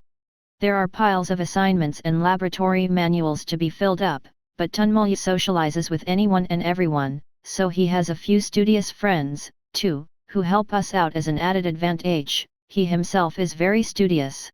Niharika, who's the fair guy who keeps following you around, he asks. Don't look his way. He is Akshat. I told you about him, didn't I? I ask and look at him from the corner of my eye. For the last so many days, he has been following me around college. He did disappear for a few days, but then came back for good CL. As he had said earlier, he does know a lot of people from this college, most of them M-Tech students. They look nothing like him, they are way bigger in size and scary looking. I think I even saw him chatting with Chetan Mehta, the college fucking president who had harassed me. I have been avoiding Akshat, though. He has not been intrusive, he doesn't call or sit right next to me, but he has always been around. I can feel him looking at me, and at times I start to look at him too. During the 3 days when he had disappeared, I had even missed him slightly. Oh, the guy from Jaipur. Tunmul asks. Yes, I say. He is creepy. Why don't you date Karthik instead? He is so cool. He helps me out with football practice, you know? Since the rest of the players don't practice that much in early. He said he will let me drive his bike one of these days, he says. I have not talked to Karthik since that day we went out for tea. I have not gone to the gym either. I don't know why, because I had had a really good time that day. I think if Akshat hadn't been haunting me all these days, I would have. He has crossed my path a few times in the last few days and has smiled at me. I have smiled back. I don't know, but the moment I see him, I feel guilty. Like I am doing something wrong. With Akshat. I don't know whether I like Karthik or not, but he is so intriguing, like there is an endless ocean of secrets behind those hypnotic eyes. Plus, it's very hard to talk to him. We had not exchanged numbers and he is constantly surrounded by juniors or professors. On a few moments, I have wanted to go the gym but I don't want to look desperate even though I actually am desperate to sit behind him on his noisy bike and go on a never-ending drive. I don't even know if he likes me, I say. I am sure he does. He keeps asking me about you all the time, Tanmay says. Are you serious? He does? What does he ask? Everything about you, like what you don't, whether you have a boyfriend or not. Oh my god, I don't believe this. What did you tell him? I ask. I too, hard to hide my excitement but I fail quite miserably. I was kidding, I just invented to check _ he says and starts laughing loudly, during which his spectacles slip down right to the tip of his nose. You're an idiot but you like him. That's cool. By the way, he does ask about you. Not in great detail, but he does, he says and starts writing again. We spend a lot of time together for the football coaching he gives me. I wish he could be on the team. We would be so unbeatable. But our stubborn captain, his face flushes red in anger. Aren't you taking it a little too seriously? I know it's important to you and I know that it's fun to watch, but it's just a game, I say, glad for the change of topic. We haven't won a match for the last 5 years. I desperately want our college to win. You know I lead the team to my vs first district victory. It was the best day of my life, he says with nostalgia and passion in his body. I have seen you play and I still think it's so odd you really don't look the football kinds. You're too polite for this game. Every player is a different player, he smiles at me. Hey! What are you guys doing? Pia asks, coming back from her long phone call. She looks a little disturbed but I don't ask her why. Long-distance relationships have their own pitfalls. Only yesterday, after getting off from a call to Vishal, she almost cried because she was missing him and Delhi so much. Thank God I had my mom's home-baked chocolate cake to distract her. Pia, I have been calling you for so long. You need to complete this assignment, quick, Tanmay says. We need to submit it by 4 in the evening. Which page are you on? She asks. 16. Oh shit. Never mind, Niharika has just started. You can copy it with her, Tanmay says and hands over the assignment to Pia, whose hands are full, a plate of fries in one hand and a Coke in another. Pia gives me a questioning look and I acknowledge it. She knows that Tanmay has a huge crush on her. But there is nothing we can do about it. We just sit silently and keep scribbling, not even bothering to understand what we are copying down. By the time it's 4, only Tanmay has finished. He gets his assignment photocopied and hands it over to us to copy it down. I will go and submit mine. Call me when you guys finish it. I will talk to the teacher and get you a time extension, he says, opening his bag and stuffing his assignment. He takes out his football shoes and ties the laces. Pia leans over and whispers in my ear, that's one thing I really love about him. We both laugh and Tanmay looks at us strangely. I've got to go. Karthik is waiting. The match is in 5 days and the last time we played against Knight, Nagpur, he scored 3 goals, he says and leaves. I suppress an urge to go with him and see Karthik play, as images from that day cloud my head. The strong arms, the muscled chest and the protruding abs muscles very distracting. He likes you so much, I feel bad for him. It is not funny. I look at Pia. I know, and he is such a nice guy. I wish I could just turn him into a teddy bear and keep him. We don't see guys like that anymore, do we? Everyone tries to be such a stud, Pia says and smiles. Do you like him? How can anyone not like Tunmul? I don't know how he would be as a boyfriend, but we are so lucky to have him around, aren't we? We sure are, I say, still unsure about Pia's feelings for Tunmul. Plus, I like the football part of him. Pia, tell me. Do you like him? Like, really like him? I am getting all kinds of signals here, I say. No, I don't like him in that way. He is good as a friend, she says and smiles at me. But you tell me? What's going on with Akshat? Seen him today. Second table to our left. But don't look. Why don't you talk to him? He is so pretty. Have you looked at his lips? So pink. I wish my lips were like that, she says. I thought her mood was off and here she just can't shut up. And I don't even know if it is a compliment or an insult to Akshat. Though, Pia isn't someone who is capable of insulting people. She is way too sweet for that. You think I should talk to Akshat? I ask yes, that way at least it would end. At least he will go away from here, she says and I nod. Fine, I will meet him. We get back to our assignments and it's 6 by the time we finish copying everything. We call up Tunmul, who is still busy his football practice, but says he talked to the teacher concerned and we can slip in our assignments inside her room. He is such a sweetheart. Chapter 15 The Drunk Confession. I have not seen Akshat in the last 6 days. The very day I had decided to talk to him, he had vanished. I have thought about calling him, but have refrained till now. If he doesn't come back, I think it makes sense not to talk to. We've been waiting for an hour for the match to start, but there are no signs of the players of Knight, Nagpur. Tunmul had told us that Knight is one of the strongest teams of the competition and we were hoping not to have our first match against them. Our team hasn't had the time to practice and 2 of our key players are injured.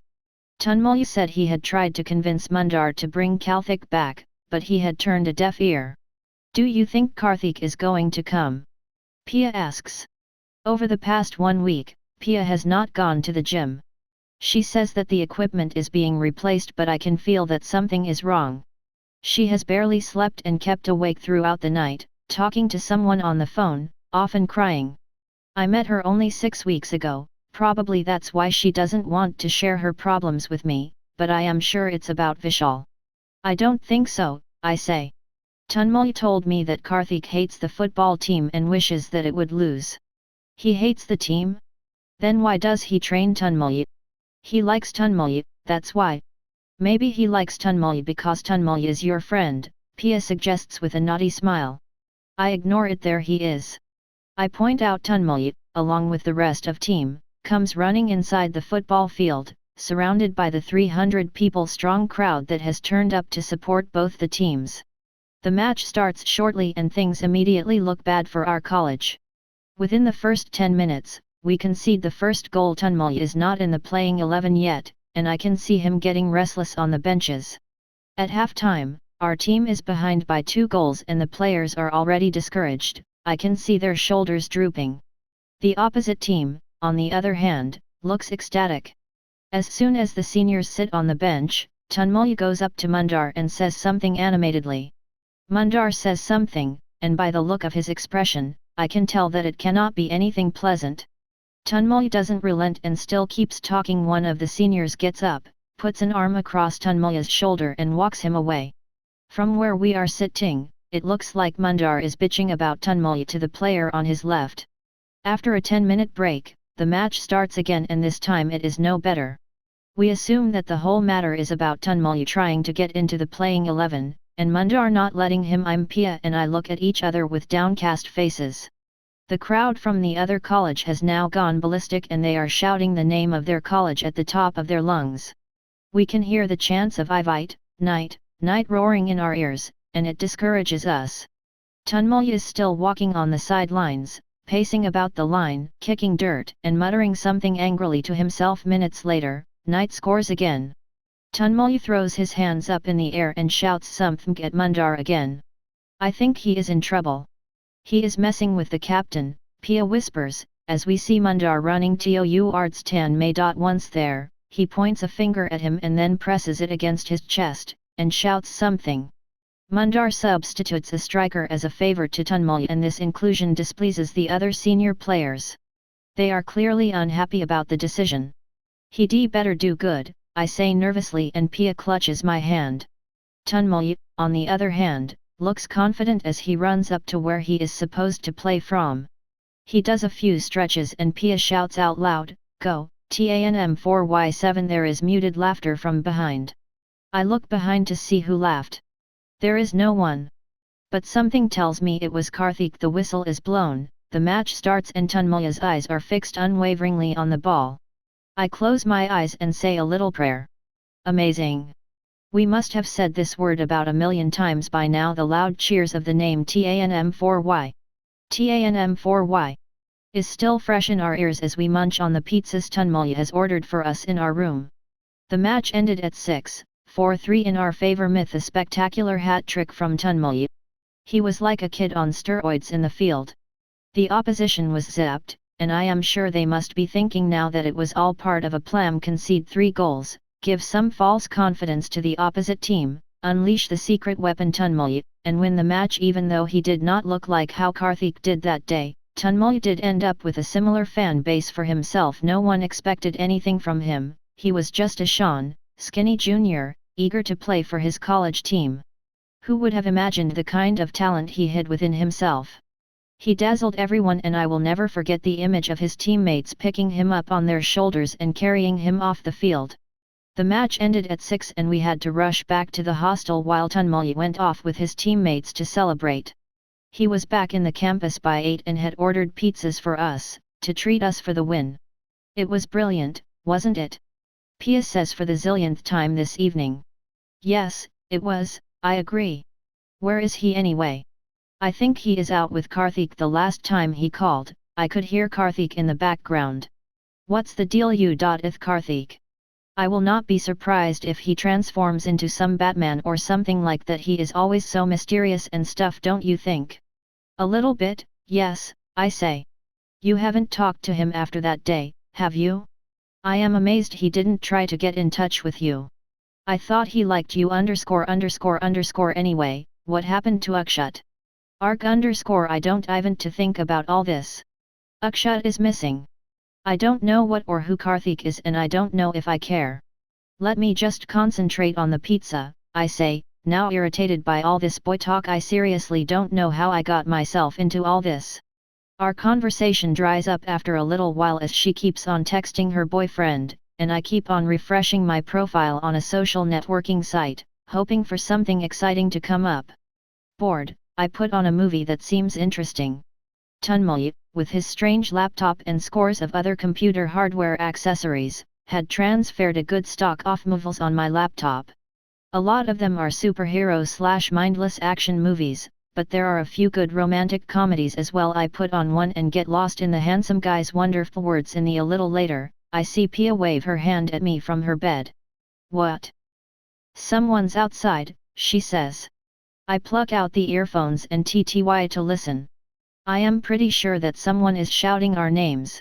It doesn't take me long to realize that it's Tunmoy, a different Tunmoy, a loud Tunmoy. We both run to the window and look down. Hey. Pretty L4 dies. He shouts and waves his hands at us. He is swaying from side to side. What the hell? Pia shouts back at him. PLA.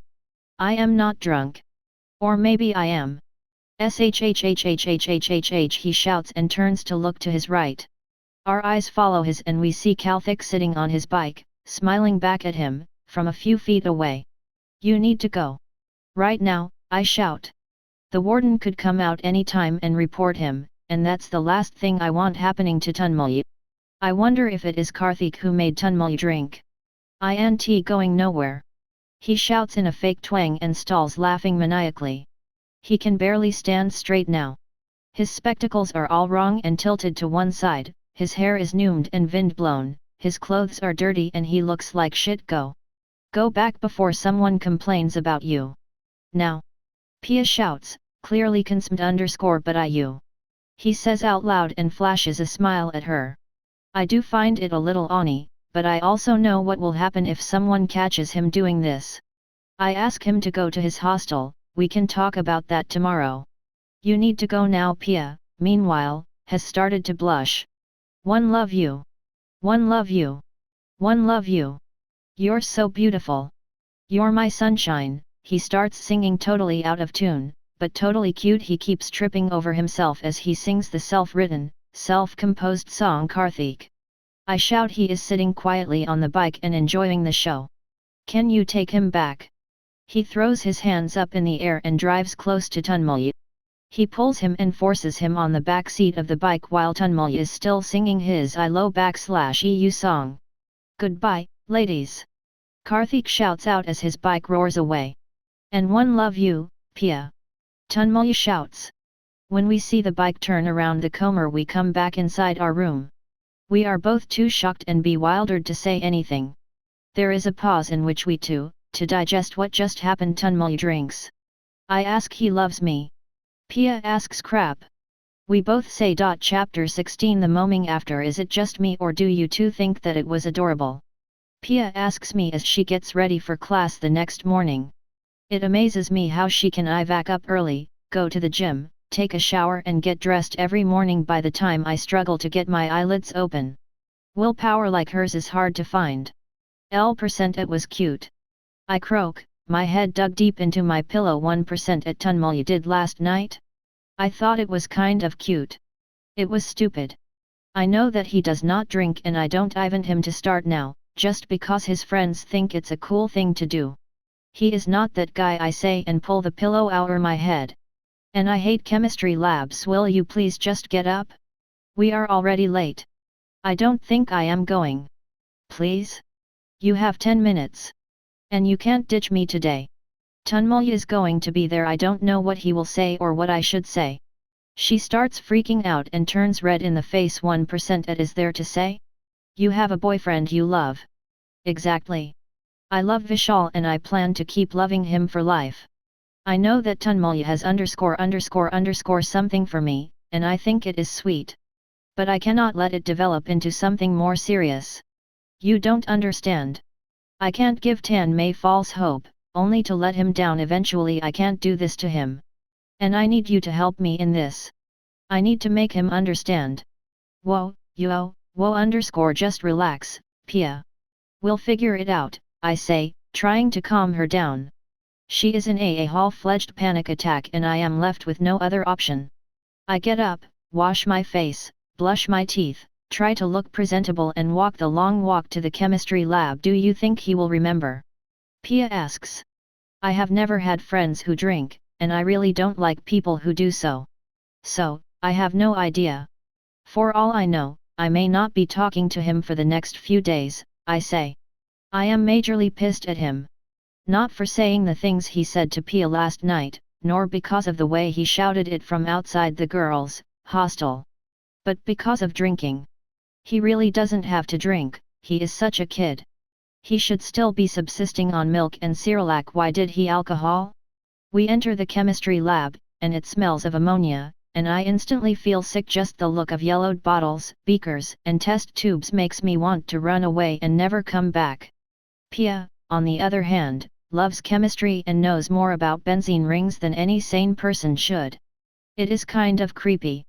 We are the last ones to enter the class and the students have already huddled near the lab in charge's table to take down the procedure and requirements for today's experiment. While Pia finds her way to the front, I hide behind the taller guys to avoid being asked a question.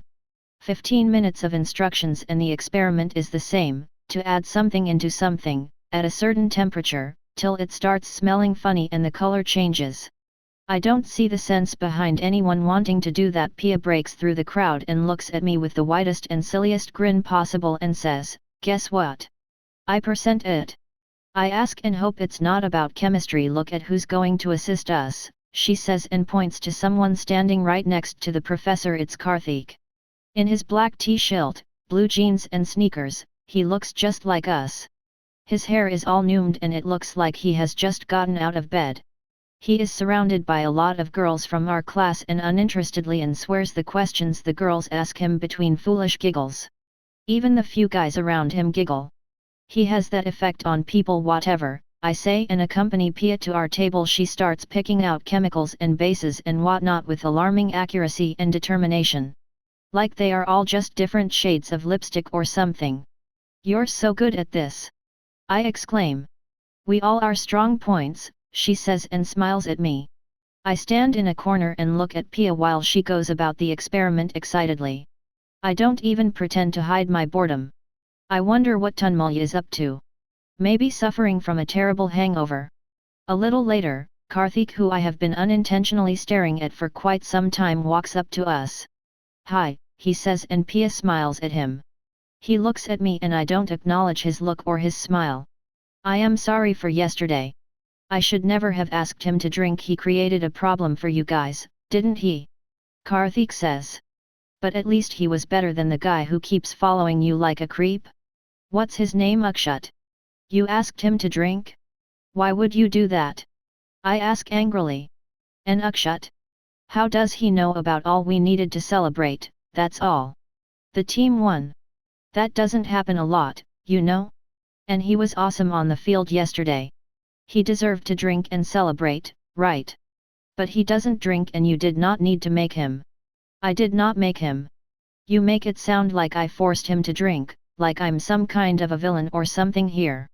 And I know that he doesn't drink, but he will someday. If not yesterday, it would happen sooner or later. He's a man, he can handle a drink. He smirks. Oh, yeah? He can handle a drink? Why do I have a feeling that what happened yesterday suggests something different? You're such a typical guy, I say, not appreciating what he just said. What? So? He went a little out of hand last night? And I suggested a drink? What the hell is so wrong you? If that. You totally don't get it, do you? This is how it stands, this alcohol business. And I really don't like it, but apparently he does. Ken Hick smirks again. You have no concerns about how you may affect his life, do you? He really looks up to you. Please don't influence him in all the wrong ways, I say. Fine, Mom. I won't. But I think he is old enough to take his own decisions, he says, his arms locked stubbornly in front of his chest. Whatever, I say. And if you don't mind, we have an experiment to do. Of course, he says and walks away. What was that? Pia asks, shocked. Why were you fighting with him? I just didn't like that he made Tunmul drink, but you saw him chunk yesterday. You were okay, then, weren't? I didn't know that Karthik made him drink. I thought it was his own choice, I say. Pia gives me a strange look. Frankly, even I don't know why I am so angry. I am conceived about Tunmul, but I didn't think I would be so angry. I have always been uncomfortable around people who drink, but I am more disturbed by Tunmul's drinking because he is such a kid, and so different from the others. A little later, Tunmul walks into the chemistry lab, and joins us, unnoticed by any of the lab assistants or the teacher in charge.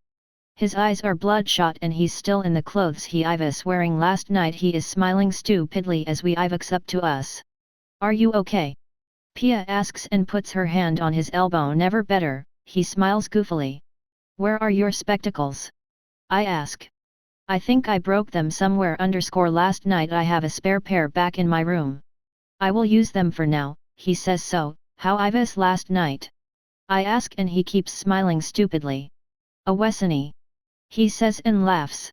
Half class comes to look at us and Tunmul fiddles with the beakers to fake that he is working. Ivy had happened last night. Pia asks. I went out with the team and we had a party to celebrate the win against Knight. Everyone drank but I didn't. After the party, I met Karthik and forced him to celebrate with me, he says, his speech still slurred. He was not happy about the team winning. He never is. But I pleaded with him so he took me out drinking. Then, we drank a lot and around the city. Then, the next morning, I found myself sleeping in Karthik's room, on the floor. Crazy night. Are you sure that's all you did? I ask, forgetting all about being mad at him for drinking. Yes, why? He asks stupidly. Don't you remember coming outside our hostel? Pia asks. Outside your hostel? No, why would I come to your hostel? Tunmul looks puzzled. You don't remember? One ask you don't the song? One love you. One love you. One love you. You're so beautiful. You're my sunshine. One start singing out of tune, just like Tunmulya had sung Tunmulya's face goes blank and I guess he can now remember bits of it. The color from his face disappears and he freezes. I sang that I don't really I did will do anything else. You proposed to her, you fool I say, and note that Pia is almost blushing. There is an awkward silence, during which Tunmulya and Pia try to look at everything else other than each other. Tunmulya just stands there and looks at his feet and shuffles them uncomfortably. He looks highly embarrassed, and so does Pim. I feel like running away and giving them some time alone. I can see Karthik a few feet away from me, instructing some students. Maybe I should go to him and apologize. I feel bad about what I said to him before. Tunmulya had a good time last night and there was no harm done. I should not have lashed out at Karthik like that. I'll be back in a minute, I say. Where are you going? Pia and Tunmulya ask at once. Just to get some. I glance at the procedure lying on the platform and say, CONC sulfuric acid for the next step. 4.2 ml right. Do you even know how to withdraw acid from its bottle? Pia asks. Now, I really don't know much about chemistry experiments, but this is downright insulting. Of course, I say. I'll use a 10 ml pipette and suck it from your mouth. Pia cocks her head and asks. I am about to nod my head, because that was exactly what I was going to do, but judging by her stance, it seems to be the wrong answer. I keep my mouth shut. She shakes her head and goes to fetch the acid, murmuring, we always use a bubbler for acids. And this is concentrated sulfuric acid we are talking about. I knew that, I mutter. I know that getting the chemical was just her excuse to get out of the awkward situation between her and Tunmulya, so I don't protest and let her go. Shit I don't believe I actually did that. Ivy had else did I say. Tunmulya completely freaks out, as soon as Pia is out of sight. Nothing much. That you love her and she is so beautiful and blah, blah, blah you just kept shouting the same thing over and over again. Oh, shit don't feel bad. You said nothing that was not true, I say. But she she must be so mad at me. That was so out of line. I shouldn't have I should apologize to her. Relax, now. I don't think she will bring up the topic again. So just let it be. Or else it'll get awkward. He nods and gets a little lost in thought. Why doesn't he like it when our team wins? I ask after Ivy Heil who? Karthik when he was kicked out of the team 2 years ago, people had ganged up against him to throw him out. I told you about the girl, didn't I? Yes, I know about it. I remember it from when Karthik told me. So, no one believed him. Plus, no one ever understands him. By the look of him, people feel he is a bit of a loner. But he talks to a lot of people and everyone knows him. It's all very strange. Someone told me that he used to miss practice, get drunk and kept sleeping in his room for days. Also, I think a lot of people in the team were really jealous of him. He used to be a really good player and hogged all the limelight like you did yesterday. I smile. Thank you. Anyway, so, basically, it had ended up in a fight and it is said that Karthik had beaten up half the team before someone came from behind and knocked him out. Half the team? He is a little bit of a gunda, isn't he? Maybe, I say, as images of Kafahik taking on 6 guys and beating the living hell out of them flash in front of my eyes. So now he hates it when our team wins. That would be an understatement. Usually, he coaches other teams just before the tournament to take down ice, but this time he was busy. Busy? Doing what? He is working on his bike, Tunmulya tells me. Oh, I know the silencer right. I ask, quite proud for some weird reason. I feel good that I know a bit of Karthik too. He had told me about his repair work on his bike. Oh, no, not that one. That bike is always under repair. But I was talking about another bike. He is making a bike from scratch. No one has seen it, but he says it's awesome. I saw a few drawings and they looked out of the world, Tunmulya says excitedly. What? Are you serious? He is actually making a bike? Where does he do all this? And when does he do all this? I shower him with a barrage of questions. You don't know? He has plenty of time, he completed his thesis way back. Now, all he does is this. He is a freaking genius. I hope I can see the bike someday, Tunmulya says wistfully and tells me whatever he knows about it. Cool, I say. Pia comes back a few minutes later with the acid. God knows how someone needs so much time to get something from 20 feet away. Once back, she keeps muttering things about how I need to concentrate more on how the experiments are performed and the general safety rules I should know about. I stop paying attention to her blabber, my mind still on Kalthik_ tell Pia that I'm sorry. Tunmulya whispers to me Ivihen the bell rings and he is about to leave. I don't think that will be necessary. But try not to drink again, I say. Chapter 17 How life changes. A few weeks pass and life's a routine even though things are changing slowly and steadily and aren't exactly the way they were before. The more things change, the more they remain the same. Good morning, Tunmulya croaks from the other side of the phone. You're still sleeping? I ask. Yes. I am sorry. I will just sleep today. Terrible headache, he says, sounding barely coherent. Did you drink again? Huh? Me? No, he says, unconvincingly. Don't lie. You did, didn't you? After all that I said, you still went ahead and got drunk. But the whole team was there. I had no choice, he defends himself. You always have a choice. You have 3 more matches left. Why are you doing this? It doesn't affect my performance. I practice 5 hours a day. I can afford a little, he says, almost angry now. And you need to stop being a mom. Every first-year guy is trying it out. I think you should too. I percent it. I am trying to ask you to stop drinking, and you are asking me to try it too? Don't you any shame? He doesn't say anything. Look, I just don't have to drink so much, I say. Fine. I am sorry, he says and hangs up. I disconnect the call. He didn't sound convincing at all. I know he will give in if his new football friends ask him to drink again. 7 matches, 6 wins, 9 goals from Tunmulya, and 10 drinking binges left him unreachable for days after the match. It's been a month and I have seen less and less of him. The time we spend together is usually spent in copying assignments. Other than that, he is usually practicing on the field, hanging around with Karthik or playing his matches. Or sleeping when he gets too chunk. I understand him being busy, but I don't endorse his consumption of alcohol. Of late, he has even started hanging out with his teammates and drinking. He claims he doesn't drink much, but I can see his bloodshot eyes and tell what must have happened the night before. I had initially blamed Karthik for it, but I think Karthik was right when he said, it was just waiting to happen. I don't know what is wrong with him. Life has taken a turn that's not much fun. Exams are just around the corner and panic has started to set it. No matter how much I show I don't care, I do want to score well. And with Tunmulya and Pia busy with their own, I have absolutely no one around me. Pia sleeps through the day and talks through the night, often crying on the phone for hours. I don't have the heart to ask her why, because I know it's regarding Vishal. Today, I saw Akshat drag his suitcases to the guys' hostel in the morning.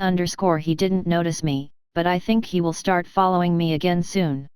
And this time, I am going to talk to him and put it to rest. Things have started to take shape in my head. Maybe Akshat isn't that bad at all. He has been persisting for long enough. It's been close to a long time now, and he wouldn't have hung around if I didn't mean anything to him. On the other hand, I don't really like Karthik. I have realized that he is too brash and too reckless for me. Over the last few days, I have heard about more than a few nasty brawls he has been in. Though, surprisingly, no one really says a bad word about him. But he is the kind of guy who throws his life away. I am not too sure that I want someone like him around me. Not that he likes me back in vain. Moreover, I blame him for Tunmulya's newfound love for alcohol. I know that it's not he who is at fault here, but I can see that Tunmulya has started to ape Karthik. The clothes, the mannerisms, he is fascinated by a lot more than just Karthik's football skills. Are you coming for class? I ask Pia, who is sprawled across the bed like a corpse. She has been up all night talking again. She shakes her head.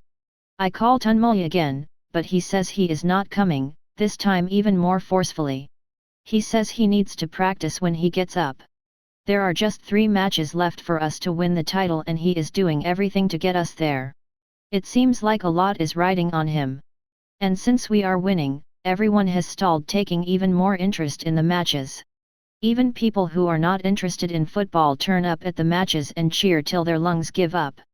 Needless to say, Tunmulya is the most popular junior in our batch. No one even remembers who won Near Fresher, the annual title given to the most impressive junior after a series of talent rounds and whatnot. I walk to the class, head hung low, already dreading the long day that is ahead of me. I haven't even started studying for the exams. I was thinking Tunmulya would teach us everything, but he now says he will not stand studying till 2 of his matches are out of the way. Luckily, the final, if we make it, is scheduled after the exams. As if I'm not already having a terrible day, when I get to the classroom, I realize that it's a chemistry class. I am bored out of my wits within the first 15 minutes. I talking to the guy sitting next to me, but he just freaks me out by talking about the impending examination and how he has revised the syllabus only thrice. Bored, tired and pissed off, I look out oft window absent-mindedly when I see someone waving at me. It's him. Akshat, in all his moaming glory and Carriel 11Y chosen clothes, is standing right outside my classroom and waving at me. I don't even think twice before I come up with an excuse and sneak out of the class. I walk towards him determinedly and stop right in front of him. Is this for real? All I had to do was wave to get your attention. I was following you around for a month and you didn't notice. He says sometimes doing what you need to do is all it takes. Like saying the truth, I say. Are we going into that conversation all over again? No, don't even answer that. That topic is closed. I have an idea. Let's get out of here. I am sick of this col ledger. He says. Where? Some place nice. Come. As I walk behind him to the parking lot, I realize how easily I am back to the day when he held my hand during the movie and kissed me thereafter. Or am I just bored and needy enough to want company I can get? With Tunmulya busy with his being cool stuff, and Pia crying her heart out for that bastard back in Bangalore, perhaps I don't know what to do with myself. I think I should have made more friends in college, but it's not that we haven't tried. Tunmulya, Pia and I have taken others along on our walks once in a while, mostly guys, but nothing actually worked out. The guys hit on us, and the girls kept saying Tunmulya is so sweet, and I don't think either Pia nor I liked it. We like to keep Tunmulya for ours. You have a car here. I almost gasp when I see the car. I know by the logo that it's the German-made BMW, and I don't know or even want to know anything beyond that. Since you weren't talking to me anyway, I thought I should see the city a little. He smiles and holds the door open for me, quite a contrast to how Karthik had asked me to jump on his bike and hold him tight. I am surprised. I am still thinking about Kafahik. I sit in the front seat, and for a moment, I am dazzled by the interiors of the car. It looks brand new and has a million lights and LEDs that stare back at me. The leather I am sitting on is smoother than velvet and every surface shines like granite. So, how's college? He asks once he gets into the driver's seat. It's okay. Exams from next week, so it's going to be a hectic time. I haven't started studying yet. Let's see how it goes. Oh, but you're smart. You will do well. I hope so, I reply shortly. I still do not know why I decided to come with him or where it is going to take us. Akshat, however, acts like there has never been anything wrong between us.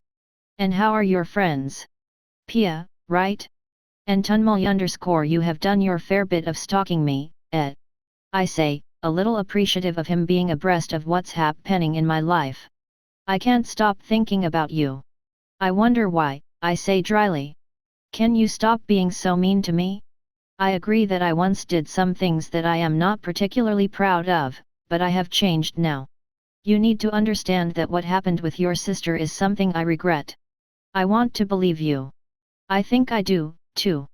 But I can't be with you, it's just wrong. Fine. But we can be friends, right? We can call, text and meet up sometimes? That's all I want, he says, sounding exceptionally sincere. Don't be that sweet _ and I will think about it, I say, almost blushing. He smiles at me and drives into a plush hotel's parking lot, and I feel guilty that I won't be able to split the bill. He lets the valet park the car, hands over a 500 rupee note, an amount that I spend in a week, and opens the huge door for me. Somehow, the way he acts and behaves makes me feel like an ill-behaved, immature, underdressed college student. Wait, I am meant to be that. Ivy hat place is this? I ask as he leads me into the restaurant. This place doesn't even proper tables. There are huge couches in bright colors and people are dressed up. I am still in a yellow t-shirt, which has a Superman logo on it. I thought it was nice, but now it looks like I am extremely inappropriately dressed. Can't we go to McDonald's or Domino's? Or something like that? I ask. He laughs. I am serious. Why do we have to come to a place like this? I feel so out of place. You will get used to it. And you deserve the best in life. I think the burgers at McDonald's are nice. Here, I won't even know what to order. It's not that bad, he says as he smiles again. A waiter, handsome and tall in his black and red tuxedo, walks up to our table and hands the menu to both of us. Order for me, and it better be good, I say. Fine, he says and summons the waiter again. He orders something from the menu, asks the waiter to add a few things, not add a few things, and to make it quick. Once the waiter excuses himself, Akshat turns to me and asks, "Are you going to tell your sister that you met me? Sooner or later, I guess. But that doesn't matter, I don't think we are going to meet that often anyway. Because your sister won't approve." Yes, I reply. Okay. Let's talk about something else, he says, clearly not happy. He starts to tell me about his business in Nagpur and how his father is freaking out about him spending so much time here. He says he finds it difficult to live with his parents, with them constantly asking him to get married. 24 is not an age to get married, he says. He asks me if I like cars and I shake my head, but non-etheless, he tells me about the cars he has driven till now. He got his first when he was 14 and it was a Fiat Palio. Soon, he moved on to a Maruti Esteem when he was 15, a Tata Sierra at 17, and he was gifted his first BMW at 18. Since then, he has been a fan of European cars, he tells me. BMWs, Autos, an old Porsche, he has driven them all.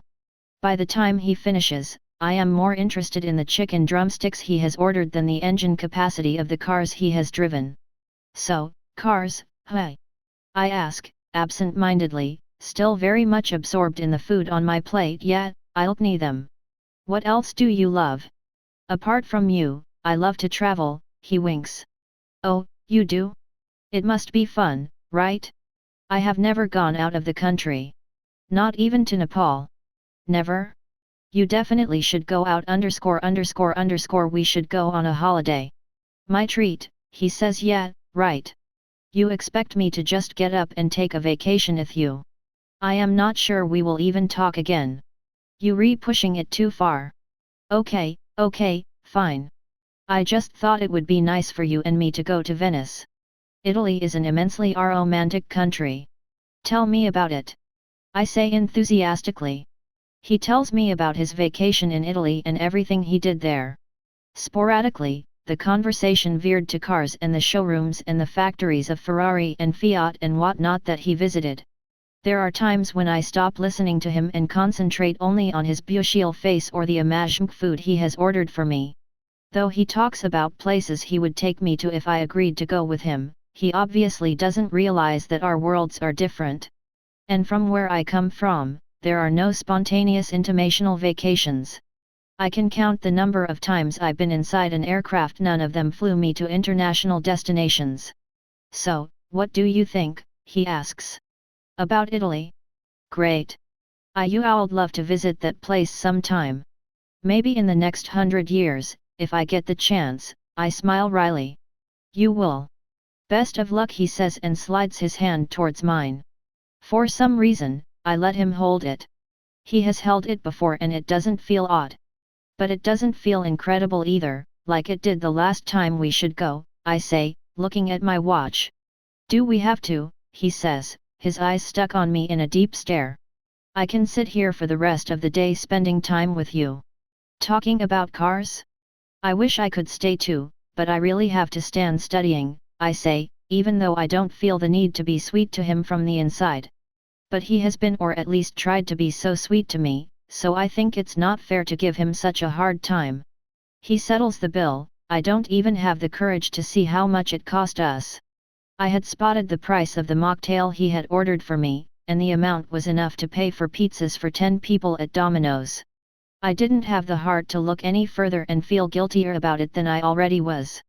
Akshat drives back to the campus really slowly and takes 2 rounds around the campus before parking the car at the farthest end of the parking lot. Though we had nothing to talk about during our entire ride back to the college, he had been looking at me and smiling, as if he had a secret. We get out of the car and I, finally, ask, "What's the matter? Why are you smiling so much?" "Come here," he says as he sits on the bumper of the car.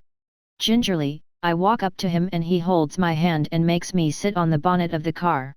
Strangely enough, unlike my father's Maruti Esteem, the bonnet is surprisingly cool. "What?" one asks, and I realize that I shouldn't have. It becomes obvious what's on his mind. He pushes me onto the bonnet and steps forward. I am kind of dazed as he leans into me and I move a couple of inches forward. His lips touch mine and then he moves slowly, kissing my lower lip. I feel all warm and lightheaded. I put my hand on his shoulder for support. I can't make sense of half of what's happening, it's all too quick to grasp. He places his hands on my waist and slowly caresses it. Soon, the kiss becomes more intense and I stand breathing heavily from the little light we have here. I can see him look into my eyes. I stare right back. He breaks the kiss and moves down to my neck. I gulp. He pushes away the neckline of my tee and plants a kiss there. Slowly, his lips travel lower and linger there. I feel a shiver. Not in a good way.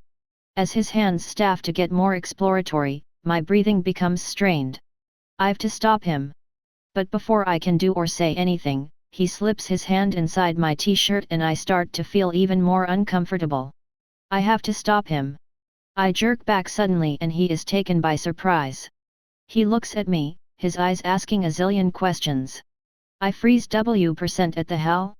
We look at each other, not knowing what to say. This shouldn't have happened. I slide down the hood of the car and he steps back. I tum away, adjust my clothes and walk out of the parking lot, crying, without looking at him at all. He doesn't say anything either.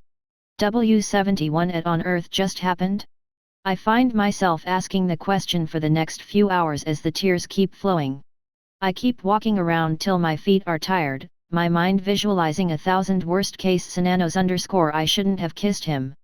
Simran has not asked about Akshat yet, but what if she does? I have never lied to my sister and I hate doing that. A harmless date is acceptable, but we almost made out. He had his hands all over me.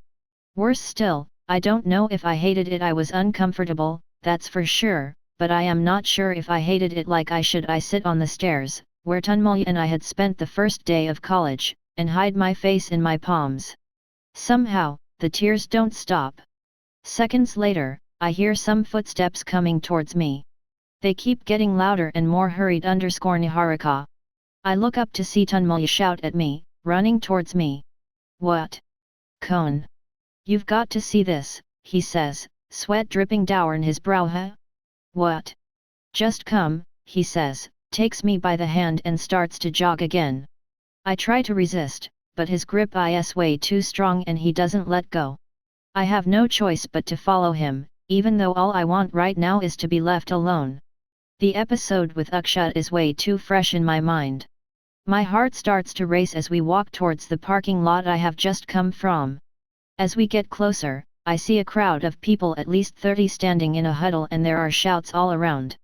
I look at Tanmay and shout, "What's happening there?" "Karthik and Akshat." He shouts back. We push through the crowd and it takes me a second to register what I see. Karthik's hand flies through the air and lands on Akshat's already bloody jaw. Akshat staggers back and falls on the ground. Karthik walks a few steps forward and swings again at his face just when Akshat is about to get up. The fist lands on his inner jaw and he spews a stream of blood out of his mouth before he crumples on the ground. I look at Karthik. His shirt is torn and his nose is bleeding slightly. Akshat seems to be beaten black and blue. He is clearly disoriented and is about to pass out. "Stop it!" I shout the minute I gain control over myself before I can move. Two security guards come running towards the commotion, raising their batons. The crowd immediately starts to disperse and Tunmul drags me away from the scene. I try, but I can't loosen his grip. We stop some distance away and look back to find the security guards scratching their heads, since the place is now almost empty. What was that? I ask, shocked, my face flushed red and my mind numb. I don't know, I just called Karthik and he told me where he is. I was walking to the canteen when I saw these two exchanging blows. Kanhik was beating the shit out of Akshat. I heard Karthik take your name, so I guessed you would know, Tunmul explains hurriedly. How would I know? I say and hold my HCL. The tears start to flow. Did something happen? He asks and pulls me into a hug. No, nothing happened, I say and hug him back. Can you walk me to the hostel? Sure, he says and helps me to my feet as I walk back to my hostel. Possibilities of what might have happened a few minutes ago cloud my head. Did Karthik and Akshat fight about me? Did Karthik see us kissing? And me crying? But why would he care? Why would he fight? I reach the hostel and Tunmul asks me if I need him around. I thank him and ask him to go for his practice. I have half a mind to go and ask Karthik about what just happened, but I am too messed up to think clearly. In the room, I see Pia ferociously marking and underlining parts of her book. She looks at me enter the room and immediately senses that something is wrong. What's the matter? Almost instantly, I break down and tell her everything that has happened since the morning. She listens to me and like a good friend, she hugs me and tells me that everything will be alright. So? Are you going to talk to Karthik about it? She asks. I don't know who to talk to. Karthik or Akshat? I think you should talk to Akshat first. Was he hurt? Much more than Karthik, much more, I say. Talk to him. It takes Pia an hour to convince me to call Akshat and ask him what happened and why it happened. 3 calls went unanswered and the 4th was rejected. I look at Pia, blank-faced when my phone beeps. It's a text. Can you meet me in the library? 10 minutes. Uneasy face, I show the text to Pia and she says she wants to come along. We both get ready to leave on our way. Tunmul keeps asking me to keep calm no matter what happens, and despite trying hard to prepare what I would say to Akshat, I draw a blank. We enter the library and see that it's filled with students picking out huge books from the shelves, scribbling on their pads or peering into their laptops. A few couples hang around here and there, laughing, smiling and holding hands, waiting for a chance to disappear behind the racks for a stolen kiss. I look around for Askat on the ground and the first floor and find him nowhere. I guess he must be on the 3rd, where all dusty old scientific journals are kept, since no student usually goes there. There, Pia spots him. As we walk towards him, I notice that Akshat isn't alone. My eyes widen when I see who he is with. It's them, the ones from the canteen, the college flacking president Chetan Mehta and his cronies. They don't look happy, neither does Akshat. His pretty face is all screwed up with cuts and bruises and a bandage stuck across his head. I feel sorry for him, and had he been alone, I know I would have cried. But now, I am just scared. Sit, Akshat says and places 2 chairs for us. I can see Pia looking a little unsettled at seeing 7 heavily built guys around us. I am glad she came with me. Akshat smiles at me with his now crooked jaw. What happened? I ask and my voice quakes. We going to kill him. One of the college president's croms almost shouts and the rest of them join. Calm down, Akshat tells them, but he messed with you. Chetan argues. Let's first try to understand why he did it, Akshat says and looks at me. His eyes have a strange concoction of anger and lust in them as he stares. Did you tell him ___ something? Did you ask him to? What? Why would I? I had no idea about what was going on until Tunmul told me. Then why? He relaxes a little. Maybe he saw what happened and saw me crying, I reason. Niharika, he says and takes my hand into his. I want you to tell me the TMTH_. Did you or did you not tell him? What the? I didn't tell him anything. You two asked me. I was equally shocked, I say, almost offended at the allegation. Fine, he says and looks at the college president who nods. Then the rest of his cronies nod, and all have devilish smiles on their faces. A few of them punch their fists into their palms. What are you going to do? We will see, Akshat says, with a look so cunning that I am a little scared. Akshat, look at me, and promise you will not do anything. Please. How can I not? Why would I not? He beat me up, in front of so many people, Niharika. I have every right to destroy this bloody guy's life. I have not heard Akshat swear, and it's strange to see him do that, although it looks like he is very comfortable with it. But I have to stand my ground. I don't want any fights. Not because of me at least, but I want my revenge, he says, and the rest of the guys knock. No, you don't. I am sure it's a misunderstanding. Just let it go, I say frantically. I look at them and wonder what they will do to Karthik. How can I let it go? He needs to know that he was wrong, and we know just the right way to make that happen, he says, and looks at Chetan, who smiles gleefully. Akshat, you can go have your revenge or whatever. But if I get to know anything about it, trust me, I will never talk to you again. Never. What? You're defending him? He picked up the fight. He beat me up. How can you? Wait. Are you guys underscore? Is there something between the two of you? Is that why? No. Shut up. There is nothing between us. I hardly know him. I just don't want any fights because of me. And Karthik is friends with my best friend, Tanmay. I don't want anyone to get hurt. Do you get that? I say angrily, and this time he gets it. Fine. Fine. I get it, no fights, he says, and the shoulders of the guys around him who had been warming their knuckles for a fight droop, and they shake their heads in disappointment. And I am sorry for what happened, really. I didn't know something like this could happen. Yeah, whatever, he says, and points his finger towards the door. I have never seen him act so nude. I am sorry. Fine. You can go now, he says, his eyes still smoldering with anger. Pia tugs at my hand and we leave the third floor. As soon as we are out of hearing range of those guys, Pia says, he is nude, isn't he? He is just angry, he is not usually like this.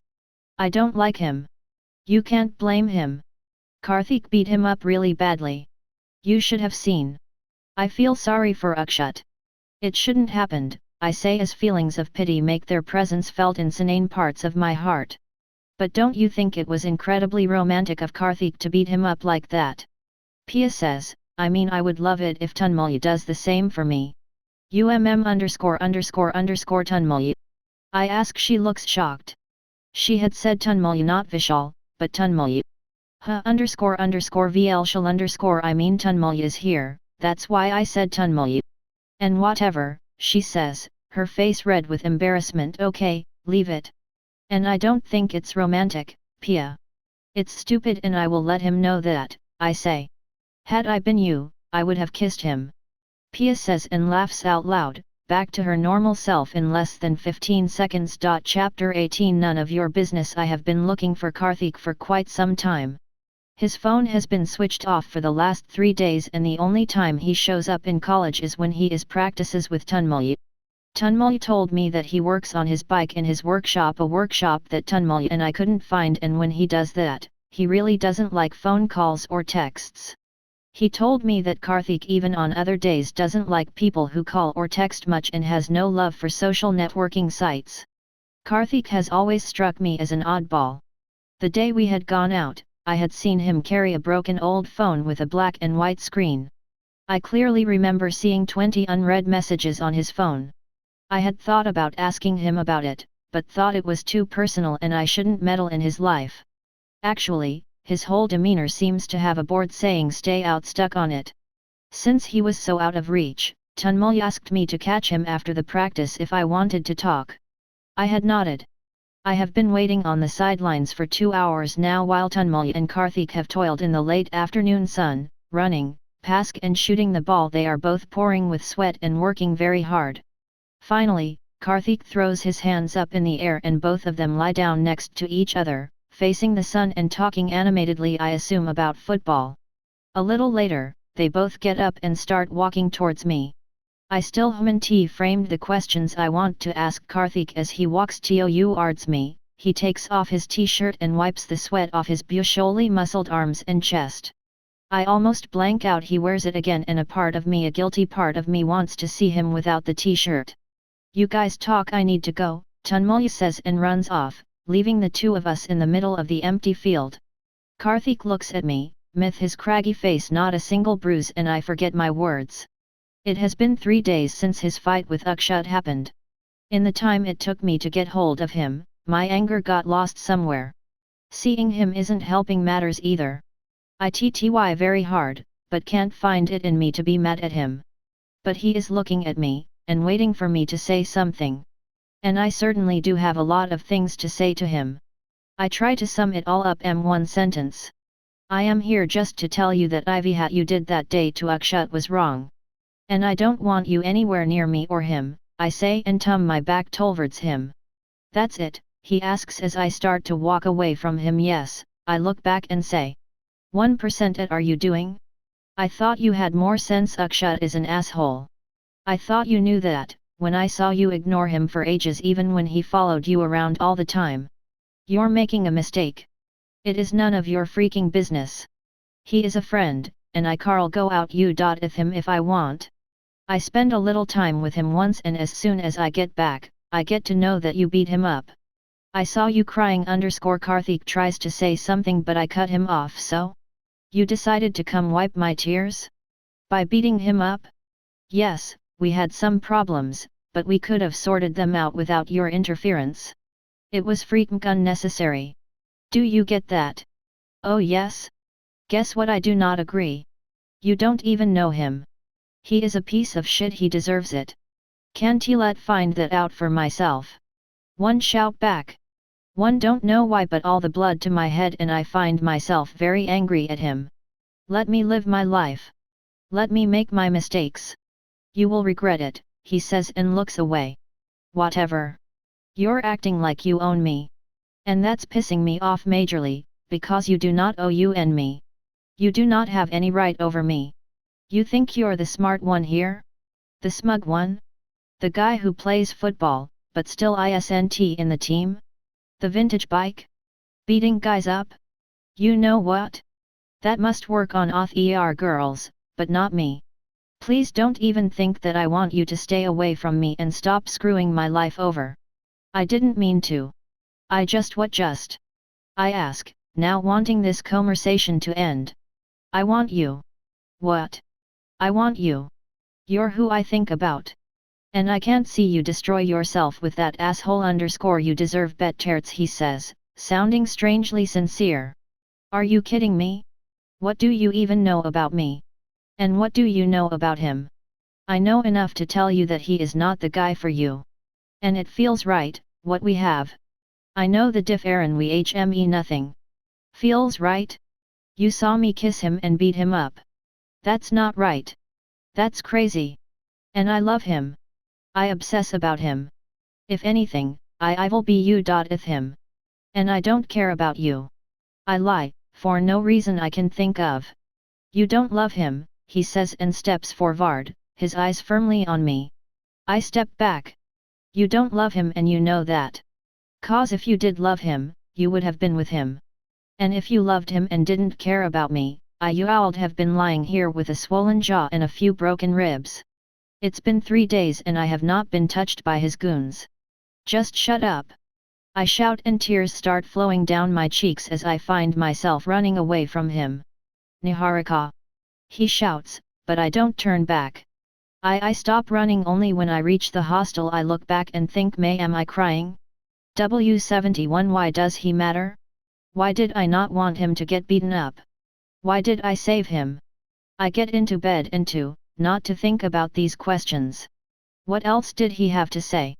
My mind is a tangled mess of conflicting emotions right now. Obviously, Karthik's outburst meant something, but he is not the kind of guy I see myself with.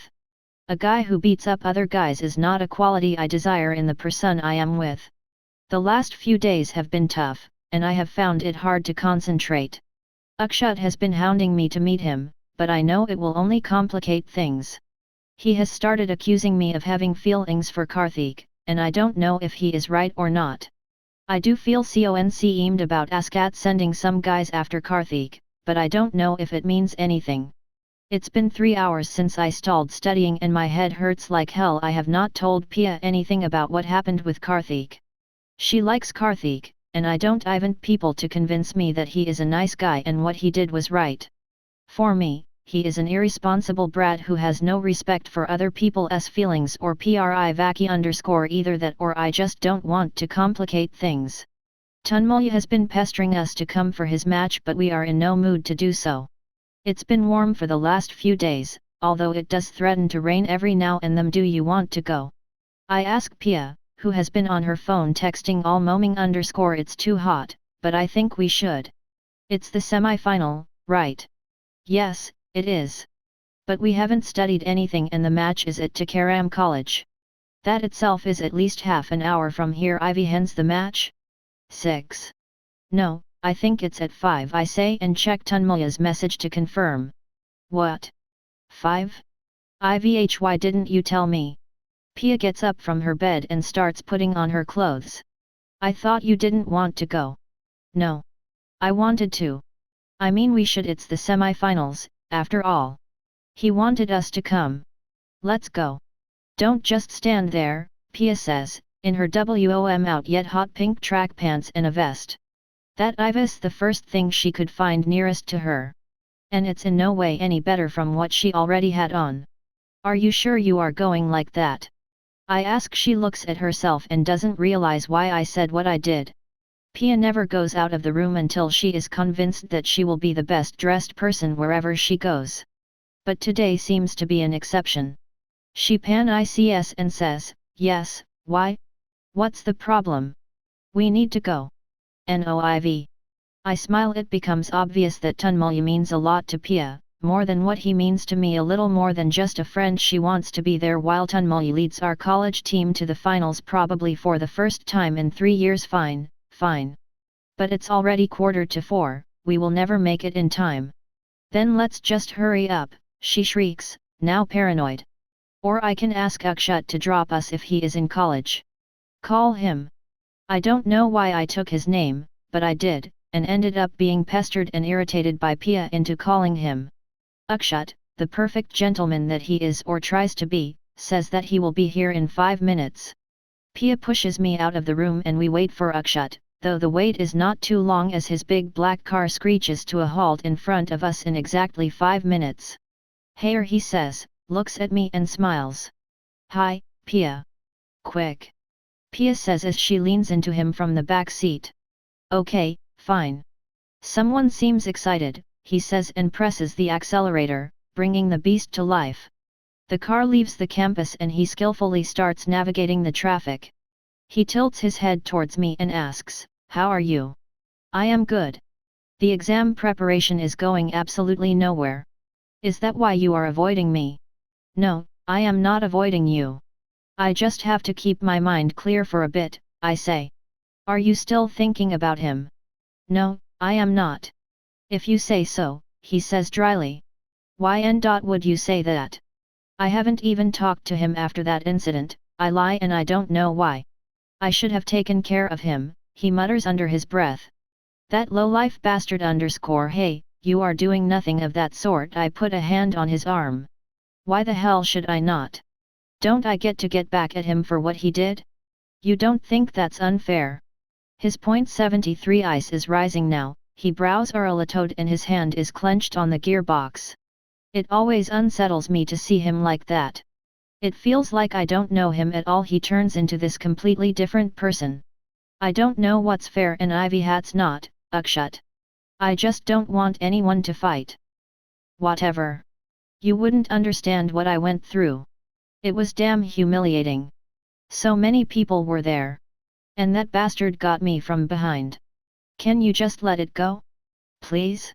For me. I say, trying desperately to calm him down. Whatever, he says, his forehead knotted. His anger shows in the way he drives. He honks, skips red lights, swears at other drivers, punches fists at them and drives blindingly fast. As soon as we enter Takaram College, Pia immediately jumps out of the car and nuns towards the football field. From the noise, it looks like the match has already started. I've had s tong with her. Akshat asks me. I think she likes Tunmoy. Just like you like Karthik? What's it about him? Football? His stupid stubble? Tell me. What do you see in him? I do not like him. Will you stop that?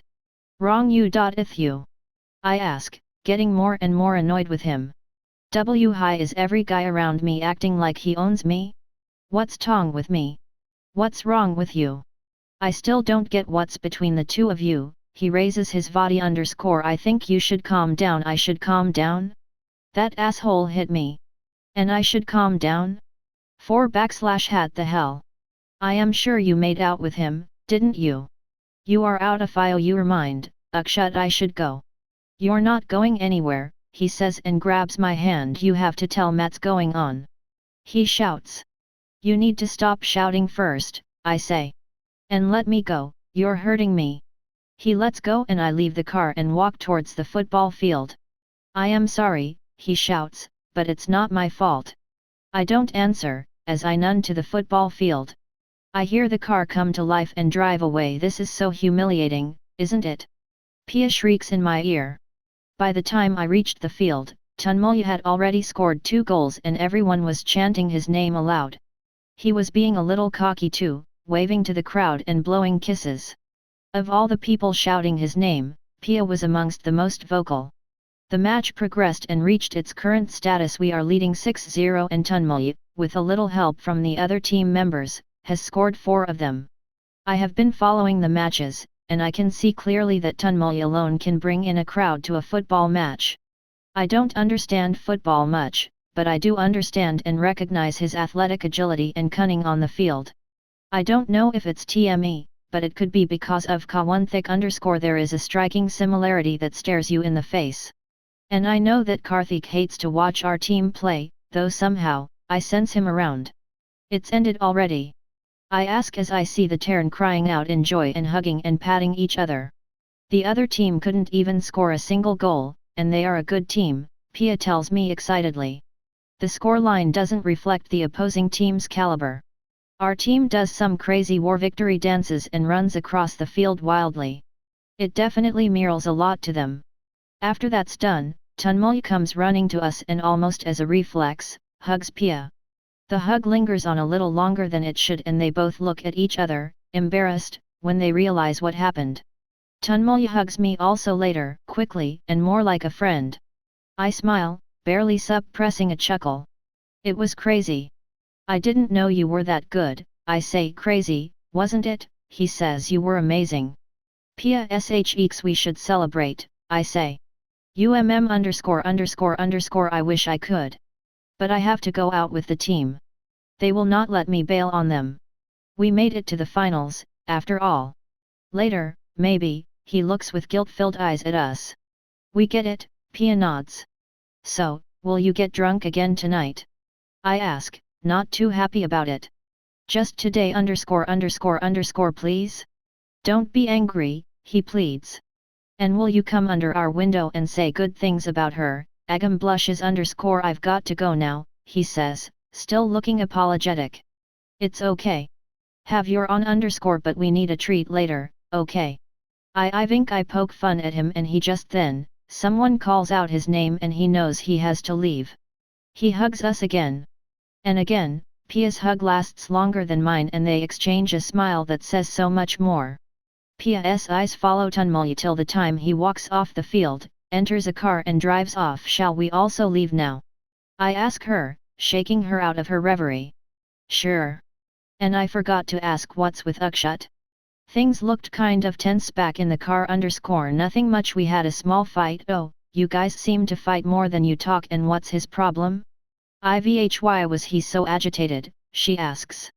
I wish I knew, I say and look for an auto. Chapter 19 Pia walks hurriedly towards the ZM. It's evening and she knows THCM will be empty, like it Aluk plus S is. It's just what she needs to be alone. She knows, and she knows for sure, that no one would understand what she is going through right now. She knows about all the signals she is sending out to Tunmoy and what he feels for her. It's more than evident on his face whenever he looks at her, she can see it in his eyes, his clenched fists, and the drops of sweat on his brow. Pia thinks Niharika seemed to be happy, but she had no reason not to be. After all, she knows nothing about her. Or Vishal. But Pia remembers Eve, single day of every year she has spent with Vishal. She remembers clearly, like it was yesterday, the first time she found a rose on her desk and her friends ridiculed the mysterious admirer.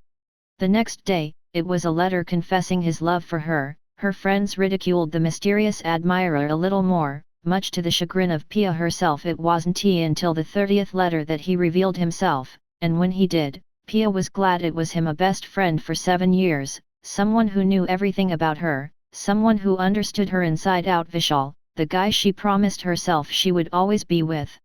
The next 2 years were blissful. They were always together and it was as if nothing else mattered. She stayed back to see him practice for his tennis tournaments after school time, while he always accompanied her for numerous shopping sprees. Everything was perfect, it was a match made in heaven. Over time, their intimacy increased, though Vishal had been very subtle in his advances and never expected or wanted anything out of Pia.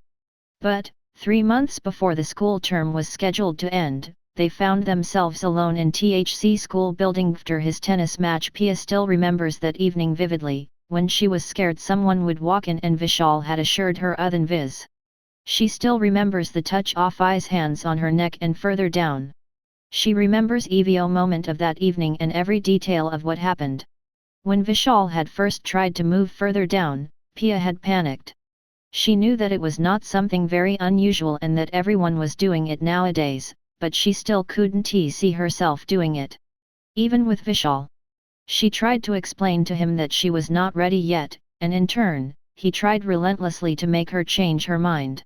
But why? He had asked, running his hand through his hair, clearly frustrated. Because I don't, it just doesn't feel right. Pia whispered. There is nothing wrong in it. We love each other and we will always be together.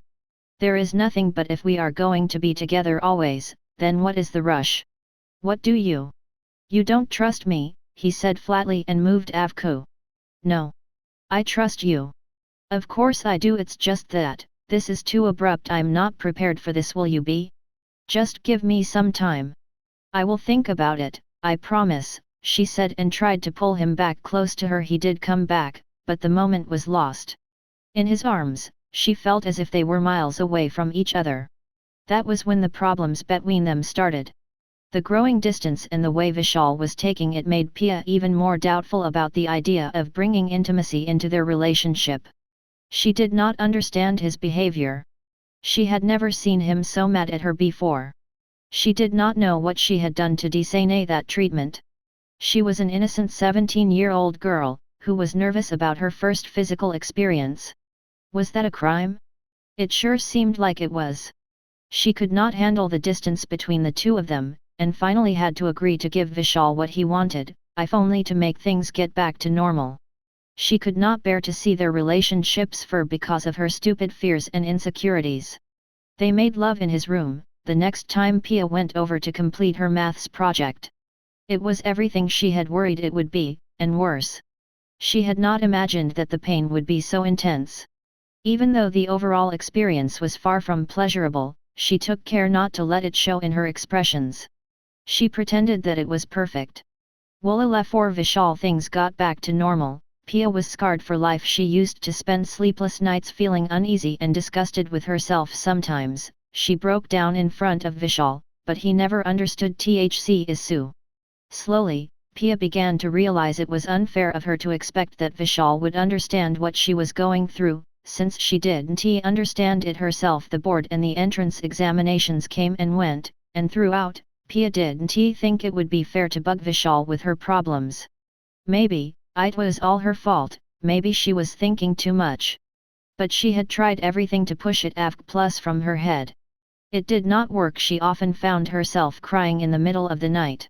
The intimacy slowly died out from their relationship since Pia was not very good at hiding her feelings. Vishal had started to get a little cold and she didn't really blame him since she understood that he had his needs too. Though she always wished he understood her better. Time passed and things got better, but only to get worse. Her world crashed when Vishal told her that he would be doing his graduation from Bangalore. They had not discussed it at length before, but Pia always thought it was a given that they would stay in Delhi and study together, even if it meant going to different colleges. There had been fights between them and Vishal had argued that it was what his parents wanted and he had no control over it. They fought, they cried, they bickered, and they broke up. Only to come together and promise each other that they would be together for the rest of their lives. Pia believed the conviction in his eyes, the touch of his hands, and the warmth of his hug, which told her that they would be together, no matter what, come high or high water. Despite the promises, despite THC days they had spent wrapped up in each other, they started to change. The people who said those words of togetherness had started to change. By the time Pia shifted to Navar, their lives were held together by a thin, tenuous thread of love that could have snapped any moment. That moment came when Vishal landed in Bangalore and immersed himself in a new life, while Pia still struggled to keep it going. In THC days of utter despair that followed, she found comfort in the friendly smile and the nerdish even childish demeanor of one who looked like a friend sent from above. Tanmay. The name itself started to bring a tiny glimmer of hope, a spike of joy in an otherwise dead and hopeless heart. Torn between the ghosts of her past and the promise of a new future, she has spent the last few days crying her eyes out. Vishal has slowly started to ignore her calls, turn a deep fear to her complaints even when they are completely justified, and has asked her to move on. Pia looks at her reflection in THC mirror and a question keeps haunting her: how did we get here? Chapter 20. The news. My phone rings loudly. At first, I think I am dreaming, but then I open my eyes and realize that it's not a dream. Pia looks at me with confused eyes. I turn to look at the clock which says 3:45 am. She murmurs, half asleep. Unknown number, I say, and take the call, hoping it's a wrong number. Hello. I croak into the speaker. Hello? Is this Niharika? A male speaks frantically. Yes. May I know who this is? I ask. My heartbeat increases, just by hearing the tone of the voice. Something bad has happened, Niharika. This is Mandar. Listen, I need to tell you something. There has been an accident ____, a bike accident on the highway outside the college. Tanmay, he is seriously hurt. What? When? And ____, how? Bike accident? Tanmay doesn't drive a bike. Where is he? I shoot out an array of questions at him, barely breathing. I see Pia sit up on her bed. It happened a couple of hours ago. Someone took them to the hospital as soon as it happened. We got to know about it and rushed to the hospital to _, but you weren't with him? I thought he was you. If you. He was. But then he left for his hostel and we heard about the accident shortly after. They were on their way back. Mandar explains. How is he? I ask what I have been dreading the most. They are not saying anything yet. He is in the ICU in a critical condition. Mich Hospital. City Hospital, he replies. I hang up the call and look at Pia. I aren't too numb to think clearly. I thought I should let you. Niharika? LV/hat is it? Who was that? What happened? Pia shakes me and asks. Tanmay ___, we have to go to the hospital, I whisper. What? What happened? Is he okay? Let's go, I say, as tears overflow from my eyes. Pia looks at me in sheer horror. We none. 40 minutes later, we find ourselves outside the hospital. The journey from our room to the gate of the hospital has been hellish. After I told Pia about the accident, we rushed out of our rooms, only to get stopped at the hostel gate. The guard there refused to let us through. We pleaded, we begged, we shouted, nothing worked. When the warden came out, we had to beg her to let us go. In the end, she agreed to, but only if she came with us. To think that she doubted that we were playing her, when in reality, our friend was dying in a hospital, was sickening. Once in the car, the warden shot questions at us, to which we turned a deaf ear. Pia looked like she would collapse any second. All the blood had left her face and she looked corpse white. I, on the other hand, had trouble breathing. While I was already scared shitless about Tanmay, I also had another impending fear ___, what if Karthik was in the accident too? Even in my semi-dazed condition, I distinctly remembered Mundar saying, someone took them to the hospital, and knowing about the fascination Tanmaya has for Karthik's bike, I can only imagine that it was Karthik's bike that was in the accident. Was driving? Does Tanmaya even know how to drive that monster of a bike?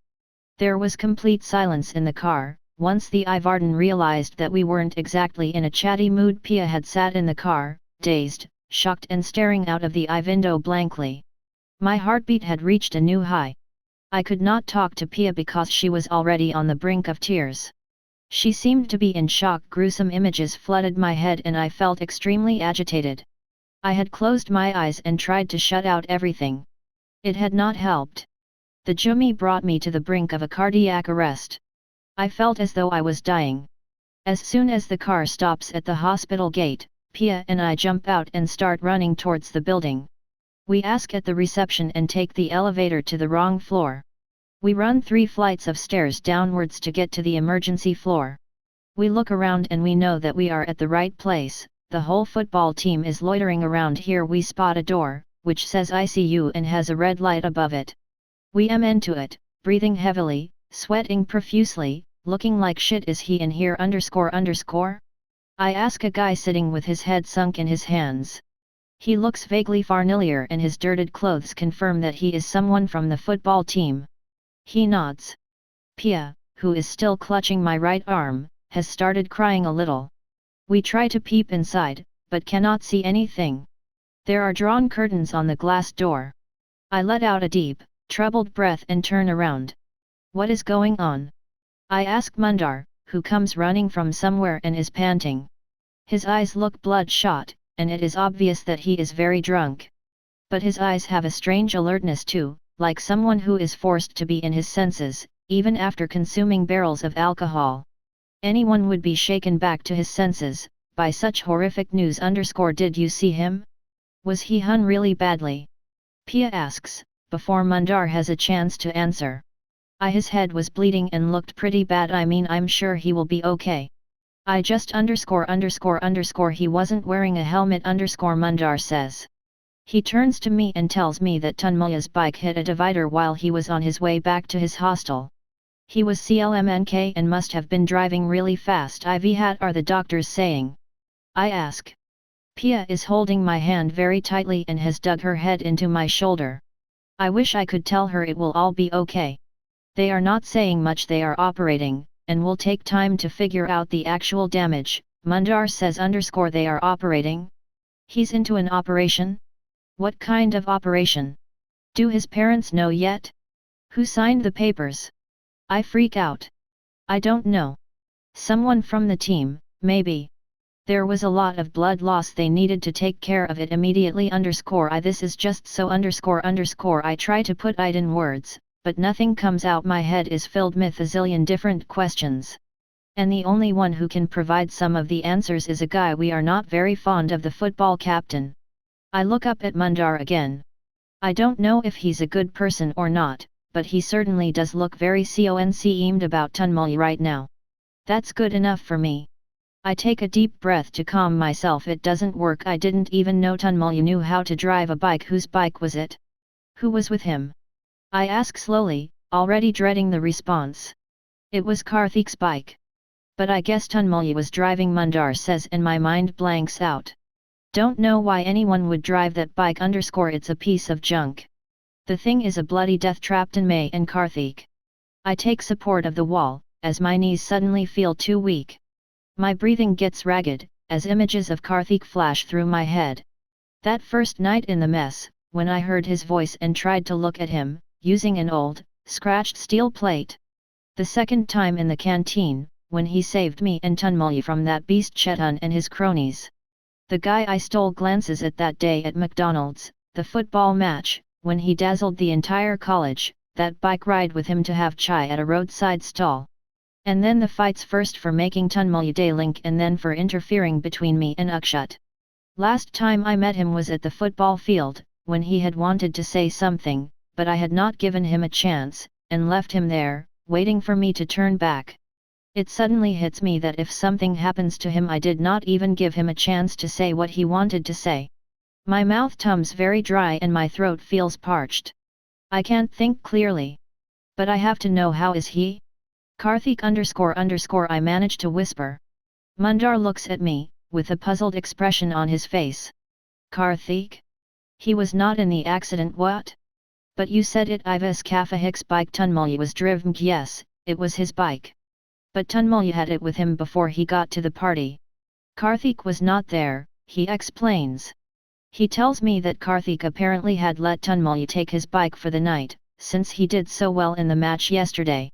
A little after midnight, Tunmalya had left with another guy, Ratu, another player from the football team, and they got the news of the accident shortly after that. I let out a sigh of relief. Karthik is okay.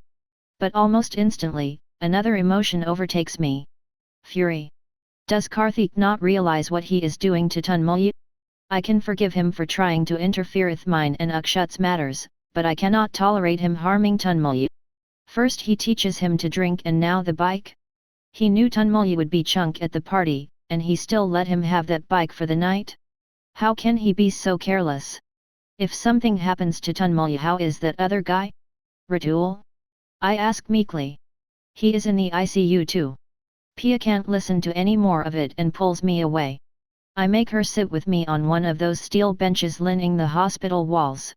She clutches me tight and keeps asking me whether Tunmalya will be alright. He will be okay, I keep whispering in her ears as she keeps on crying. After an hour, tired, she goes off to sleep. As a few more hours pass and the doctors finish their operation, they come out and one of them walks towards us. It is 8:30 in the morning everyone, except Mundar, another player, Pia and I, have left. Pia wakes up with a jerk and we all get up and huddle around the doctor, praying silently for good news. How is he, doctor? Mundar asks. We are trying our best, but he is still critical. There has been some head injuries and he has lost too much blood, the doctor says. But he is going to be okay, right? Pia asks. We can't say anything now. We are thinking about how to proceed and may need to go in for a surgery immediately again. Pia asks. But wasn't he in an operation just now? I ask. Yes, but we are talking about major surgery here, the doctor says and looks at us seriously. Isn't there an adult here? His parents? Or guardians? In case we decide to perform the surgery, we will need someone to give us a go-ahead. His parents will be here soon, Mundar says. Good, we'll be back in a while and let you know what we think is the best way to handle this from here. Ask his parents to be here soon, the doctor says and leaves. Tunmalya's parents are coming? You told them about the accident? I turn to Mundar and ask, as soon as the doctor is out of sight. I had known that the accident was serious, but until this moment I had been thinking that Tunmalya will be alright soon. The NWRDS surgery and parents now make me realize how much I have been underestimating the turn of events. Yes, it looked serious, so we informed them immediately. They must be about to reach any time now, Mundar says. I don't know how to answer their questions. It will be better if we handle all that. They might see you and blame you for it, since you were the ones he went out with. I suggest blame us? They should blame that asshole Karthik _ it was his bike. Why did he even have to give Tunmalya his bike? He knew we were going to get drunk, that piece of junk. Drunk or not drunk, anyone could be in an accident in that shitty bike. Let's not think about all that now. You can go home. I am sure we can manage his parents, I say. After a little more discussion, I convince them to go home. They give me the numbers of Tunmalya's parents and leave. I am left in the hospital and my mind goes back to what Mundar just said. It was Karthik's fault. He is right in more senses than he knew himself. Had he not taken Tunmalya drinking out on the day they had first won, this would not have happened. Had he not given Tunmalya the bike, this wouldn't HME happened. Had he not helped Tunmalya make it to the team, none of this would have happened. My mind battles myth images of Tunmalya smiling, adjusting his Fimni spectacles, and then to an image of him confined to a bed with head injuries and multiple broken bones. They do not let us see him, and I dread the moment when we will eventually have to. I don't think I can bear seeing him in the condition that he is in. I close my eyes and pray for that cute smiling face. I swear to God that if anything happens to him, I will kill Karthik. Chapter 21. The Last Resort. I stare at his mother, as she hides her face in her husband's shoulder and cries. They are sitting on the benches right opposite to where I am. Her sobs are heartbreaking, and I feel utterly helpless. I have no idea what to do. I cannot possibly go to her and tell her that it is all going to be okay. As much as I wish that it was true, it isn't, yet we don't know yet. I turn to Pia, who is sitting on my right. She looks at me, and tears immediately fill both our eyes. We look away. We cannot cry, we have to be strong or at least pretend to be so. We need to show some strength in front of Tanmala's parents. They are already devastated, and we don't want to add to that. I cannot even begin to imagine Ivy they must be going through. They here at the hospital about a couple of hours ago, around noon. As soon as they came, they wanted to go in and see Tanmala, but the nurses did not let them in. That's when I realized that the distraught mother screaming for her son was Tanmala's mother, and the man trying to fake strength while tears threatened to overflow his eyes any minute was Tanmala's father. His mother was dressed in an old, dull sari with its palla covering her head, and his father was wearing a soiled pale yellow shirt, black trousers that were tom at the ankle and out rubber sandals. They both looked equally disturbed and confused. It had taken me a lot of courage to go to them and explain everything. Pia was of no help. Even though I had asked her to keep a check on her tears, she had started crying almost as soon as Tanmala's mother had first looked up at us. I had then explained the whole situation to Tanmala's parents, and as soon as I told them about the possible major brain surgery, they dissolved into tears again, and I was left with an overpowering feeling of despair. The sadness I had felt last night was nothing compared to what I felt then. Tanmala was their only son. They always lived in a small town, and his father had worked very hard to send Tanmala to this college. They had nursed a lot of dreams for him. He is probably what matters to them above everything. The possibility of losing him to a careless bike accident seemed way too bizarre. This is not something he deserves. This is not something anyone deserves.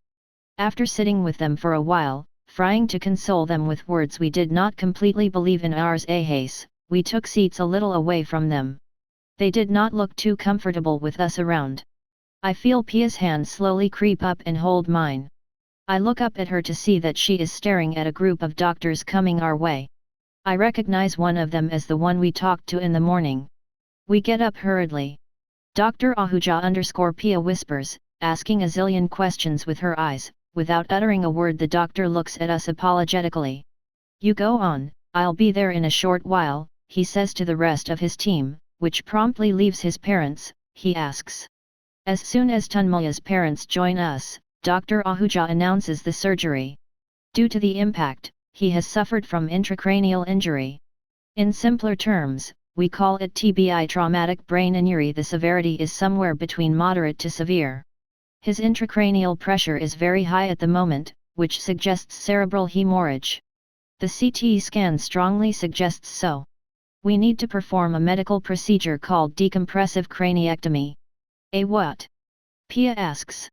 From the little experience that I have with medical terms, I can tell that the unpronounceable term cannot suggest something good. A decompressive craniectomy. It is a neurosurgical procedure. We will remove a part of his skull. There is too much swelling in his brain and not enough space, so that is causing squeezing. We need to take out a part of his skull to provide room for doctor. Please, I say to stop him from describing more. I cannot understand half of Ivy he is saying, and the horrified expressions on Tanmala's parents' faces tell me that Dr. Ahuja is scaring them. I thank God that he is speaking in English. If they are so scared just by the way the doctor is telling us everything, I do not even want to think what they might have gone through if they knew what these doctors are about to do to their son. Just do whatever you think is necessary and tell us what we need to do. Dr. Ahuja motions at Tanmala's parents and says, they need to sign the documents. Actually, this is a complicated procedure and is performed only as a last resort, so we need special permission from them to go ahead. Ivy do you mean complicated? Pia asks. It is not safe? I mean, is he in danger of I cannot say right now. We need this surgery, Dr. Ahuja says. But you said that it is used only as a last resort, I say, trying to fight my fear as a shiver nuns up my spine. The doctor pauses and meets our eyes, almost pityingly. We brace ourselves. He turns to look at Tanmoya's parents, then back to us. He takes a deep breath and releases it slowly, before he says, Ivihat, we have been dreading all this while. This is the last resort. Here, uncle, Mundar says to Tanmoya's father, pointing to the area where he has to sign. Uncle signs the documents with a shaky hand. As soon as we got the news about the procedure Tanmoya is supposed to undergo decompressive craniotomy, we informed people at the college about it, and the entire football team was here in no time. Still hung over by last night's drinking and the shock of the news, they all looked like a bunch of confused lunatics, roaring around the floor, trying to grasp what was going on and what is going to happen next. I could see that the gravity of the situation had finally sunk into their heads. Till last night, it was just another bike accident, by someone who got drunk after the celebration of winning a football match. Now, it is a matter of life and death. As soon as the papers are signed, the arrangements for the operation start. We see nurses and compounders lush around the corridors, talking hurriedly to each other, and all this makes us panic even more. Tanmoya's mother has finally ceased crying, and we sit with her, trying to maintain outward calm. We wonder if she is trying to do exactly the same thing. Half an hour later, the operation theater is all set and we see the door of the ICU open. The next moment, 2 compounders come out, pulling the stretcher with them. My heart stops. Auntie, stop! I shriek when I see her rush towards Tanmoya. I know that it is not going to be a pretty sight. I don't want her to see it. But she doesn't listen and keeps running towards the stretcher. IMSH after her, Pia following suit. The image of what we see next will never leave my mind. Tanmoya's body is knurred with a white sheet up to his chest. I can see blood, lots of it seeping out from under it and staining the sheets. The blood looks fresh and the sight is very scary. But this does not even come close to the scare I get when I see what is there above his chest. There are tiny pools of semi-dry blood in the concave portions of his neck. And his face it is completely disfigured. His whole head has swollen up to twice its size and is the deepest shade of red, turned with the sick blue-green color of blood clots. Had I not known that it is him, I would not believed it was the same person. His battered face brings a fresh lot of tears in my eyes.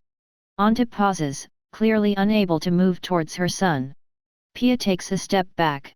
No matter how much she tries to deny it, it's very clear to me that she loves Tanmoya with all her heart. The sight in front of us is unbearable.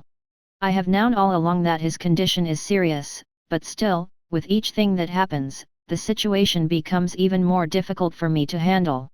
I pull Auntie and Pia back with me, and we stand a little distance away and see the paramedical staff members take Tanmoya away to another operation theater. My knees give up, and I take a seat on the bench, breathing heavily, my forehead moist with drops of sweat. It's disheartening to see that even Uncle can't hold back his tears this time, as he holds Auntie. I can't take it anymore. I suddenly feel the need to get away from it all.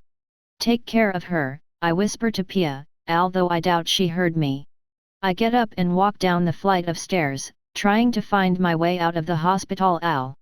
After getting lost a few times, I finally see the huge glass doors of the hospital. I am out and into the parking lot, my breathing erratic. Once alone, I let go of the tears I have been holding back since forever. Those sobs and silent tears I had been letting out ever since I got the news of the accident were far from satisfying. I needed a good cry, but I couldn't let go with Tanmoya's parents and Pia around. Now, in the almost deserted parking lot, I let them fall. I slide down to the ground and lean against a car. As tears shake my body uncontrollably, I could see it in the doctor's eyes, that we have little or no hope here. And that is something that just cannot settle down easily. I cannot believe that something like this is actually happening to me. To Tanmoya's parents the thought of his parents brings tears to my eyes again. This is just so very unfair. What if he? I cannot imagine my life without him. Ever since I came to Nagpur, he has been my friend. He has been one of the very few real friends I have ever had. The selfless way in which he takes care of me, those sweet moments when he blushes and looks away when I tease him by mentioning Pia, the sweet shy guy. And the aggressive football player, the new heartthrob of the college ___. What did he ever do to deserve this? What did his parents do to deserve this? Between sobs, I try to find out as much as I can about the operation he is going through by using Google on my phone. Comes up is far from encouraging. 2 million people suffer from TBI every year, out of which approximately 1,200,000 people die, 520,020,000 more are permanently disabled, and 80,000 people experience the onset of long-term disability following a severe brain injury annually. My whole body shakes in terror. When I picture the Tunmulya I saw this morning, heavily bandaged, swollen, bleeding, wounded, I cannot help but feel defeated. How can someone whose condition looked as bad as his, come out of such a major injury? I lose track of the time I spend here, crying my heart out. There is nothing else I can do. I feel completely helpless. Every now and then, I control the volume of my wails, when I hear people move around in the parking lot, where I sit hidden. My phone keeps vibrating in my pocket, and I finally take it out. Yes, Pia. I ask, my heartbeat elevating even more. Is the operation done? Where are you, Niharika? Why were you not taking my calls? I was worried, Pia's hassled voice says. I'm okay. Just outside. Is Tunmulya the operation __? It's still going on. We're waiting outside. Please come back, auntie is not feeling well. Okay. I'll be there in a minute, I say and hang up. I wipe away my tears and clear my throat before I get up. I dust myself and make my way back to the hospital entrance. Niharika, someone says into my ears from behind me. I jerk away, startled. Kenhik __, I breathe out. The hell do you think you are doing here? I just got to know about what happened. So I came to see him. You must be talking about my best friend, right? The short, sweet guy with nerdy spectacles and a smile on his face? The guy who used to worship you and respect you more than anything else in the world? Guess what, that guy is gone. You killed him. What? Karthik asks. What are you saying? What I am saying is that you destroyed him. He is in an operation right now with very, very bleak chances of coming out alive, and if he does, he will be a vegetable all his life. Thanks to you, he will never be the same, I say.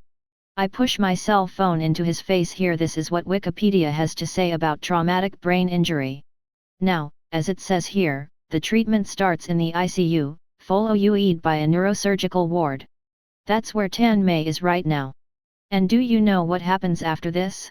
The patient dies. And even if he somehow comes out alive, he becomes a vegetable coma, brain death, multiple organ failure __, and whatnot. I cannot even pronounce half of them, let alone know what they mean. But Niharika, please calm down.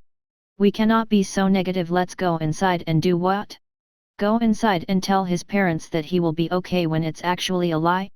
Do you want me to do that? I don't mean __, I am just saying that what has happened, Karthik says. And it has happened because of you. I was not even there. How can this be my fault?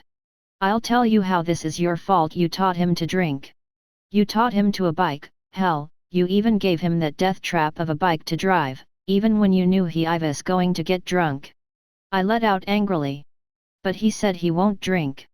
Maybe he lied. Maybe you taught him that too. Don't be so unreasonable. Karthik tries to say something, but I cut him off mid-sentence furiously. Shut the hell up. I don't want to hear another word from you. Go away, just leave. And never come back. I don't want to see your face again. Go a cool bike and get a cool hairstyle and work out in the gym and woo girls or whatever it is you do. Just stay the hell away from me and my friends. Do you understand? I shout out, losing all my calm and patience. He nods, lighting up a cigarette. And another thing, if something happens to Tunmulya, please just know that it's you who killed him, I say and leave _. Chapter 22. Hope Ratul is out of danger, Mundar tells me as soon as I get back in. Ratul? I ask. The other guy in the accident with Tunmulya. He is all right now. He has 2 broken bones in his thigh, and a fracture in his ribs, but the doctors say that he is going to be okay. The fracture in the rib had punctured his lung and was causing internal bleeding or something ______, but he is out of danger now. I % air is he. Mundar motions to a ward. To my right I see Pia and Tunmulya's mother huddled around the ward's door, peeping in. I walk up to them. See? He is okay, Anta says happily. My Tunmulya will be alright too. Once the operation is done I smile a painful constricted smile and nod. What I don't tell her is that the damage her son's body has endured is 5 times in comparison to Ratul's. I don't want to wipe out her smile. It suits her. I notice that Pia is holding Auntie's hand tightly, as she stares inside Ratu's ward. I am glad that she has been with her all this while, when I was busy losing all hope and crying my heart out. The operation? Is it still _____? I ask Pia. Yes, she nods. It's still going on. It's been 3 hours. I nod silently and the mood changes back to somber. We sit outside the neurosurgical ward, and fix our eyes on the small red light above its doors. With every minute that passes, we get more and more nervous. I shift in my seat uncomfortably. I want the wait to be over soon _____, and Tunmulya to be okay. If we go by what I read about TBI on the internet and what I said to Karthik, I realize that the chances are not in our favor, but I have to think positive _ in my heart. I feel I knew that he is going to be okay. But even if he comes out of this alive, grotesque images of a paralyzed Tunmulya flash through my head. The best case scenario right now is the operatlon will be successful and Tunmulya will recover over a period of a few months. I shudder to think how he would feel when he gets to know that he won't be able to play in the Football League's final match. He would be held broken. But never mind. There will be another tournament next year. I am sure he will steal the show again. Uncle comes back and sits next to Anta. They begin to talk softly amongst themselves. It is nice to see that they are not crying anymore. Things are already looking up. But still, whenever that image of Tunmulya in the stretcher comes into my head, do you think he will be okay? Pia asks softly. She looks very haggard, and I suppose I look the same. I certainly hope so, but what do you think? What does your heart say? That he will be up and about in a few weeks. I smile at the picture that thought creates in my head. Pia smiles too. I look at her carefully and say the first thing that comes to my head, you love him, don't you? I % it? Inv? No. What are you talking about? I can tell that she is taken by surprise. I can also tell that she is very much in love with Tunmulya. There is no way that she doesn't realize it, she is just not willing to acknowledge it to herself or anyone else. You do, I don't. He's a very good friend and I really like him, but I don't. I have a boyfriend I love Vishal. Pia keeps whispering disconnected half sentences for a while. I wonder when she will realize that she does not love Vishal. Her delusion is almost annoying. She belongs with Tunmulya. They are perfect together, almost custom made. They will be the cutest couple on the planet. I hope she realizes that soon. But that should be the least of my worries right now.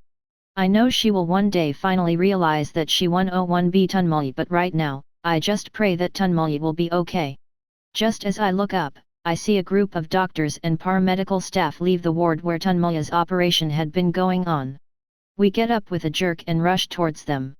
But strangely, they do not even look at us. They just make their way hurriedly towards the elevator. Before we can understand what is happening, they have already left the floor. I turn back towards Tunmulya's ward and see Dr. Ahuja come out of it, his cell phone stuck to his ear, as he shoots directions to someone on it. Right now no. 10 ml. And not intramuscular, administer it intravenously. I'll be there in a minute, he says and hangs up to find us surrounding him. Doctor. Is he okay? Can we see him? Auntie asks, looking up at him with eyes full of hope and fear. Mostly fear. Is the operation over? Was it successful? Uncle asks. Dr. Ahuja looks at the 5 pairs of eyes looking up at him, and says, yes, the operation is over. You can see him now. There is a nurse inside to guide you with that. Now if you'll excuse me, I have to be somewhere. There's an emergency. I'll meet you later, as soon as I am done with that. Sorry. He walks off before we even get a chance to ask anything else. But we hardly care. He said that we can see him. What can that mean? That Tunmoy is out of danger. And probably conscious too. We charge into the neurosurgical IVARD_. The nurse is startled to see us at first, but we explain that we have the doctor's permission and she relents, though she keeps murmuring something about it not being a place where visitors are allowed to enter. We hardly care about that either. We put on those ridiculous white coats, masks and caps and sanitize our hands before pulling aside the curtains and going in. The moment I look at him I feel the breath being knocked out of my body. It is like somebody punched me hard in my gut. It doesn't seem like Tunmoy is any better than he was the last time I saw him. If anything, his head is even more swollen and of a color so deeply red that it looks almost black. All kinds of equipment beep and blink tiny red lights all around the ward. That is the only sound we can hear. Everything else is absolutely still. Especially Tunmoy. I can see the medical ventilator, but I can't see his chest rise and fall. He doesn't seem to be breathing. If not for the ECG device, I would thought I cannot take my eyes off him. He lies here, in front of me, in complete tranquility. It scares me no end. What did the doctor mean? I suddenly want to lush to Dr. Ahuja and ask him what is going on with Tunmoy. To think of it now, we must completely misinterpreted the meaning of what he had said. He had not said that Tunmoy is out of danger. Yes, the operation is over. He never said that the operation was successful. You can see him now. He never said that Tunmoy was conscious. Sony. What else could that word mean when a doctor says it after coming out of an operation theater? But Tunmoy is not dead. He is very much alive. Artificially supported by every imaginable medical device, yes, but alive nonetheless. Then why are there no doctors around? Maybe the doctors operating on Tunmoy, including Dr. Ahuja, realized that he cannot be saved. Maybe that's why they left the ward, to handle another emergency, saving someone else's life, someone who has a better chance at survival. My breathing accelerates, as the gravity of the situation strikes me in full measure. He is going to die. There is no other explanation. No false hope. No fooling myself and others with a fake positive attitude and forced optimism. I cannot breathe anymore. I choke on my tears. My heartbeat elevates to such a level that I feel like it is going to explode out of my chest. My knees give in and I fall to the floor. I look at Uncle and Auntie. They are both looking at Tunmoy with pale faces. It is clear that reality has dawned upon them too. Pia looks like a zombie. She slips down on the floor next to me and digs her head into my shoulder. I have no words to console her. I will forget Auntie's wails. She keeps repeating the same sentence over and over again. No. Not my son. Not my Tunmoy. This cannot happen. This cannot happen. I don't have the strength to go close to her and I just have no idea what to say to her. But Uncle still doesn't give up hope. He is still alive. There still might be some hope. He still might open his. He keeps saying. It kills me to see him so hopeless, still so hopeful. Maybe he has no other option. Maybe Tunmoy is his only option. 15 minutes later, Tunmoy's heart stops beating. Chapter 23 Darkness. The next few days pass by in a daze. I don't eat, think, or even breathe sometimes. I see everything, but comprehend nothing. I see people coming and going. I see Tunmoy's parents crying, wailing, and saying things that make everyone cry. Every time a new walks in, a fresh lot of tears make their way into their eyes. I hear only the constant crying. But there is nothing anyone can do to lessen their misery. There are times when I sit and feel that Tunmoy is standing right behind me, and will tap my shoulder any second. It feels like I have just talked to him about his matches.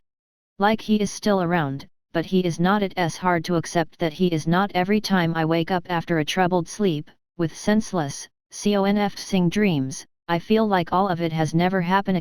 But then I see Pia, lying in her bed, her pillow soaked with tears, and I realize that the nightmares actually happened. The one thing I remember distinctly is the moment when Tunmoy's uncle and aunt arrived, along with their son, Tunmoy's cousin. The boy, about 3 years younger to us, was a spitting image of Tunmoy. The exact same features, the cute smile, the stupid hair even the same nerdy glasses. When he spoke, his voice sounded like Tan Mei's too. I could not bear to look at him for more than a few seconds. It was way too painful. Auntie held him close to her and cried her heart out. He was probably the closest to her after her own son. Her outl dead son. Seeing Auntie cry was probably the most difficult thing I have done in my life. No mother should have to face this. Losing a child is the worst thing that can ever happen to a woman. If I am this distraught by the death of a friend whom I met only recently, I cannot even begin to imagine what his parents must be going through. The first few hours after Tunmulya passed away were the hardest. Even though I was in no condition to, I had to tty and console his parents. I had no words that could help. I doubted anything could have helped. So I just held Auntie and cried softly, as her body dissolved into convulsions and her wails echoed in my head loud and very painful. After the autopsy, we were allowed to see him. His arranged for a big vehicle to take him back to their hometown safely. When I saw his body, I broke down worse than ever. I felt a strong jolt. It was like an electric current shot through my body. It felt like I was floating, away from everything around me, in some other world, where it's just me and him, his body. How did all of these happen? One day, I see him as the best footballer on the college field, and a couple of days later, I see whatever is left of his dead body wrapped in white cloth, covering everything but his disfigured face. The cute face, now without the specs, with tiny cotton balls stuffed up his nose.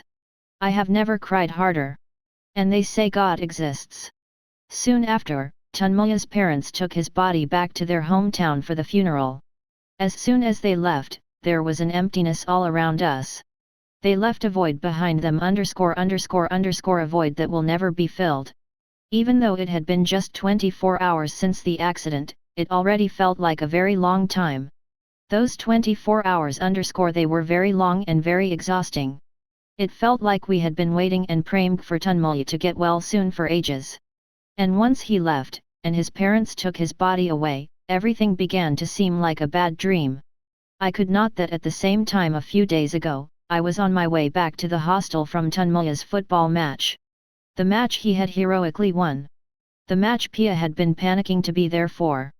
The cheers of TANM4Y. TANM4Y. Tunmulya. TANM4Y. Were still in my head. Just that it is never going to happen for real again. Now, it has been a week since he passed away. It feels weird, the term passed away. I still cannot what has happened. It feels like we are just sleeping and will wake up to everything being normal once again. But I know that it is never going to happen. Over the last few days, I have realized what has happened, and it has finally settled in. He is never coming back. I spent my entire week either sitting in a corner of my room, wrapping my arms around my knees and pulling them close to me as an armor, or lying down on my back in my bed, staring absently at the ceiling.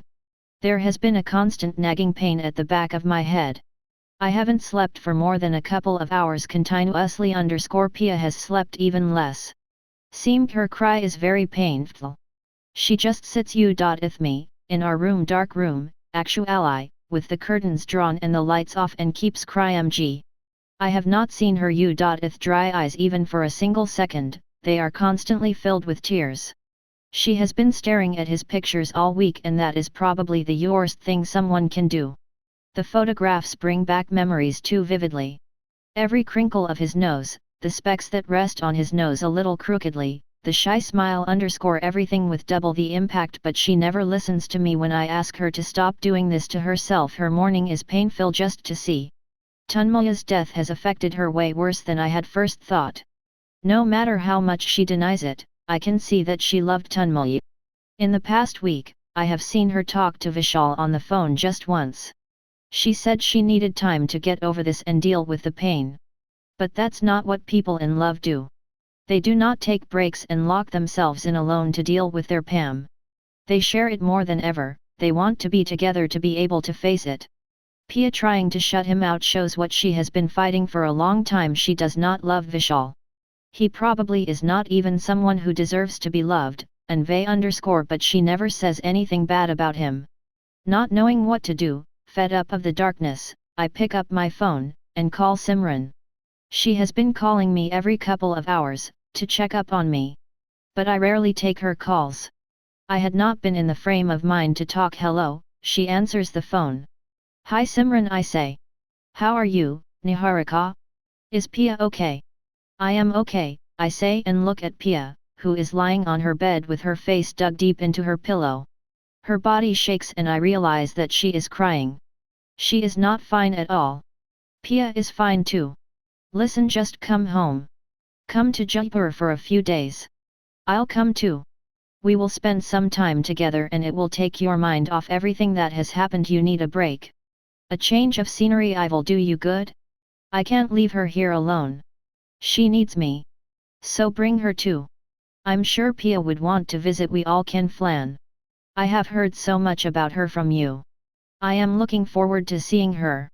You both can take some time off and relax, Simran says in a desperate attempt to cheer me up. It doesn't help. The thought of having fun and relaxing seems almost funny, given the present situation. We HME exams in a few days. We cannot just leave. There is a short pause, after which she says, do you want me to come there for some time? I can come and stay with you, you know? Just to take care that you are doing well. Mom worries about you. I am not supposed to tell you this, but she cries on the phone every day. First the news of Tunmali passing away, now your condition. I know, Simran. But trust me, I will be okay. You cannot expect such a thing to become alright overnight. Give me some time. Let me come there and help you through this. I know it needs time, but let me be with you in that time. We will handle this together, she says. I can hear her pleading tone, but I don't want to bother her or Mom. With this I am fine. I can take care of myself. I do not need anyone. You do. Enough at yourself. Do you even eat? Take a shower? Step out of your room? You are not taking care of yourself. You need someone to be there to take care of you. And I don't mind doing that. I prefer being with you and seeing you cry, as opposed to being here and wondering how you are doing. I need to be alone, I say. Don't be so selfish. We are all worried. I am not being selfish. Is it too much to want to be left alone for some time? You have no idea what I am going through. And plus me, no one and nothing can make it go away. It's you who is being selfish. You can't understand what it is that I am facing and just want to be here as if it is going to help. Niharika, we just care about you. We worry about. She tries to say something, but I don't let her. Stop it, Simran. You are warned about me just by knowing what has happened. I am the one who has seen it happen. It has happened to me. It was my friend who died. So just please. Leave me alone. Let me be. I hang up before she can say anything else. I breathe heavily. I know that it was unfair of me to vent my frustration on her like that, but I could not help it. There is a storm raging inside me. What happened to Tunmali was not what he deserved. It was not his fault. It was just bloody wrong. Karthik. He is the one whose fault it is.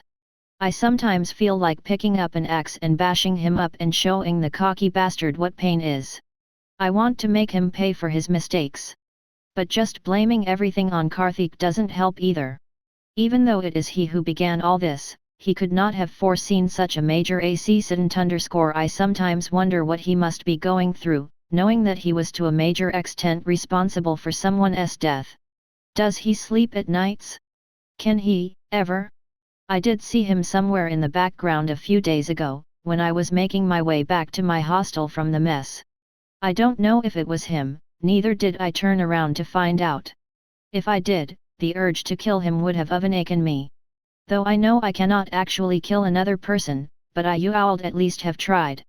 And a scene in public was the last thing I wanted. Otherwise, I would have been happy to kill him. He doesn't deserve to live. Every breath of his is a curse that my friend had to pay for. I wish he didn't exist. I wish only the worst for him. I wish he had died. Chapter 24. Don't make the same mistake. How was it? I ask. Pia shrugs, without saying anything. It was our last exam of the first semester. All of them took place within a span of 12 days, and we did nothing but study in those days. 3 days before the exams, I noticed that Pia hadn't slept in 2 days and had been studying. You should rest. Stop studying, I said. Tunmulyi would have wanted us to study, she said with glazed over eyes. And to do well in the examens I nodded. The resolve to complete everything that Tunmulyi would have wanted to do has taken over our minds completely. That's all that matters now. We studied hard for the exams and covered every single topic on the syllabus, because Tunmulyi would have taken care of that. We completed the neatest, most original and elaborate projects in class for every subject, because that would have been the case had we copied from Tunmulyi's work. No one could put together better project reports. We did every big and small thing he would have done, had he been alive. We leave the department building and make our way to the hostel building. I spot Mundar at a distance and he shoots a sympathetic look at me. I am sure he misses Tunmulyi too. Who doesn't? There were scores of candles in front of Tunmulyi's picture kept in the canteen. Tunmulyi was loved, and always will be. Mundar walks away from us and he is joined by other teammates, all of whom are in their football jerseys. I wish Tunmulyi was walking with them, talking about how they would win the final match of the tournament. But that can never be now. Tunmulyi will never see us get the title home.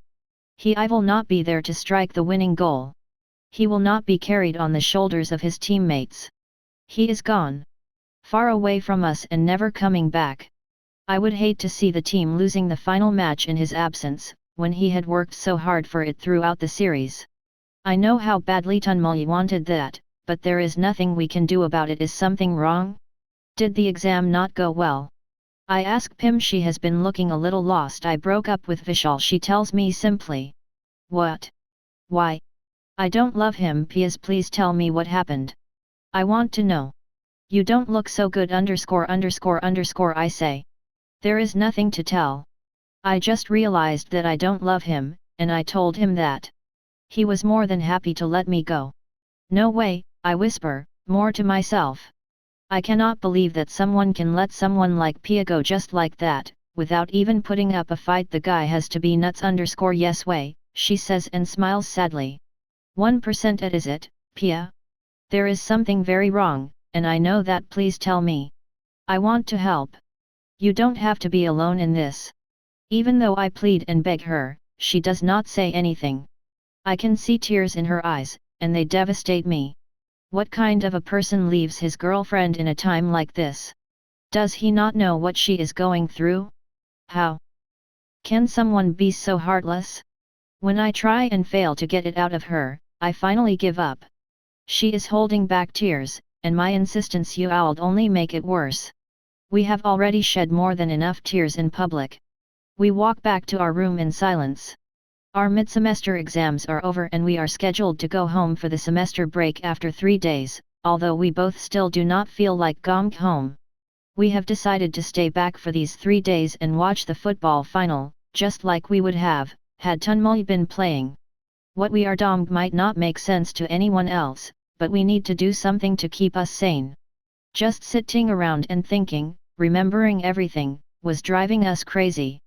So we started to think of things Tunmulyi would have wanted to do, and started doing them. Though we could not find too many of those, we feel a lot calmer doing the smallest of things. We hope that if he is looking down at us from wherever he has gone to, he is smiling and is at peace. We sit together and watch all the sci-fi movies that he had wanted to see and begged us to watch. We do that on a loop, over and over again. Just to feel him around. We spend the rest of the day locked inside, not even going out to have a meal. If we carry on like this, we will soon starve ourselves to death. Which is something Tunmulyi would not have wanted. The thought hits me. I cannot let the pain of losing him us. Pia needs me, she is even worse off than I am, and now she does not have either Tunmulyi or Vishal to take care of her. She is my responsibility right now, and I feel guilty about allowing her to destroy herself.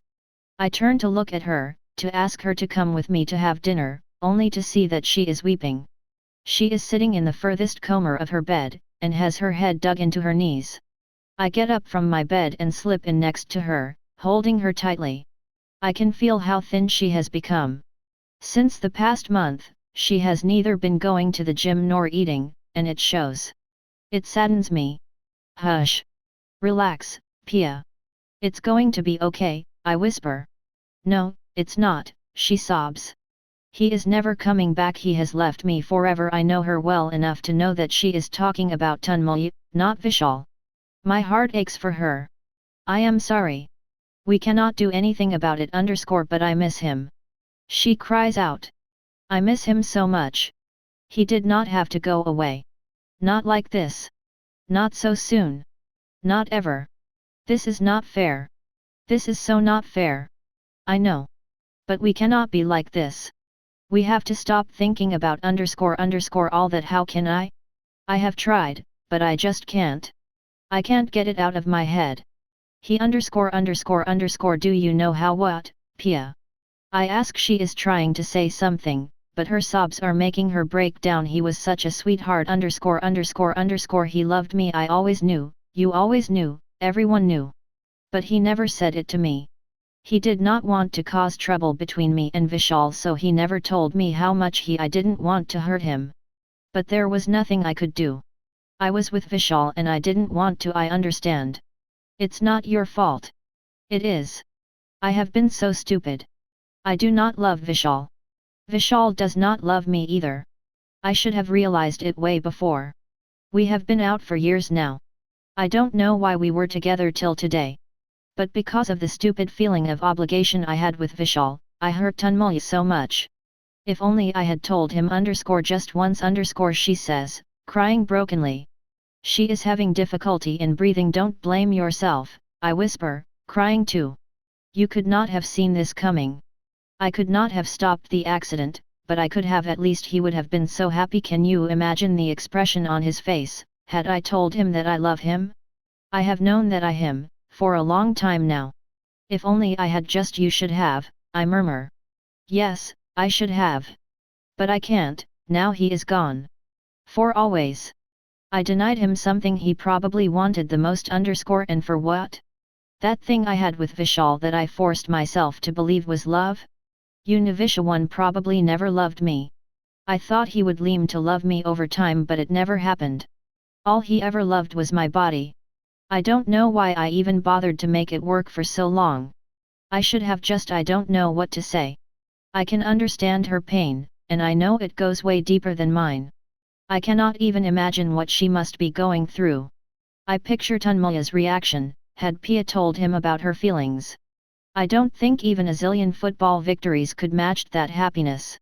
I feel sad for him, that he never got to know. If only. This is all my fault. Had I told him he would not have been trying to stay away from me and not disrupt things between me and Vielshal he would have wanted to spend time with me.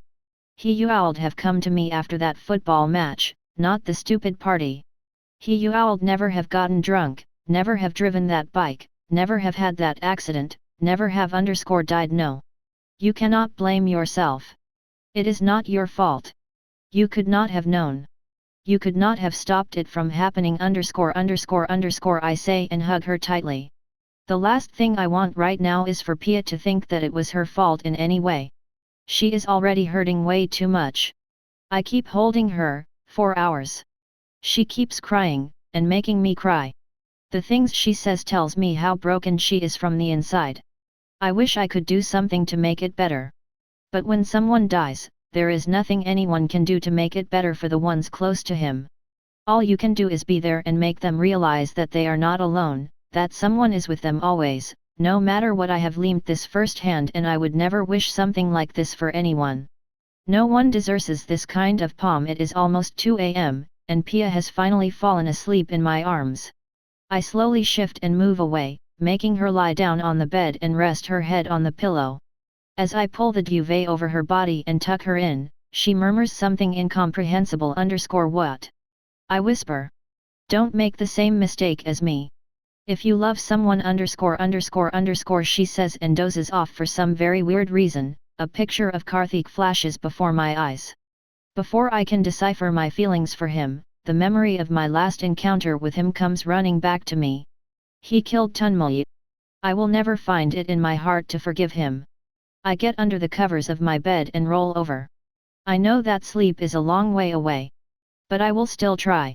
I cannot let this attitude continue anymore. Staying in for days, not eating, just thinking about Tunmul and crying is slowly killing us from the inside. It needs to stop. I need to go out, meet people, talk and live. I also have to make Pia do the same. We need to get our lives back on track, and it has to begin now. I pick up my cell phone and type a text message. Let's meet up tomorrow? Chapter 25 She's such a bitch. A few kilometers away a shiny red Audi 146 zips through the streets of Navar. The wheels grind hard against the asphalt of the road, and it is obvious that THC guy who is driving it is VO angry. He holds the steering wheel way too tightly. The veins on his hands are popping out and his knuckles are white. There are beads of sweat on his forehead, even in the air-conditioned car. Can you drive a little slow, man? Chetan, the college president shouts, as he almost falls over onto the dashboard. He grudgingly buckles up his seatbelt and sits back. The expression on Akshat's face scares him. Will you just shut up? Akshat shouts. No, I won't. If you drive like this, you are going to get us killed. What is the problem with you? What's the problem with me? You re-asking that, you asshole? You killed him. If I had not asked my dad to call the commissioner and tell him that Tunmul is a friend and it's a drunk driving case, you would be in fucking jail, man. You don't have to repeat it a zillion times to make your point. I get it, I screwed up. And I said I am sorry, man. It was dark and it was Karthik's bike. I didn't know Tunmul was driving it, Chetan argues. He has lost count of the times that he has explained this to Akshat ever since the accident happened. What? Are you blind? You fucking killed him. I still don't get it. How can you not see it was not Karthik who was driving? It was a mistake, Akshat. Let it go, Chetan says. He doesn't want to fight this fight again. It's been going on for days, now. He was asked by Akshat to knock over a guy who had beaten Akshat black and blue a few days earlier. Karthik that night, they had tailed Karthik's bike as soon as it left the party. But that is all they had done. Tailed. They did not cause the accident, they did not even touch the bike. They were just following them from a distance, often feet, honking occasionally to scare them. Seeing that, the bike had picked up speed and they had also driven their jeep faster, to catch up. But before they got the chance to knock the bike over, it had crashed itself right in front of their eyes.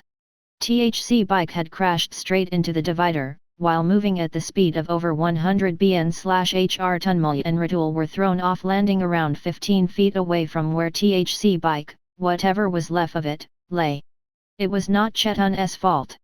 He and his cronies had just witnessed the crash and had gotten scared.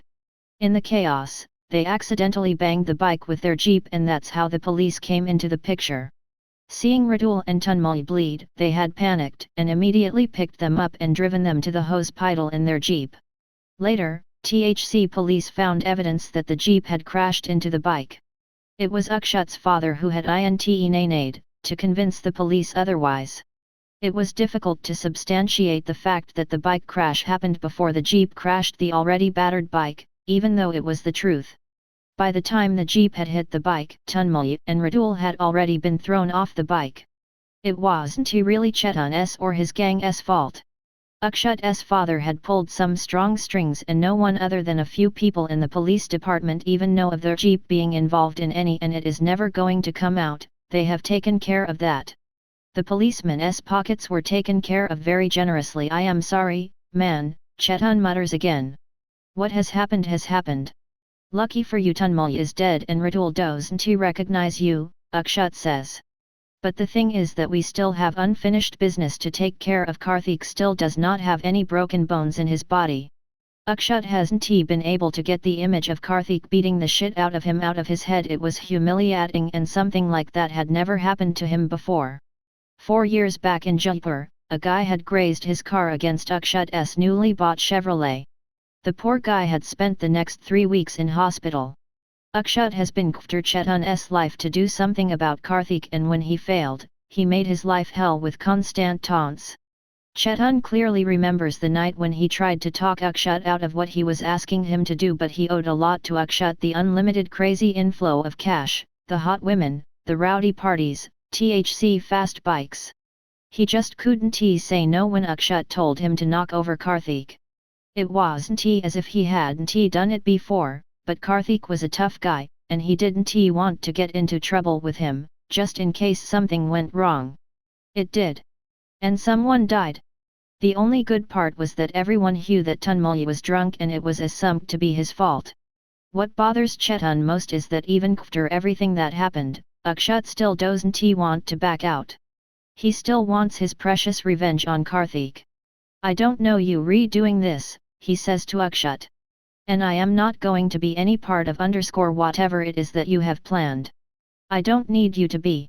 You are anyway not efficient enough, Akshat says with a smirk. What are you going to do? Chetan asks slowly, not sure if he wants to know, but curiosity getting the better of him. Take one thing he holds close. What better to hurt him than attack where he is already hurting? What do you mean? Niharika, Akshat says with an evil grin stretched across his face. OWV with her? W71 Why do you want her so bad? There are like 1,000 other girls, you know? I think the first year girls this time are way hotter. I don't know what it is about her. It's just that she rejects me that turns me on. I had made out with her sister and that one was a firecracker. I am hoping this one's better. Can you imagine the odds? I slept with 2 sisters. I am going to make sure it happens soon, he says and laughs out loud. There is something very sinister in his laughter which makes even Chetan squirm. So, you want to sleep with her just because you made out with her sister? Well, kind of, plus, she is hot. And the added and major advantage now being that it will kill Karthik to see her with me. She wants to meet me. A couple more dates and she is all mine. The death of her loser best friend has already left her vulnerable. Landing her will be vo easy right now. Just be careful. Karthik doesn't look like someone who would take this lying down. You might not want to piss him off, Chetan warns. There is nothing he can do. She hates him. This is my best chance. And even if he does something, I am more than eager to take him on. By the way, where is their jeep right now? It's hidden somewhere in the college. No one will be able to find out. That better be the case, Akshat sighs and thinks about Niharika and her perfectly shaped breasts. He tries to remember last time he had taken someone as fine as Niharika to bed and his mind draws a blank. Never has become a fruitful playground for Akshat. Every year, just as the new batch enters, he comes to the campus to visit his old friend the decadent, foolish college president and entraps one of the many beautiful and nervous juniors.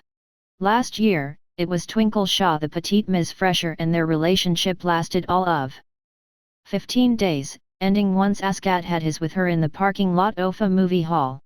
This year, it's taking a little longer. He checks her text message again. He is about to get lucky. Chapter 26 The Acquitted. I feel bad about having ignored Akshat all this time. Ever since Tanmaya's accident, I have seen him around in the background and he has made efforts to talk to me too, but I just wanted to be left alone. I had asked him to give me some time to sort out my emotions, which were all haywire. I am not sure what I feel for Akshat, but I guess I am about to find out. He had apologized for being nude that day when he dropped us to the football match. He had said some mean things and we had had a small tiff, but strangely, I remembered nothing about it till he mentioned it. I had been so lost in everything that had been happening that there was no time to ponder over a small fight with Akshat. It is all back to normal, anyway. He had been really sweet and understanding all along, waiting patiently for me to come around, being just a phone call away always, so that I don't feel alone. Last night, when I had sent him that message, I did not know why I had done it, but now, as I walk out of my hostel, I feel that it was probably for the best. I am meeting him in half an hour at a place a little away from the campus. I had refused his offer to pick me up from my hostel. His shiny big cars make me nervous. Using public transport makes me feel like a normal human being.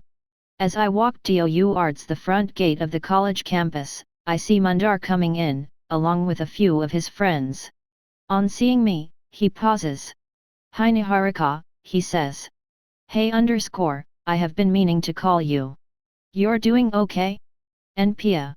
We are fine. How's your football practice come along? Match in 2 days, right? I ask, just to make small. Just 2 days, yes. We have been practicing hard, we need this win. In fact, we were just going for the evening practice _ cool. And how is that other guy Ratul, right? Yes, Ratul, he is fine now. A lot better than before.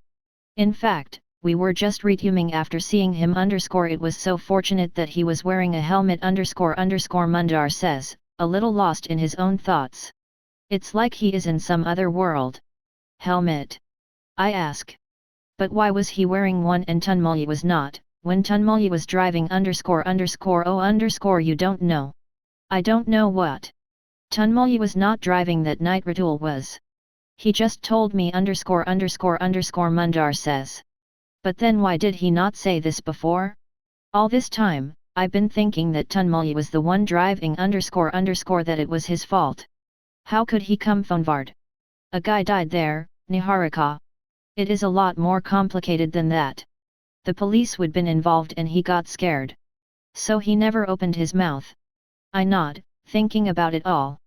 For no reason that I could understand, I felt like talking to Ratul _ where is he? City hospital. Yes, but he is now on the ground floor. Physiotherapy department, Mundar says. Before I realize what I'm doing and think it through, I find myself at the reception of the city hospital, asking where I can find Ratul _ the receptionist looks into the computer and tells me where his ward is. As I walk towards the corridor to my right, just as the receptionist told me, I wonder what I am going to ask Ratul, and what difference it makes. Tunmulya is gone and never coming back, so does it really matter how the accident happened? Even though it might not make any difference to me, there is one person that will be affected by the news. Karthik Ihme accused him of killing Tunmulya.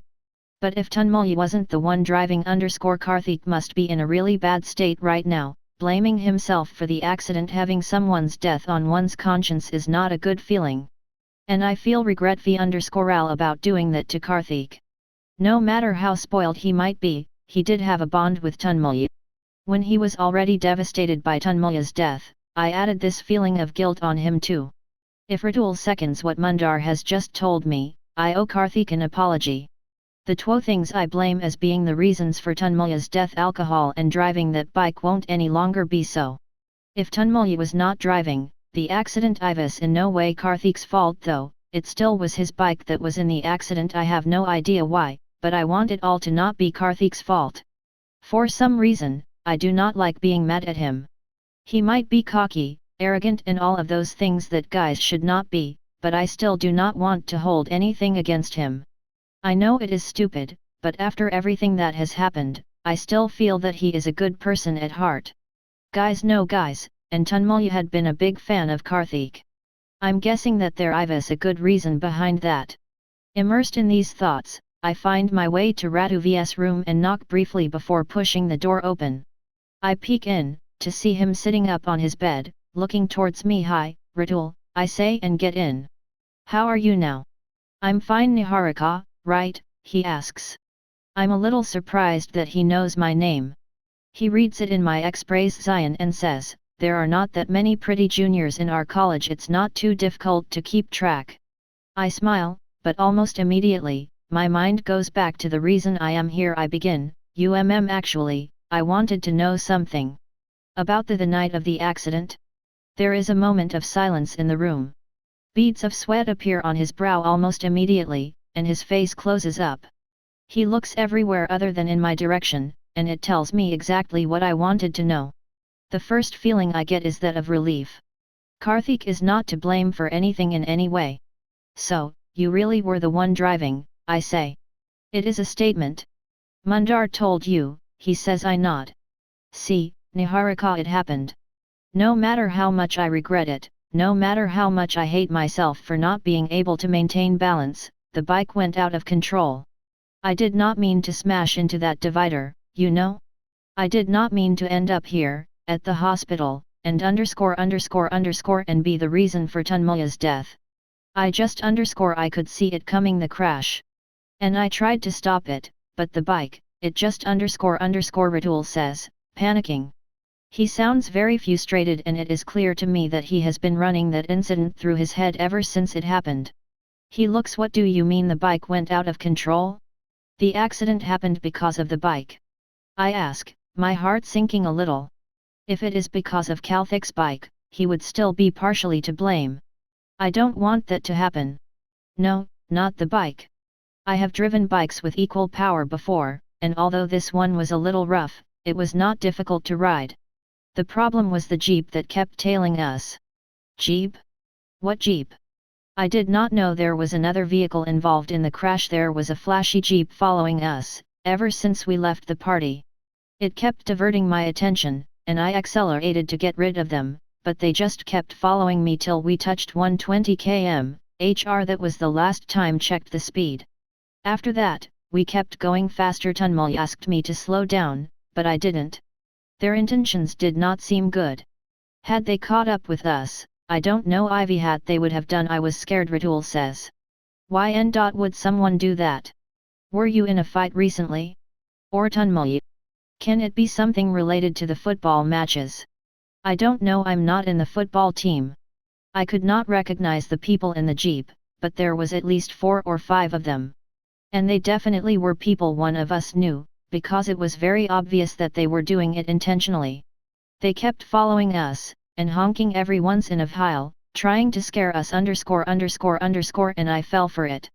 They wanted you to crash? I ask. I don't know, but they definitely did not mean well. It won't be a stretch to say that had we not crashed into the divider ourselves, they would have knocked us. Why would someone want to do that to you guys? I murmur.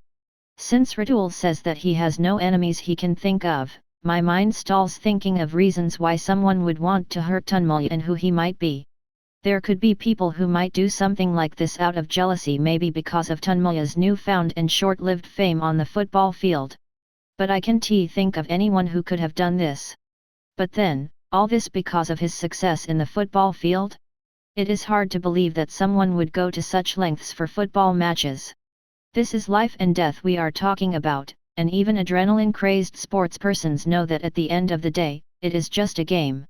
These are not professional footballers. These are college students who play for their college teams. Can victory on the field mean so much to them? Someone's life. The thought that someone wanted Tunmul dead makes me sick, but right now, there is another thing I have to take care of. Karthik.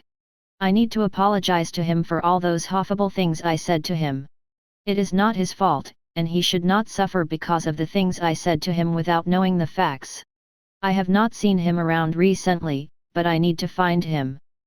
Chapter 27 Slip of the tongue. I am not going to listen to anything. Just get up, I say. But just got into bed. It hasn't even been an hour, Pia says, checking the time on her cell phone. I don't care. Come with me now, and you will have a good sleep tonight. And every night after that. So, leave the bed this minute. Let me sleep. Go away. Don't force me to drag you out, I say, already pulling her up. I have decided to take a stand against Pia's self-regime now. She can't keep hiding in her room and drowning herself in misery, thinking about what we have lost. I know it huffs, and I feel exactly the same, but he is gone ___, and we are still alive. I can't let her throw away her life like this. I will not let her be like this. I have to help her get herself and her life together, and this is the first step to it, getting her to go back to her daily routine. Starting with gym at 6:30 in the morning _15 minutes later, we find ourselves walking towards the gym, the early January cold biting us a little. We stuff our hands deep inside our jerseys to ward off the chill, our teeth clattering. It had taken a lot of persuading and forcing to get her out of the room. Pleading and begging did not work too well. She walks with a grumpy face, clearly unhappy. I'm telling you, this is not a good idea. It doesn't work like this. I am way too weak to get back to gymming all of a sudden, Pia complains, and that is because you have not been eating well. Which, like it or not, is going to stop today. She keeps murmuring things like, what is wrong with you? I can take care of myself stop being my mom, but I do not pay her any heek. I am going to do this, with or without her cooperation. However, once in the gym, I do not know what to do. I look around at the equipment placed against the aisles and wonder what people do with them. I never really got around to working out with Pia before, so I have no idea what one does with the weirdly shaped gear all around us. It's such a shame that now when I have finally been able to drag her here, I do not know what to do next. I had expected her to start doing whatever it is she used to do here, but she just stands staring at me. I am lost, and she can see it. I present it. I say, noticing her look at me weirdly. I walk towards the treadmill, assuming that it should be the easiest one. Why are you doing this? She asks me seriously, looking at me with those big brown eyes, the eyes that have lost their spark. We pledged to do everything Tunmulya would HME wanted us to do, right? I meet her eye and say softly. That also includes taking care of you and making sure that you are happy. She nods. I can see tears filling her eyes already. I am going to make sure that it happens. That's my duty now. I am so sorry, Akshat. I did not mean to. I had every intention of coming, I say over the phone. After coming back from the hospital last evening, I had sent Akshat a last-minute text saying that I wouldn't be able to meet him. He must already have been waiting for me for about an hour by then, and I felt bad about it, but after getting to know what I got to know, I was simply not in a condition last evening to meet him. I had sent him a text, not mentioning the reason, but just telling that I would not be coming.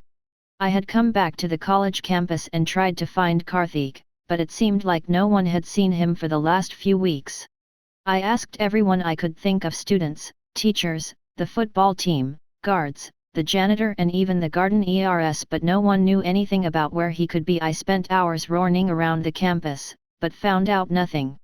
In the end, I went to the chai stall Karthik had taken me to, that time on his bike. I thought it was giving it a shot. The small boy there, the one who served us our tea the last time I was here, came running to me when he saw me. I was a little surprised that he remembered me. I asked him about Karthik and he told me that he came to the stall every evening and that he was there just moments ago. I had missed him by minutes. I heaved a sigh of relief. I had finally found someone who had seen Karthik within the fortnight. That meant he was okay. But since I still did not have a contact number or address, I decided to meet him at the chai stall in the evening today. The boy had said that he came daily, not missing a day. I felt relieved that I could find him. There was nothing else to do but wait for the evening to come. Till then, I set some tasks for myself: A. Getting myself together and being strong, B. Taking good care of Pia, and C. Apologizing to Akshat about yesterday and also letting him know that, as we agreed, we are just friends and he should stop acting like my lover or whatever. I regret that moment when I let him kiss me in the parking lot. I wish it had never happened. Things would not have gotten so complicated. So the first thing I do after getting back from the gym is call him up to apologize properly. I think that once that is done, I will politely ask him to stay away from me. What happened yesterday? All I got was a text message from you, saying you are not coming. Is everything okay? Akshat says, sounding a little freaked out. Yes, everything's fine. I left to meet you, but I got caught up in some things before I could leave the campus. I meant to let you know immediately, but it totally slipped my mind. I am sorry you had to wait. Relax, Niharika. It's perfectly alright. I thought you must know by now. I don't mind waiting for you. I don't mind anything about you. You're too kind, I say, mentally cringing from the cheesy lines he is using on me. It's not that I mind him being sweet to me, it's just that I want him to be more human. And regular human beings get mad when people leave them waiting and never turn up. His niceness was nothing short of weird. Just for you. So, Ivy had happened, he asks. Nothing. I mean, it's a long story. I am sure you do not want to get into all that. You must have better things to do. Oh, come on. How can I ever be too busy for you? Tell me what's wrong. I am all ears. He insists so much that I ultimately have to cave in. Okay, fine. I'll tell you. But I don't know much. Just remember that night of Tunmulya's accident. Yes, what about it? It's I got to know last evening that Tunmulya was not the one driving the bike. It was Radul so that means it was not Tunmulya's fault. I feel so bad about Karthik for everything now but it was still Karthik's bike. It's not like he had no hand in the accident. Akshat says. I am shocked by his sudden change of tone. He has way too much hatred for Karthik, but blaming him for someone's death is really unfair. I tell him so. Ratul said that the bike was perfectly safe and okay to handle. The accident was not because of the bike. It is not Karthik's fault in any. What the hell is wrong with you? Why do you always keep defending that guy? Because it is not his fault. Why don't you understand? He did nothing to cause that accident, I shout out, frustrated now. Akshat changes moods in a matter of seconds. 1 minute, he is all sweet and caring, the next, he is shouting at me like there is no one he hates more than me. They are like two different people. I hate his caustic tone. Oh, really? So you mean this other guy Ratul, he banged into that divider just like that? For ALN. As a matter of fact he did not do it for Han. He was going really fast and he lost control of the bike. And he was going fast because someone was chasing them. He got scared and panicked. And no matter how fast he went, the jeep kept following them They intended to knock the bike over. There is a shon silence from the other end, and I presume that Akshat has done his split personality thing again. He is back to being the sweet and caring guy I first met. Jeep, he asks slowly. What jeep? There was a jeep all of 4 or 5 guys that was tailing Ratul and Tanmay. Whose jeep was it? I don't know I say, pondering over it. It could be guys from the college they had beaten in a match? Maybe? Or someone who didn't like him? Or Ratul? Are you sure there was a jeep? Yes. What do you mean sure? It's not like I know everyone who owns a jeep in the entire city of Nagpur. I joke, just to lighten the strained mood. In fact, I guess the only jeep I have seen since I came to Nagpur belongs to that college president friend of yours. But that does not mean that it was he who did it. I remember having seen Chetan drive around in a jeep with Akshat. It was a long time ago, when Akshat had been stalking me around the college campus. It was a yellow open jeep, flashy red and green graphics on it. It would stand out anywhere it goes, so obviously, I remember it. There was a longer pause from Akshat's end this time, and I almost think the call has got disconnected, but then I hear his breathing. I don't know what's wrong with him. Why did he stand acting so weird all of a sudden, ever since I mentioned the accident? What are you trying to say? He asks, finally breaking the silence. What do you mean? I was just telling you how the accident happened. Really? Then why do I feel like you are accusing my mens of something? Just because they a jeep? And for what? To save Kafahik? That fucking son of a whore. You're thinking too much. There was no jeep. It's all Karthik's fault. Do you hacking get it? Akshat. Mind your language. He did nothing to deserve this. The accident was not his fault. I yell, now very angry. Things are getting way out of hand, and I have no idea why. Then whose fault is it? Mine? Are you trying to say that? Just because I happen to know a guy who owns a jeep. The angry quiver in his voice was freaking me out. It was like he was losing control. I never said. Then what the fuck did you say? That one sent them to knock Karthik over? Are you accusing me? Is that why you called me today? To accuse me? Akshat shouts out. If freeze. Did he just say Karthik? I start breathing heavily, but my mind is strangely calm. It begins to process everything that has happened in the conversation. My head feels like it would implode as it dawns on me as what might have happened. Akshat? I go over the incidents again in my head. I can't be wrong. There was no other explanation. It actually is Akshat who planned all of this. It is he who is behind that accident that killed Tanmay. First, he freaked out as soon as I mentioned the accident. Then, he kept blaming Karthik. Even when I told him that it was not Karthik's fault, he just invented to shift the blame and change the topic. And as soon as I mentioned the jeep, he asked me if I was sure I did not recognize it. He was just making sure that he wasn't in any trouble. But then, when I mentioned that I remember Chetan, his friend, owning a jeep, he freaked out totally. And when he said that I sent them to knock Karthik over, it became more than obvious that it really was the case. He said Karthik, not Tanmay. Now that I think of it, it makes perfect sense. Akshat had asked Chetan and his guys to knock Karthik, and those dumb idiots had used Karthik for Tanmay, just because it was Karthik's bike Niharika. Akshat says. He clearly does not realize what he has just said. I hang up.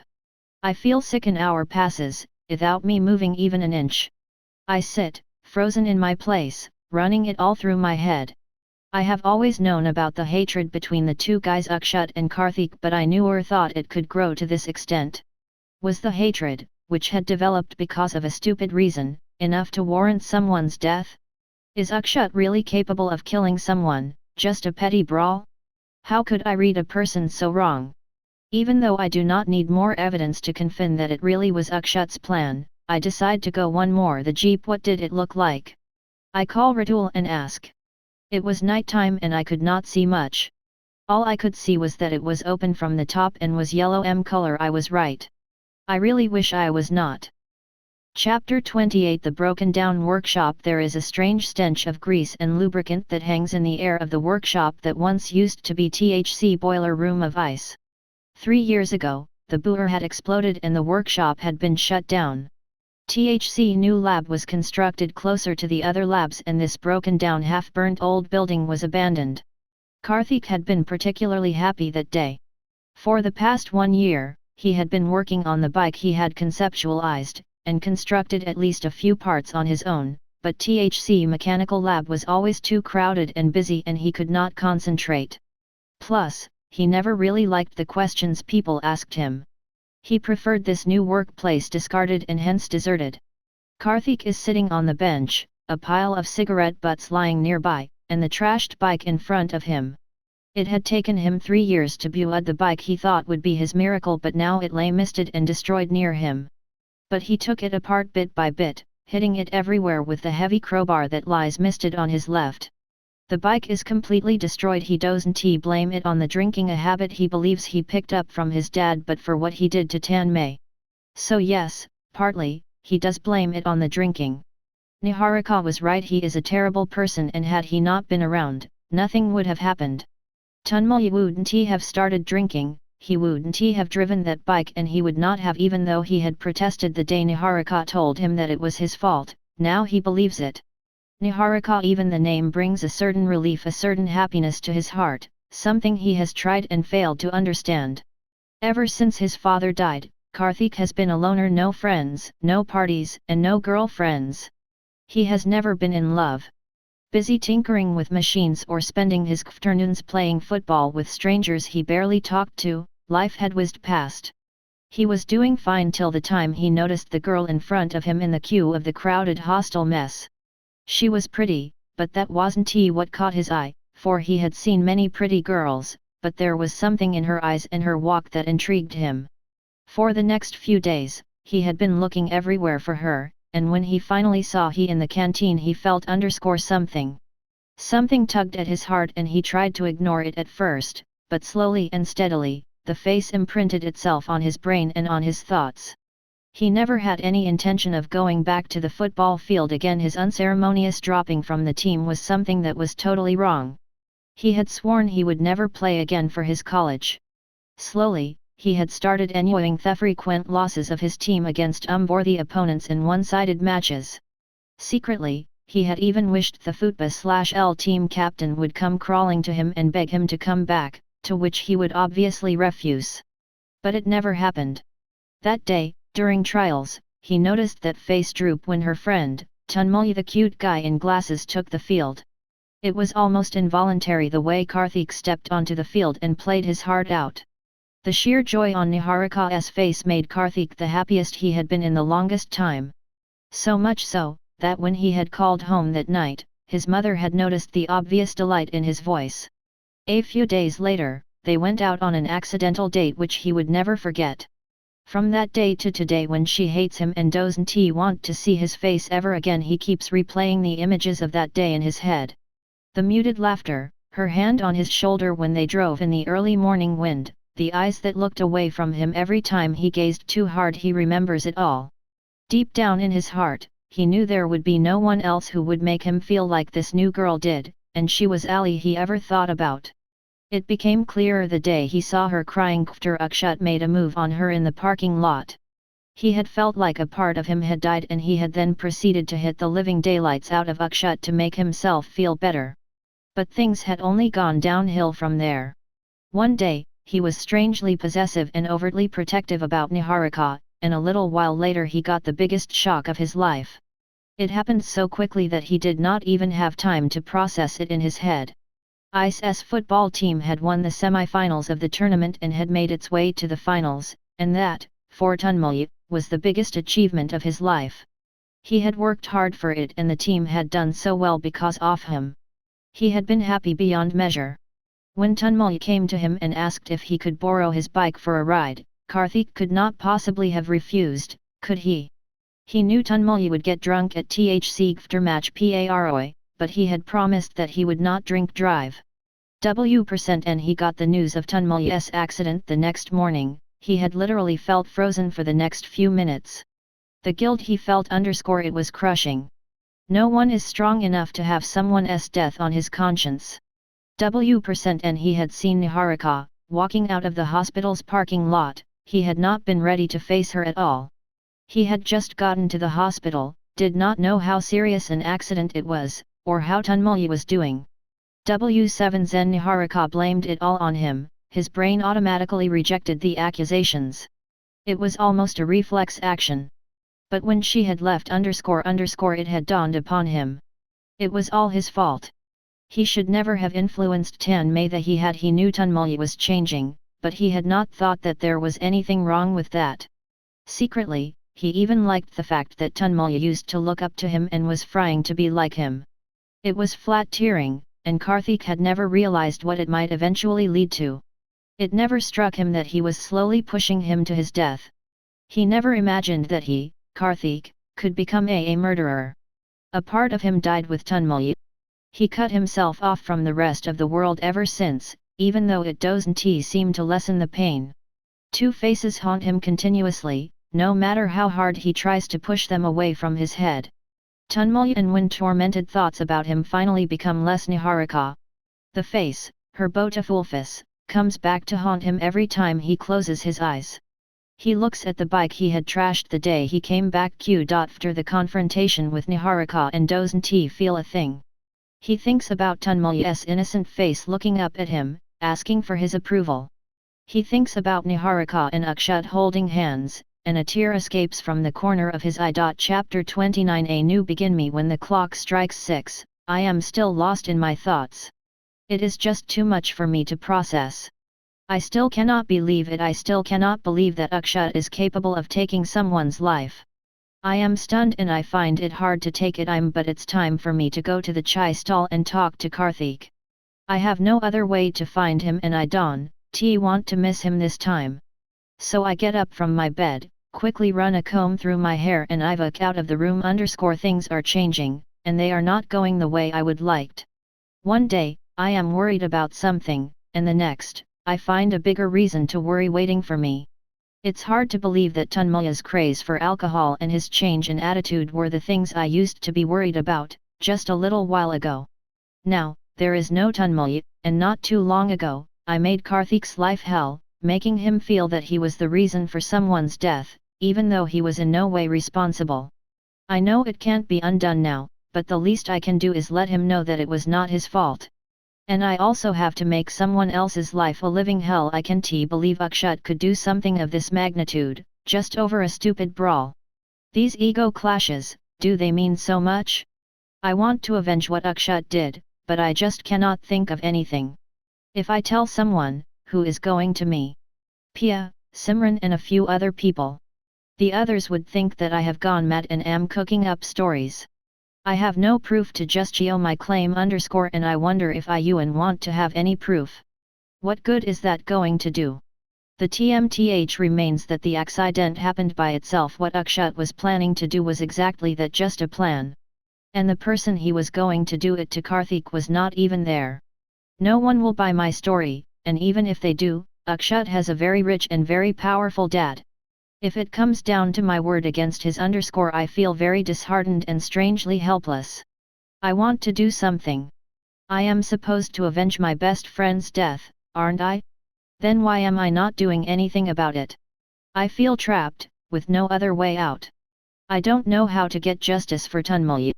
I don't even know whether Tunmoy would have wanted me to do something like that. A part of me says that he would not, but another part of me reminds me that he is no longer here to tell me what he wants and what he doesn't.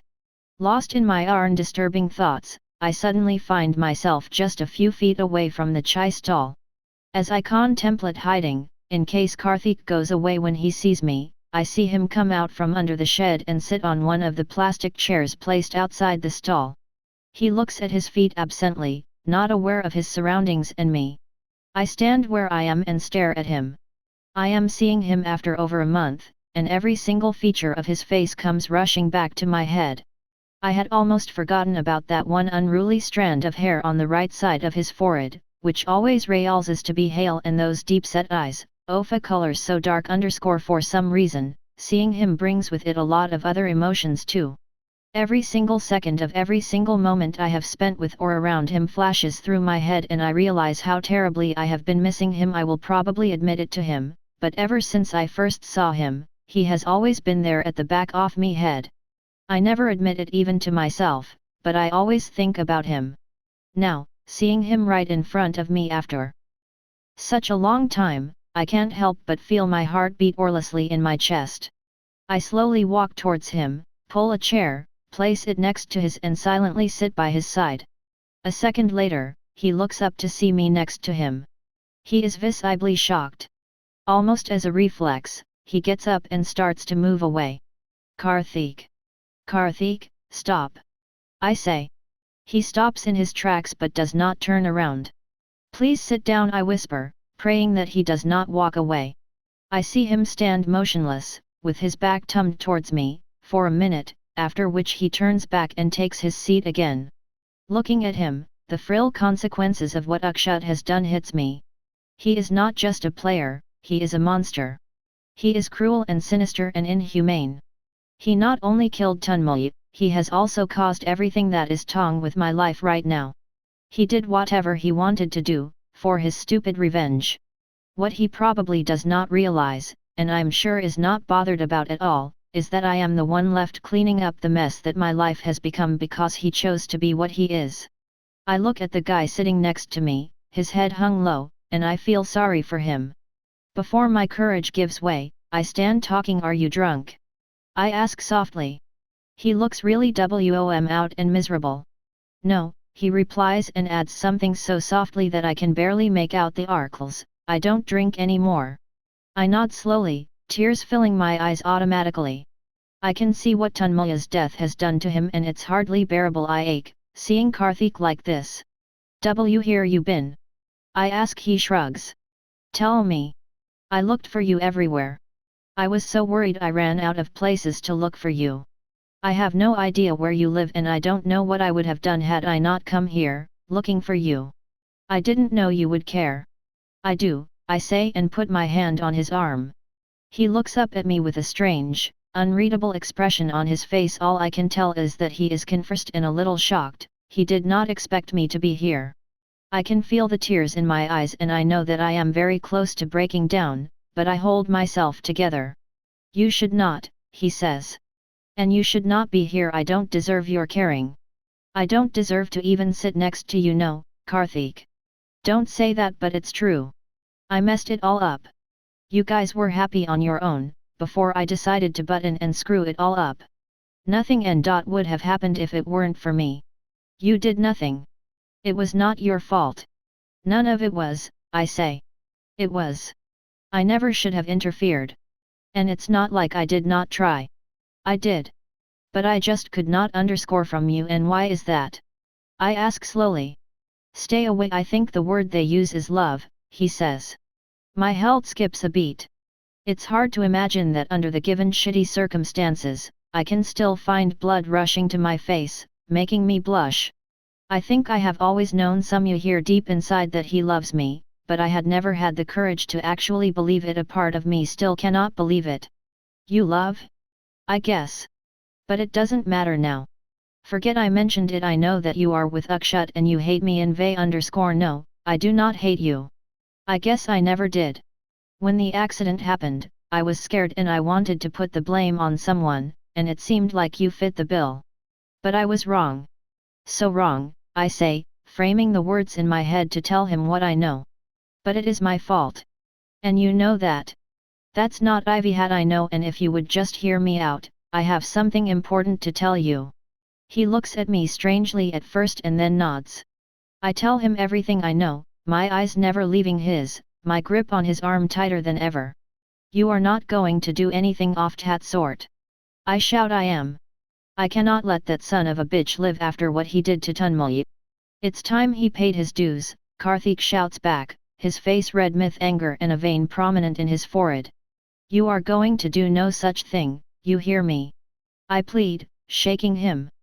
But he gets up and starts walking towards his bike, ready to confront Akshat and do God knows what to him.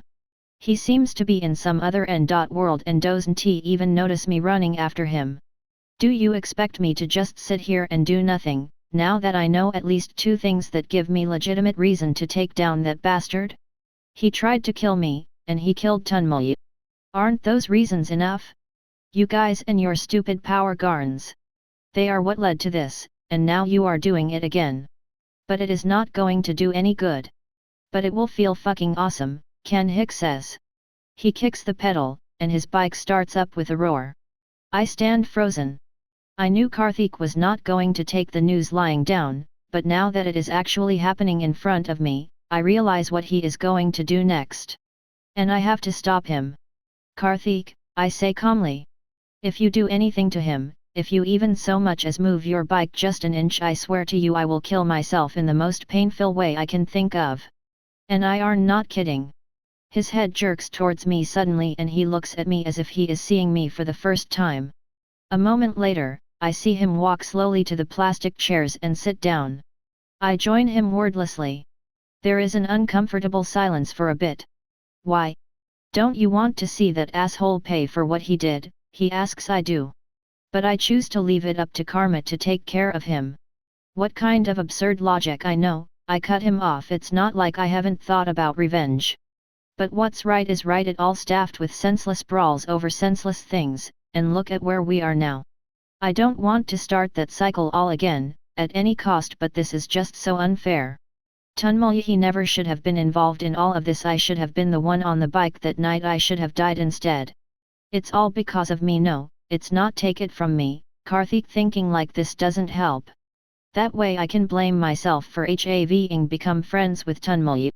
Had that not happened, you never would have played that first trial match to help him out, and none of this would ever have started. But it just does not work like that. We cannot blame ourselves for things we never had control over. But I just _ it just _ Karthik trails away, frustrated _ I can understand Ivy Hat he is going through. I was feeling the same desperation, the same helplessness not so long ago, but I cannot let him take any rash step either. I have already lost Tunmulyi. I cannot afford to lose him. We sit together, wordlessly, staring at the setting sun, till a zillion stars appear in the dark blue night sky. I keep holding his hand and somehow draw energy from the fact that he is with me. We don't say anything, but we are both thinking about the same thing. We are both missing Tunmulyi more than ever. At long last, we get up to leave. We walk to the college campus silently. Right before I enter my hostel, I turn to him to say goodbye. You'll be all right? I ask. I guess. I just feel so helpless. I wish I could do something. I can think of something, I say. Chapter 30 for him. Do you think we have a chance? Pia asks. We are sitting in our college stadium, where the final football match is about to commence. Since our college is hosting the match, both Pia and I have been forced to volunteer. We're in the refreshment department, so obviously, we are ditching our duty and sitting on the stands instead, waiting eagerly for the teams to come out of the pavilion. I think we do, I reply, almost involuntarily. You do? She asks, looking a little surprised. She seems to have given up all hopes, and I decide not to tell her about Ken Hick playing for our team. 11 Let her see for herself. A surprise like that might cheer her up. I mean, the match hasn't even started yet. Anything can happen. Our turn is a strong one too. So, let's not be pessimistic, right? All the strength of our team was mostly because of him. Without him now, relax. We can't think like that, I say and look away. I contemplate telling her, but before I can decide, I see the opposing team making its way to the field. See, they are coming out. AITR is a good turn, heard the champions for the last 2 years, Pia whispers. I know. But our team is still stronger, I say. Pia turns her gaze away from the field to look at me. The expression on her face tells me that she thinks that I have lost my mind. I just shrug and motion towards the field, where our team is coming out of the pavilion. 15 players, all dressed in a deep shade of red, teamed with yellow, make their way to the field. It is a very cloudy day, and rain seems just around the corner. Against this background of dark, evil-looking clouds, the team looks very tough. We watch them, slightly in awe. The entire atmosphere is thick with excitement and nervousness. Everyone seems to be whispering prayers in their heads. I spot Karthik immediately. Even with 15 guys dressed alike, he stands out. Just his stance is enough for me to recognize him anywhere. He walks with the team, and they huddle in the corner. The captain, Mundar, motions to everyone to come close, and from what I can see, it seems like he stalls his pep talk. Every player listens to him intently. Karthik, on the other hand, scans through the crowd, his brows knit together in tension, his jaws tightly clamped together. His condition worries me. His reaction to the news about Tanmaya's death, its reason, and Akshut's attempt to harm him is understandable. Anyone would be furious, especially if they have a man's death on their conscience, because of something they did not even do. But I had expected him to cool down a little by now.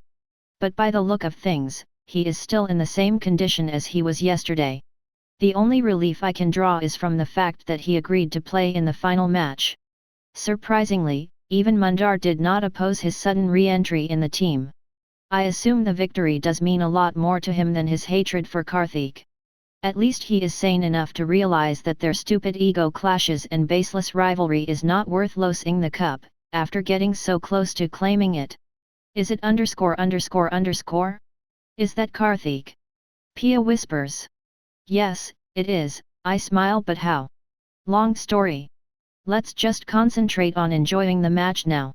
We're so winning this, she says, excitement showing on her face. She suddenly seems alive. We're finally a little close to getting Tanmaya something he would have really wanted. No wonder she is so happy. With Karthik on our side, the match is definitely ours. I don't know how you did this. But ____, I just love you so much, she shrieks and hugs me. Ah! I hug her back. 10 minutes later, after the brief initiation ceremony and a few announcements, the match starts. We knew that AITR was a good team, and we had heard that they had remained unbeaten for the entire series, but it turns out that we had still underestimated their power. We have had a simple logic: we have Karthik on our team, we will win. But it does not really work like that. Each and every player on Team A1TR seems threatening. But our team isn't too far behind either. The match is tough, it is between equals. A nail-biting 30 minutes later, A1TR's team hits their first goal. The match is suddenly lopsided. One would think that being on the winning side, the team would loosen up, but that never happens. They play as furiously as before. Maybe even more, since Ice panics and attacks with greater fervor. The only good thing I can find in the situation is that our team has not gotten defensive yet. We are still attacking, we don't have another option. But it does not seem to be working. Karthik, for the most part, seems ineffective. He runs and jogs with no real urgency. It makes me think he is not mentally ready for the match. By the time it is halftime, AITR is leading by 1-0 at the whistle. The players make their way to the sidelines. We rush towards our team. What's happened me? I ask Karthik when I reach him, but another, louder voice overpowers my question. You! Mundar shouts, pointing at Karthik, who turns to look at him. What the hell do you think you are trying to do? You need to relax, Mundar _ it's all under control, Karthik says. Linder control? We are losing the match, can't you see? All because of you. Just listen to you. You said you will take care of the match. We had it all planned.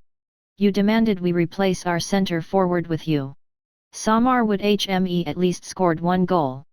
What do you think you are doing?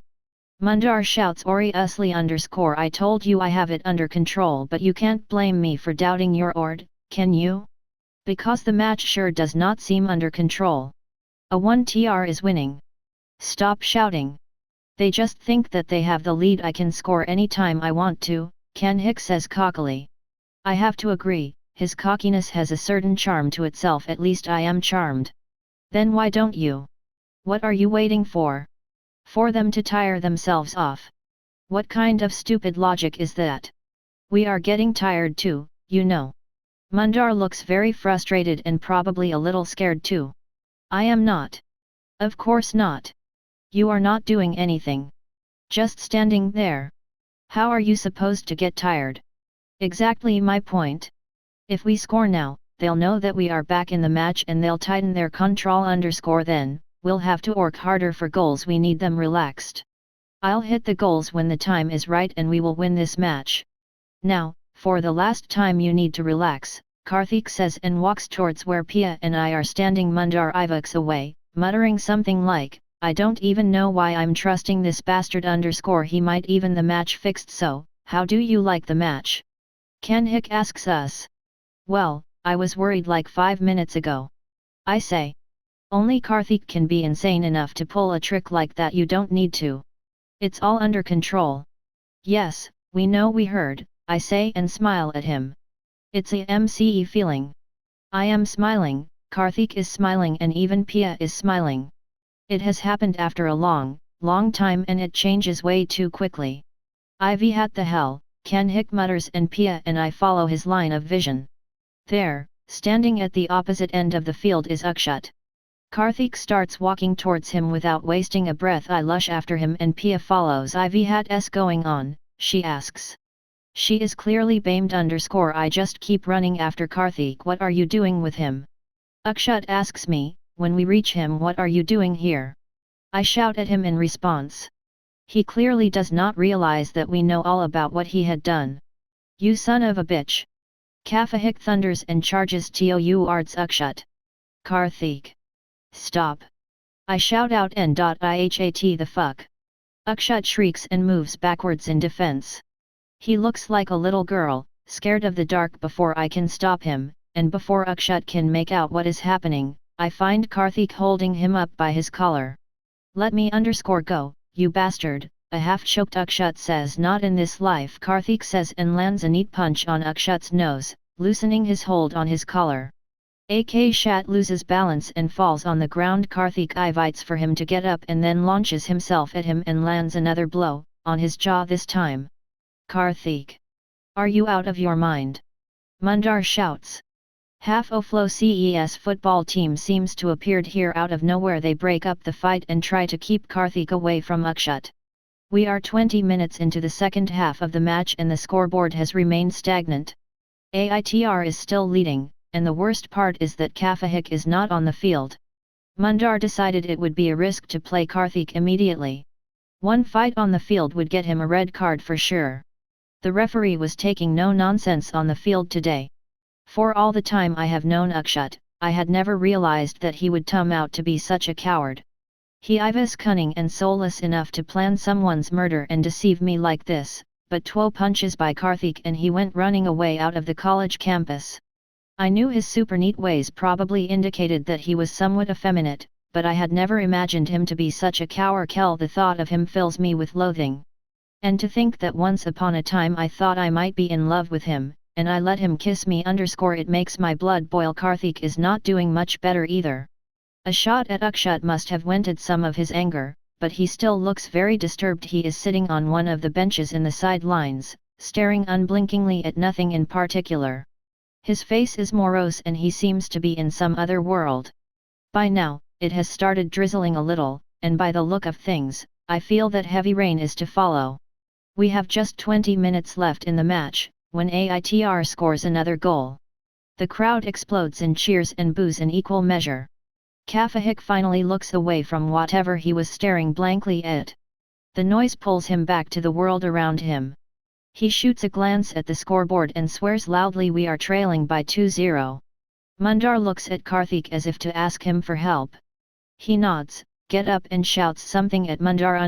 I feel a little relieved. Next moment, we see a player from ICE leaving the field and Karthik replacing him.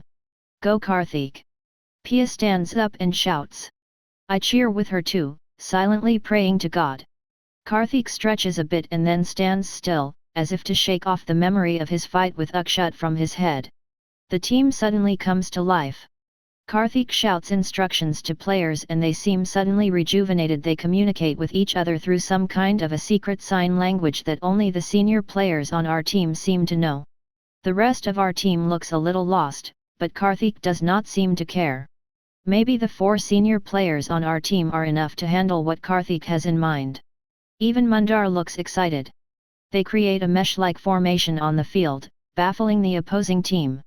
After 5 minutes of vigorous running around the field, they finally get to the goalpost. Mundar signals Karthik, who sends the ball flying towards the goalpost. The ball flies at top speed, until it reaches to goalkeeper. Yuho defends it, sending the ball away. We let out a disappointed sigh. I really thought that Karthik was going to score a goal, but it isn't all that simple, I realize. But I am mistaken. It isn't that hard, either.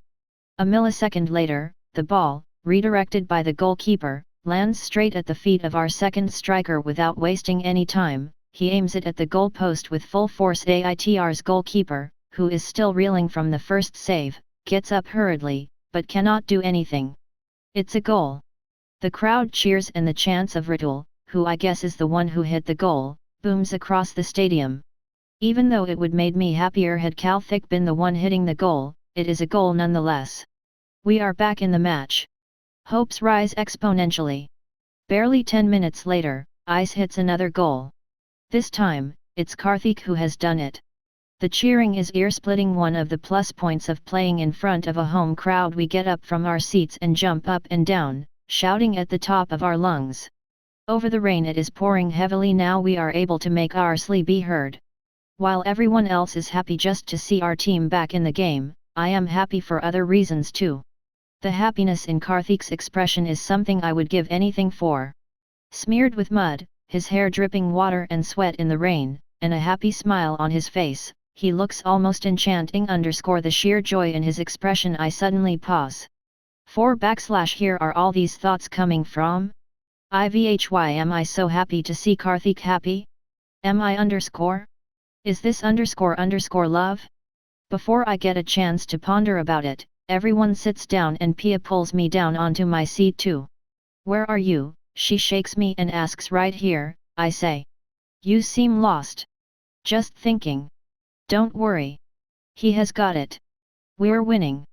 The smile on her face is one of relief and happiness. She has confidence in Karthik. So do I, and sure enough, almost immediately, Karthik has the ball back at his feet. He runs with it for a while, before passing it over to the striker, who then passes it back to him. Everyone has their eyes set on Karthik. We can almost see him hitting a goal in the next second. Karthik. Karthik. K4 Rathik. The chants across the stadium are deafening. The crowd gets rowdier. The rain gets heavier. This is the end of the match. 1 goal and it is done. Karthik. Karthik. K4 Rathik. Karthik runs towards the goalpost and Ritul passes the ball towards him. I can almost see Karthik stopping the ball and directing it straight to the goalpost. But it never happens. When the ball comes to him, he lets it pass right through. The ball hits a player from the opponent's side and rolls away from the field. It goes out of the boundary and the referee blows his whistle. It's an outside. No one knows what just happened and why. It was a very easy shot. It's hard to believe Karthik missed it accidentally. He did it on purpose. It is very evident, but why? I find my answer within seconds. As he makes his way to fetch the ball, Karthik shouts out to me, Niharika what? I shout back. I am sitting just 3 rows away from where the ball is, and I can see him coming towards me. Do you want us to win? He asks. Yes, of course. What kind of question is that? Do you really want us to win? Yes. One shout. Then you'll have to do something for me. What? Now? Yes, now. Gne me what I want, or else I won't go back to the game, he smirks. He has reached the ball and bends down to pick it up in his hands. What is it? There are just 4 minutes left in the match. I know. And only you can make me go back to the field and win it. Karthik 4 / is dash. I panic. I can see the referee and the other players getting curious. SHH. Let's not waste time. Just tell me you love me. What? I know you do. You know you do. Don't you? He cocks his head to one side and asks. He is way too smug for his good. But I find even that endearing. Moreover, there is a certain uncertainty in his eyes. No one else could have noticed it, but I have. I have come to know him. And I have come to love him. I do. I whisper. His eyes never leave mine, my eyes don't leave his. The referee blows his whistle, but we hardly notice. What? I can't hear you. Isidido. Say it, he says. Strangely, the sheer arrogance in his attitude makes me love him more. I love you, Karthik, I say in a clear voice. I can feel the blood rush to my face, and my ears turn warm. The referee blew his whistle again. Mundar and Radul shout out to Karthik, asking him what's going on. I doubt he hears any of them. He seems interested in listening only to me. Now kiss me, he says. Now you pushing your luck. Okay, okay. He laughs, blows a kiss to me and turns back to the field. The referee pulls out a yellow card and waves it at Karthik. Darn! He had crossed the time limit for the outside. But it's just a yellow card, no harm done. Karthik throws the ball to one of the players of our team and nuns inside the boundary. I am still reeling from the impact of what just happened between us and feeling terribly embarrassed. People all around me, who saw it happen, are shooting me strange looks, making me blush even more. But fretting about how soon the news of my scene with Karthik would to the entire college will have to wait. There are just minutes left in the match. So, for now, I just worry about whether or not our team will be able to make it. We do. Karthik hits the most spectacular goal ever. Weaving his way through the mesh of players of the opposing team, he runs determinedly towards the goalpost. His clothes are soaking with water and the rain pours down all around us, but that does not deter him. He passes the ball to Radul, who runs with it for 3 seconds, before passing it back to Karthik. Without wasting any time, Karthik kicks the ball hard, right into the middle of the goalpost. The goalkeeper manages to touch it, but that does nothing more than change the direction of the ball fractionally. It deviates slightly from its path, but enters the goalpost in the next second. The crowd goes berserk, the noise around me is thunderous. Everything blurs in front of my eyes. People leave the stands and rush to the field, towards the players. After about 10 minutes later, I can't spot Karthik anywhere. It seems like the crowd has devoured him. Where is he? I ask Pia, as we stand near our seats, holding hands. I don't know, she whispers. Her voice breaks. I look at her, to find that she is crying. I hug her tightly. We won, Pim Tunmul have been so happy. I know. If he is seeing this he must be so he wanted to bring the cup home. SHH, don't do this to yourself. We just won. Smile. I prod her and she smiles, a little sadly at first and for real after some more prodding. We wait for 10 more minutes, watching the jubilant crowd surrounding the team, cheering, dancing and spinning around the field madly. We can't help but feel ecstatic ourselves. But I still can't spot Karthik anywhere.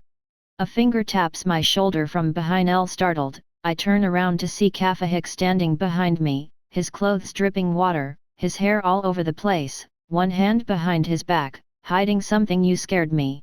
Where were you? I could not find you anywhere. I say. You were searching, he smirks again. Shut up. Don't flatter yourself, I say. I try to be a little aloof and cool, but the pinkness in my cheeks gives me away. I was just looking for you because Pia wanted to thank you. I say and turn to Pia. What? She looks up at me and asks. Oh, yes. Karthik, thank you so much for no, Pia. Please don't, Karthik says abruptly and we all pause. There is suddenly a strange silence around us. I curse myself for dragging Pia into this just to cover up my blush. But I really did want to thank you. It means a lot, Pia says. He just nods. Ivy hat, are you hiding behind your back? I ask, To change the subject, it's nothing, he says. It's his turn to blush now. I have never seen him shy. So it's new, and it's also adorable. Show me. It's just underscore, he murmurs and pulls out a red rosebud from behind his back. It looks freshly picked and has barely even opened yet. I plucked it just now from the college garden underscore just to tell you I love you too. Next time, I promise you a dozen. I don't need a dozen. I just need you, I say and take the rosebud from him. On an impulse, I hug him. I shiver a little in the cold, as the iviter seeps into my clothes too. But he holds me firmly and I feel amazing, resting my head against his chest. I look up at him, smiling. We lock eyes, and I stand on my toes to reach his lips. I kiss him softly, before hiding my face in his chest again. And there's your kiss. He holds me tighter. Epilogue. 8 months later, we have just gotten back to our hostel, after our annual break following the end of second semester exams. It has been 2 months since I last saw Karthik. Ever since that football match, the one in which Karthik was amazing and brought the title home for the team, we had been practically inseparable. Until the stupid break happened. I can't begin to tell you how hard these 2 months at home have been for me, away from Karthik. I hug Pia as soon as she enters our room and she shrieks on seeing me. She throws her bags down and her caretaker, her Diddy, looks at her lovingly, as she jumps up happily, hugging me. To say the least, I am relieved to see her all right. Although we all are fine on the outside, I do find myself sinking into depression, thinking about Tan Mei. Sometimes, I miss him just way too much. The pain is almost physical in its intensity. It is worse for Pia. But she has taken good care of herself. She has handled herself very bravely and tried really hard to be happy. Now, when we think of Tunmul, we think about all the good times we spent with him. All the cherished memories of that cute childish face, not the sadness of his death. We think about him all the time, and we think about him fondly. Akshat has never shown his face again, ever since he got punched by Karthik during that football match. We let him go, leaving it to karma to take care of him. Nothing we did could get Tunmul back, and I did not even Karthik, Pia or Mijilfto get into those power and revenge games. So I made Karthik swear that he won't go looking for Akshat. It has worked out fine for us. You can't imagine how much I missed you. I was so eager for college to start again that mom thought I had a boyfriend here. Pia shouts my mom thought the same. Only, in my case she was right. I laugh and she joins me. You lucky girl. So, where is he? A bike honks outside our hostel and my heart skips a beat. I know that sound, how can I not? We look at each other for a second and lush to the window. There, in a black Led Zeppelin tee and WOM out grey jeans, is the best sight in the world, looking up at me and smiling.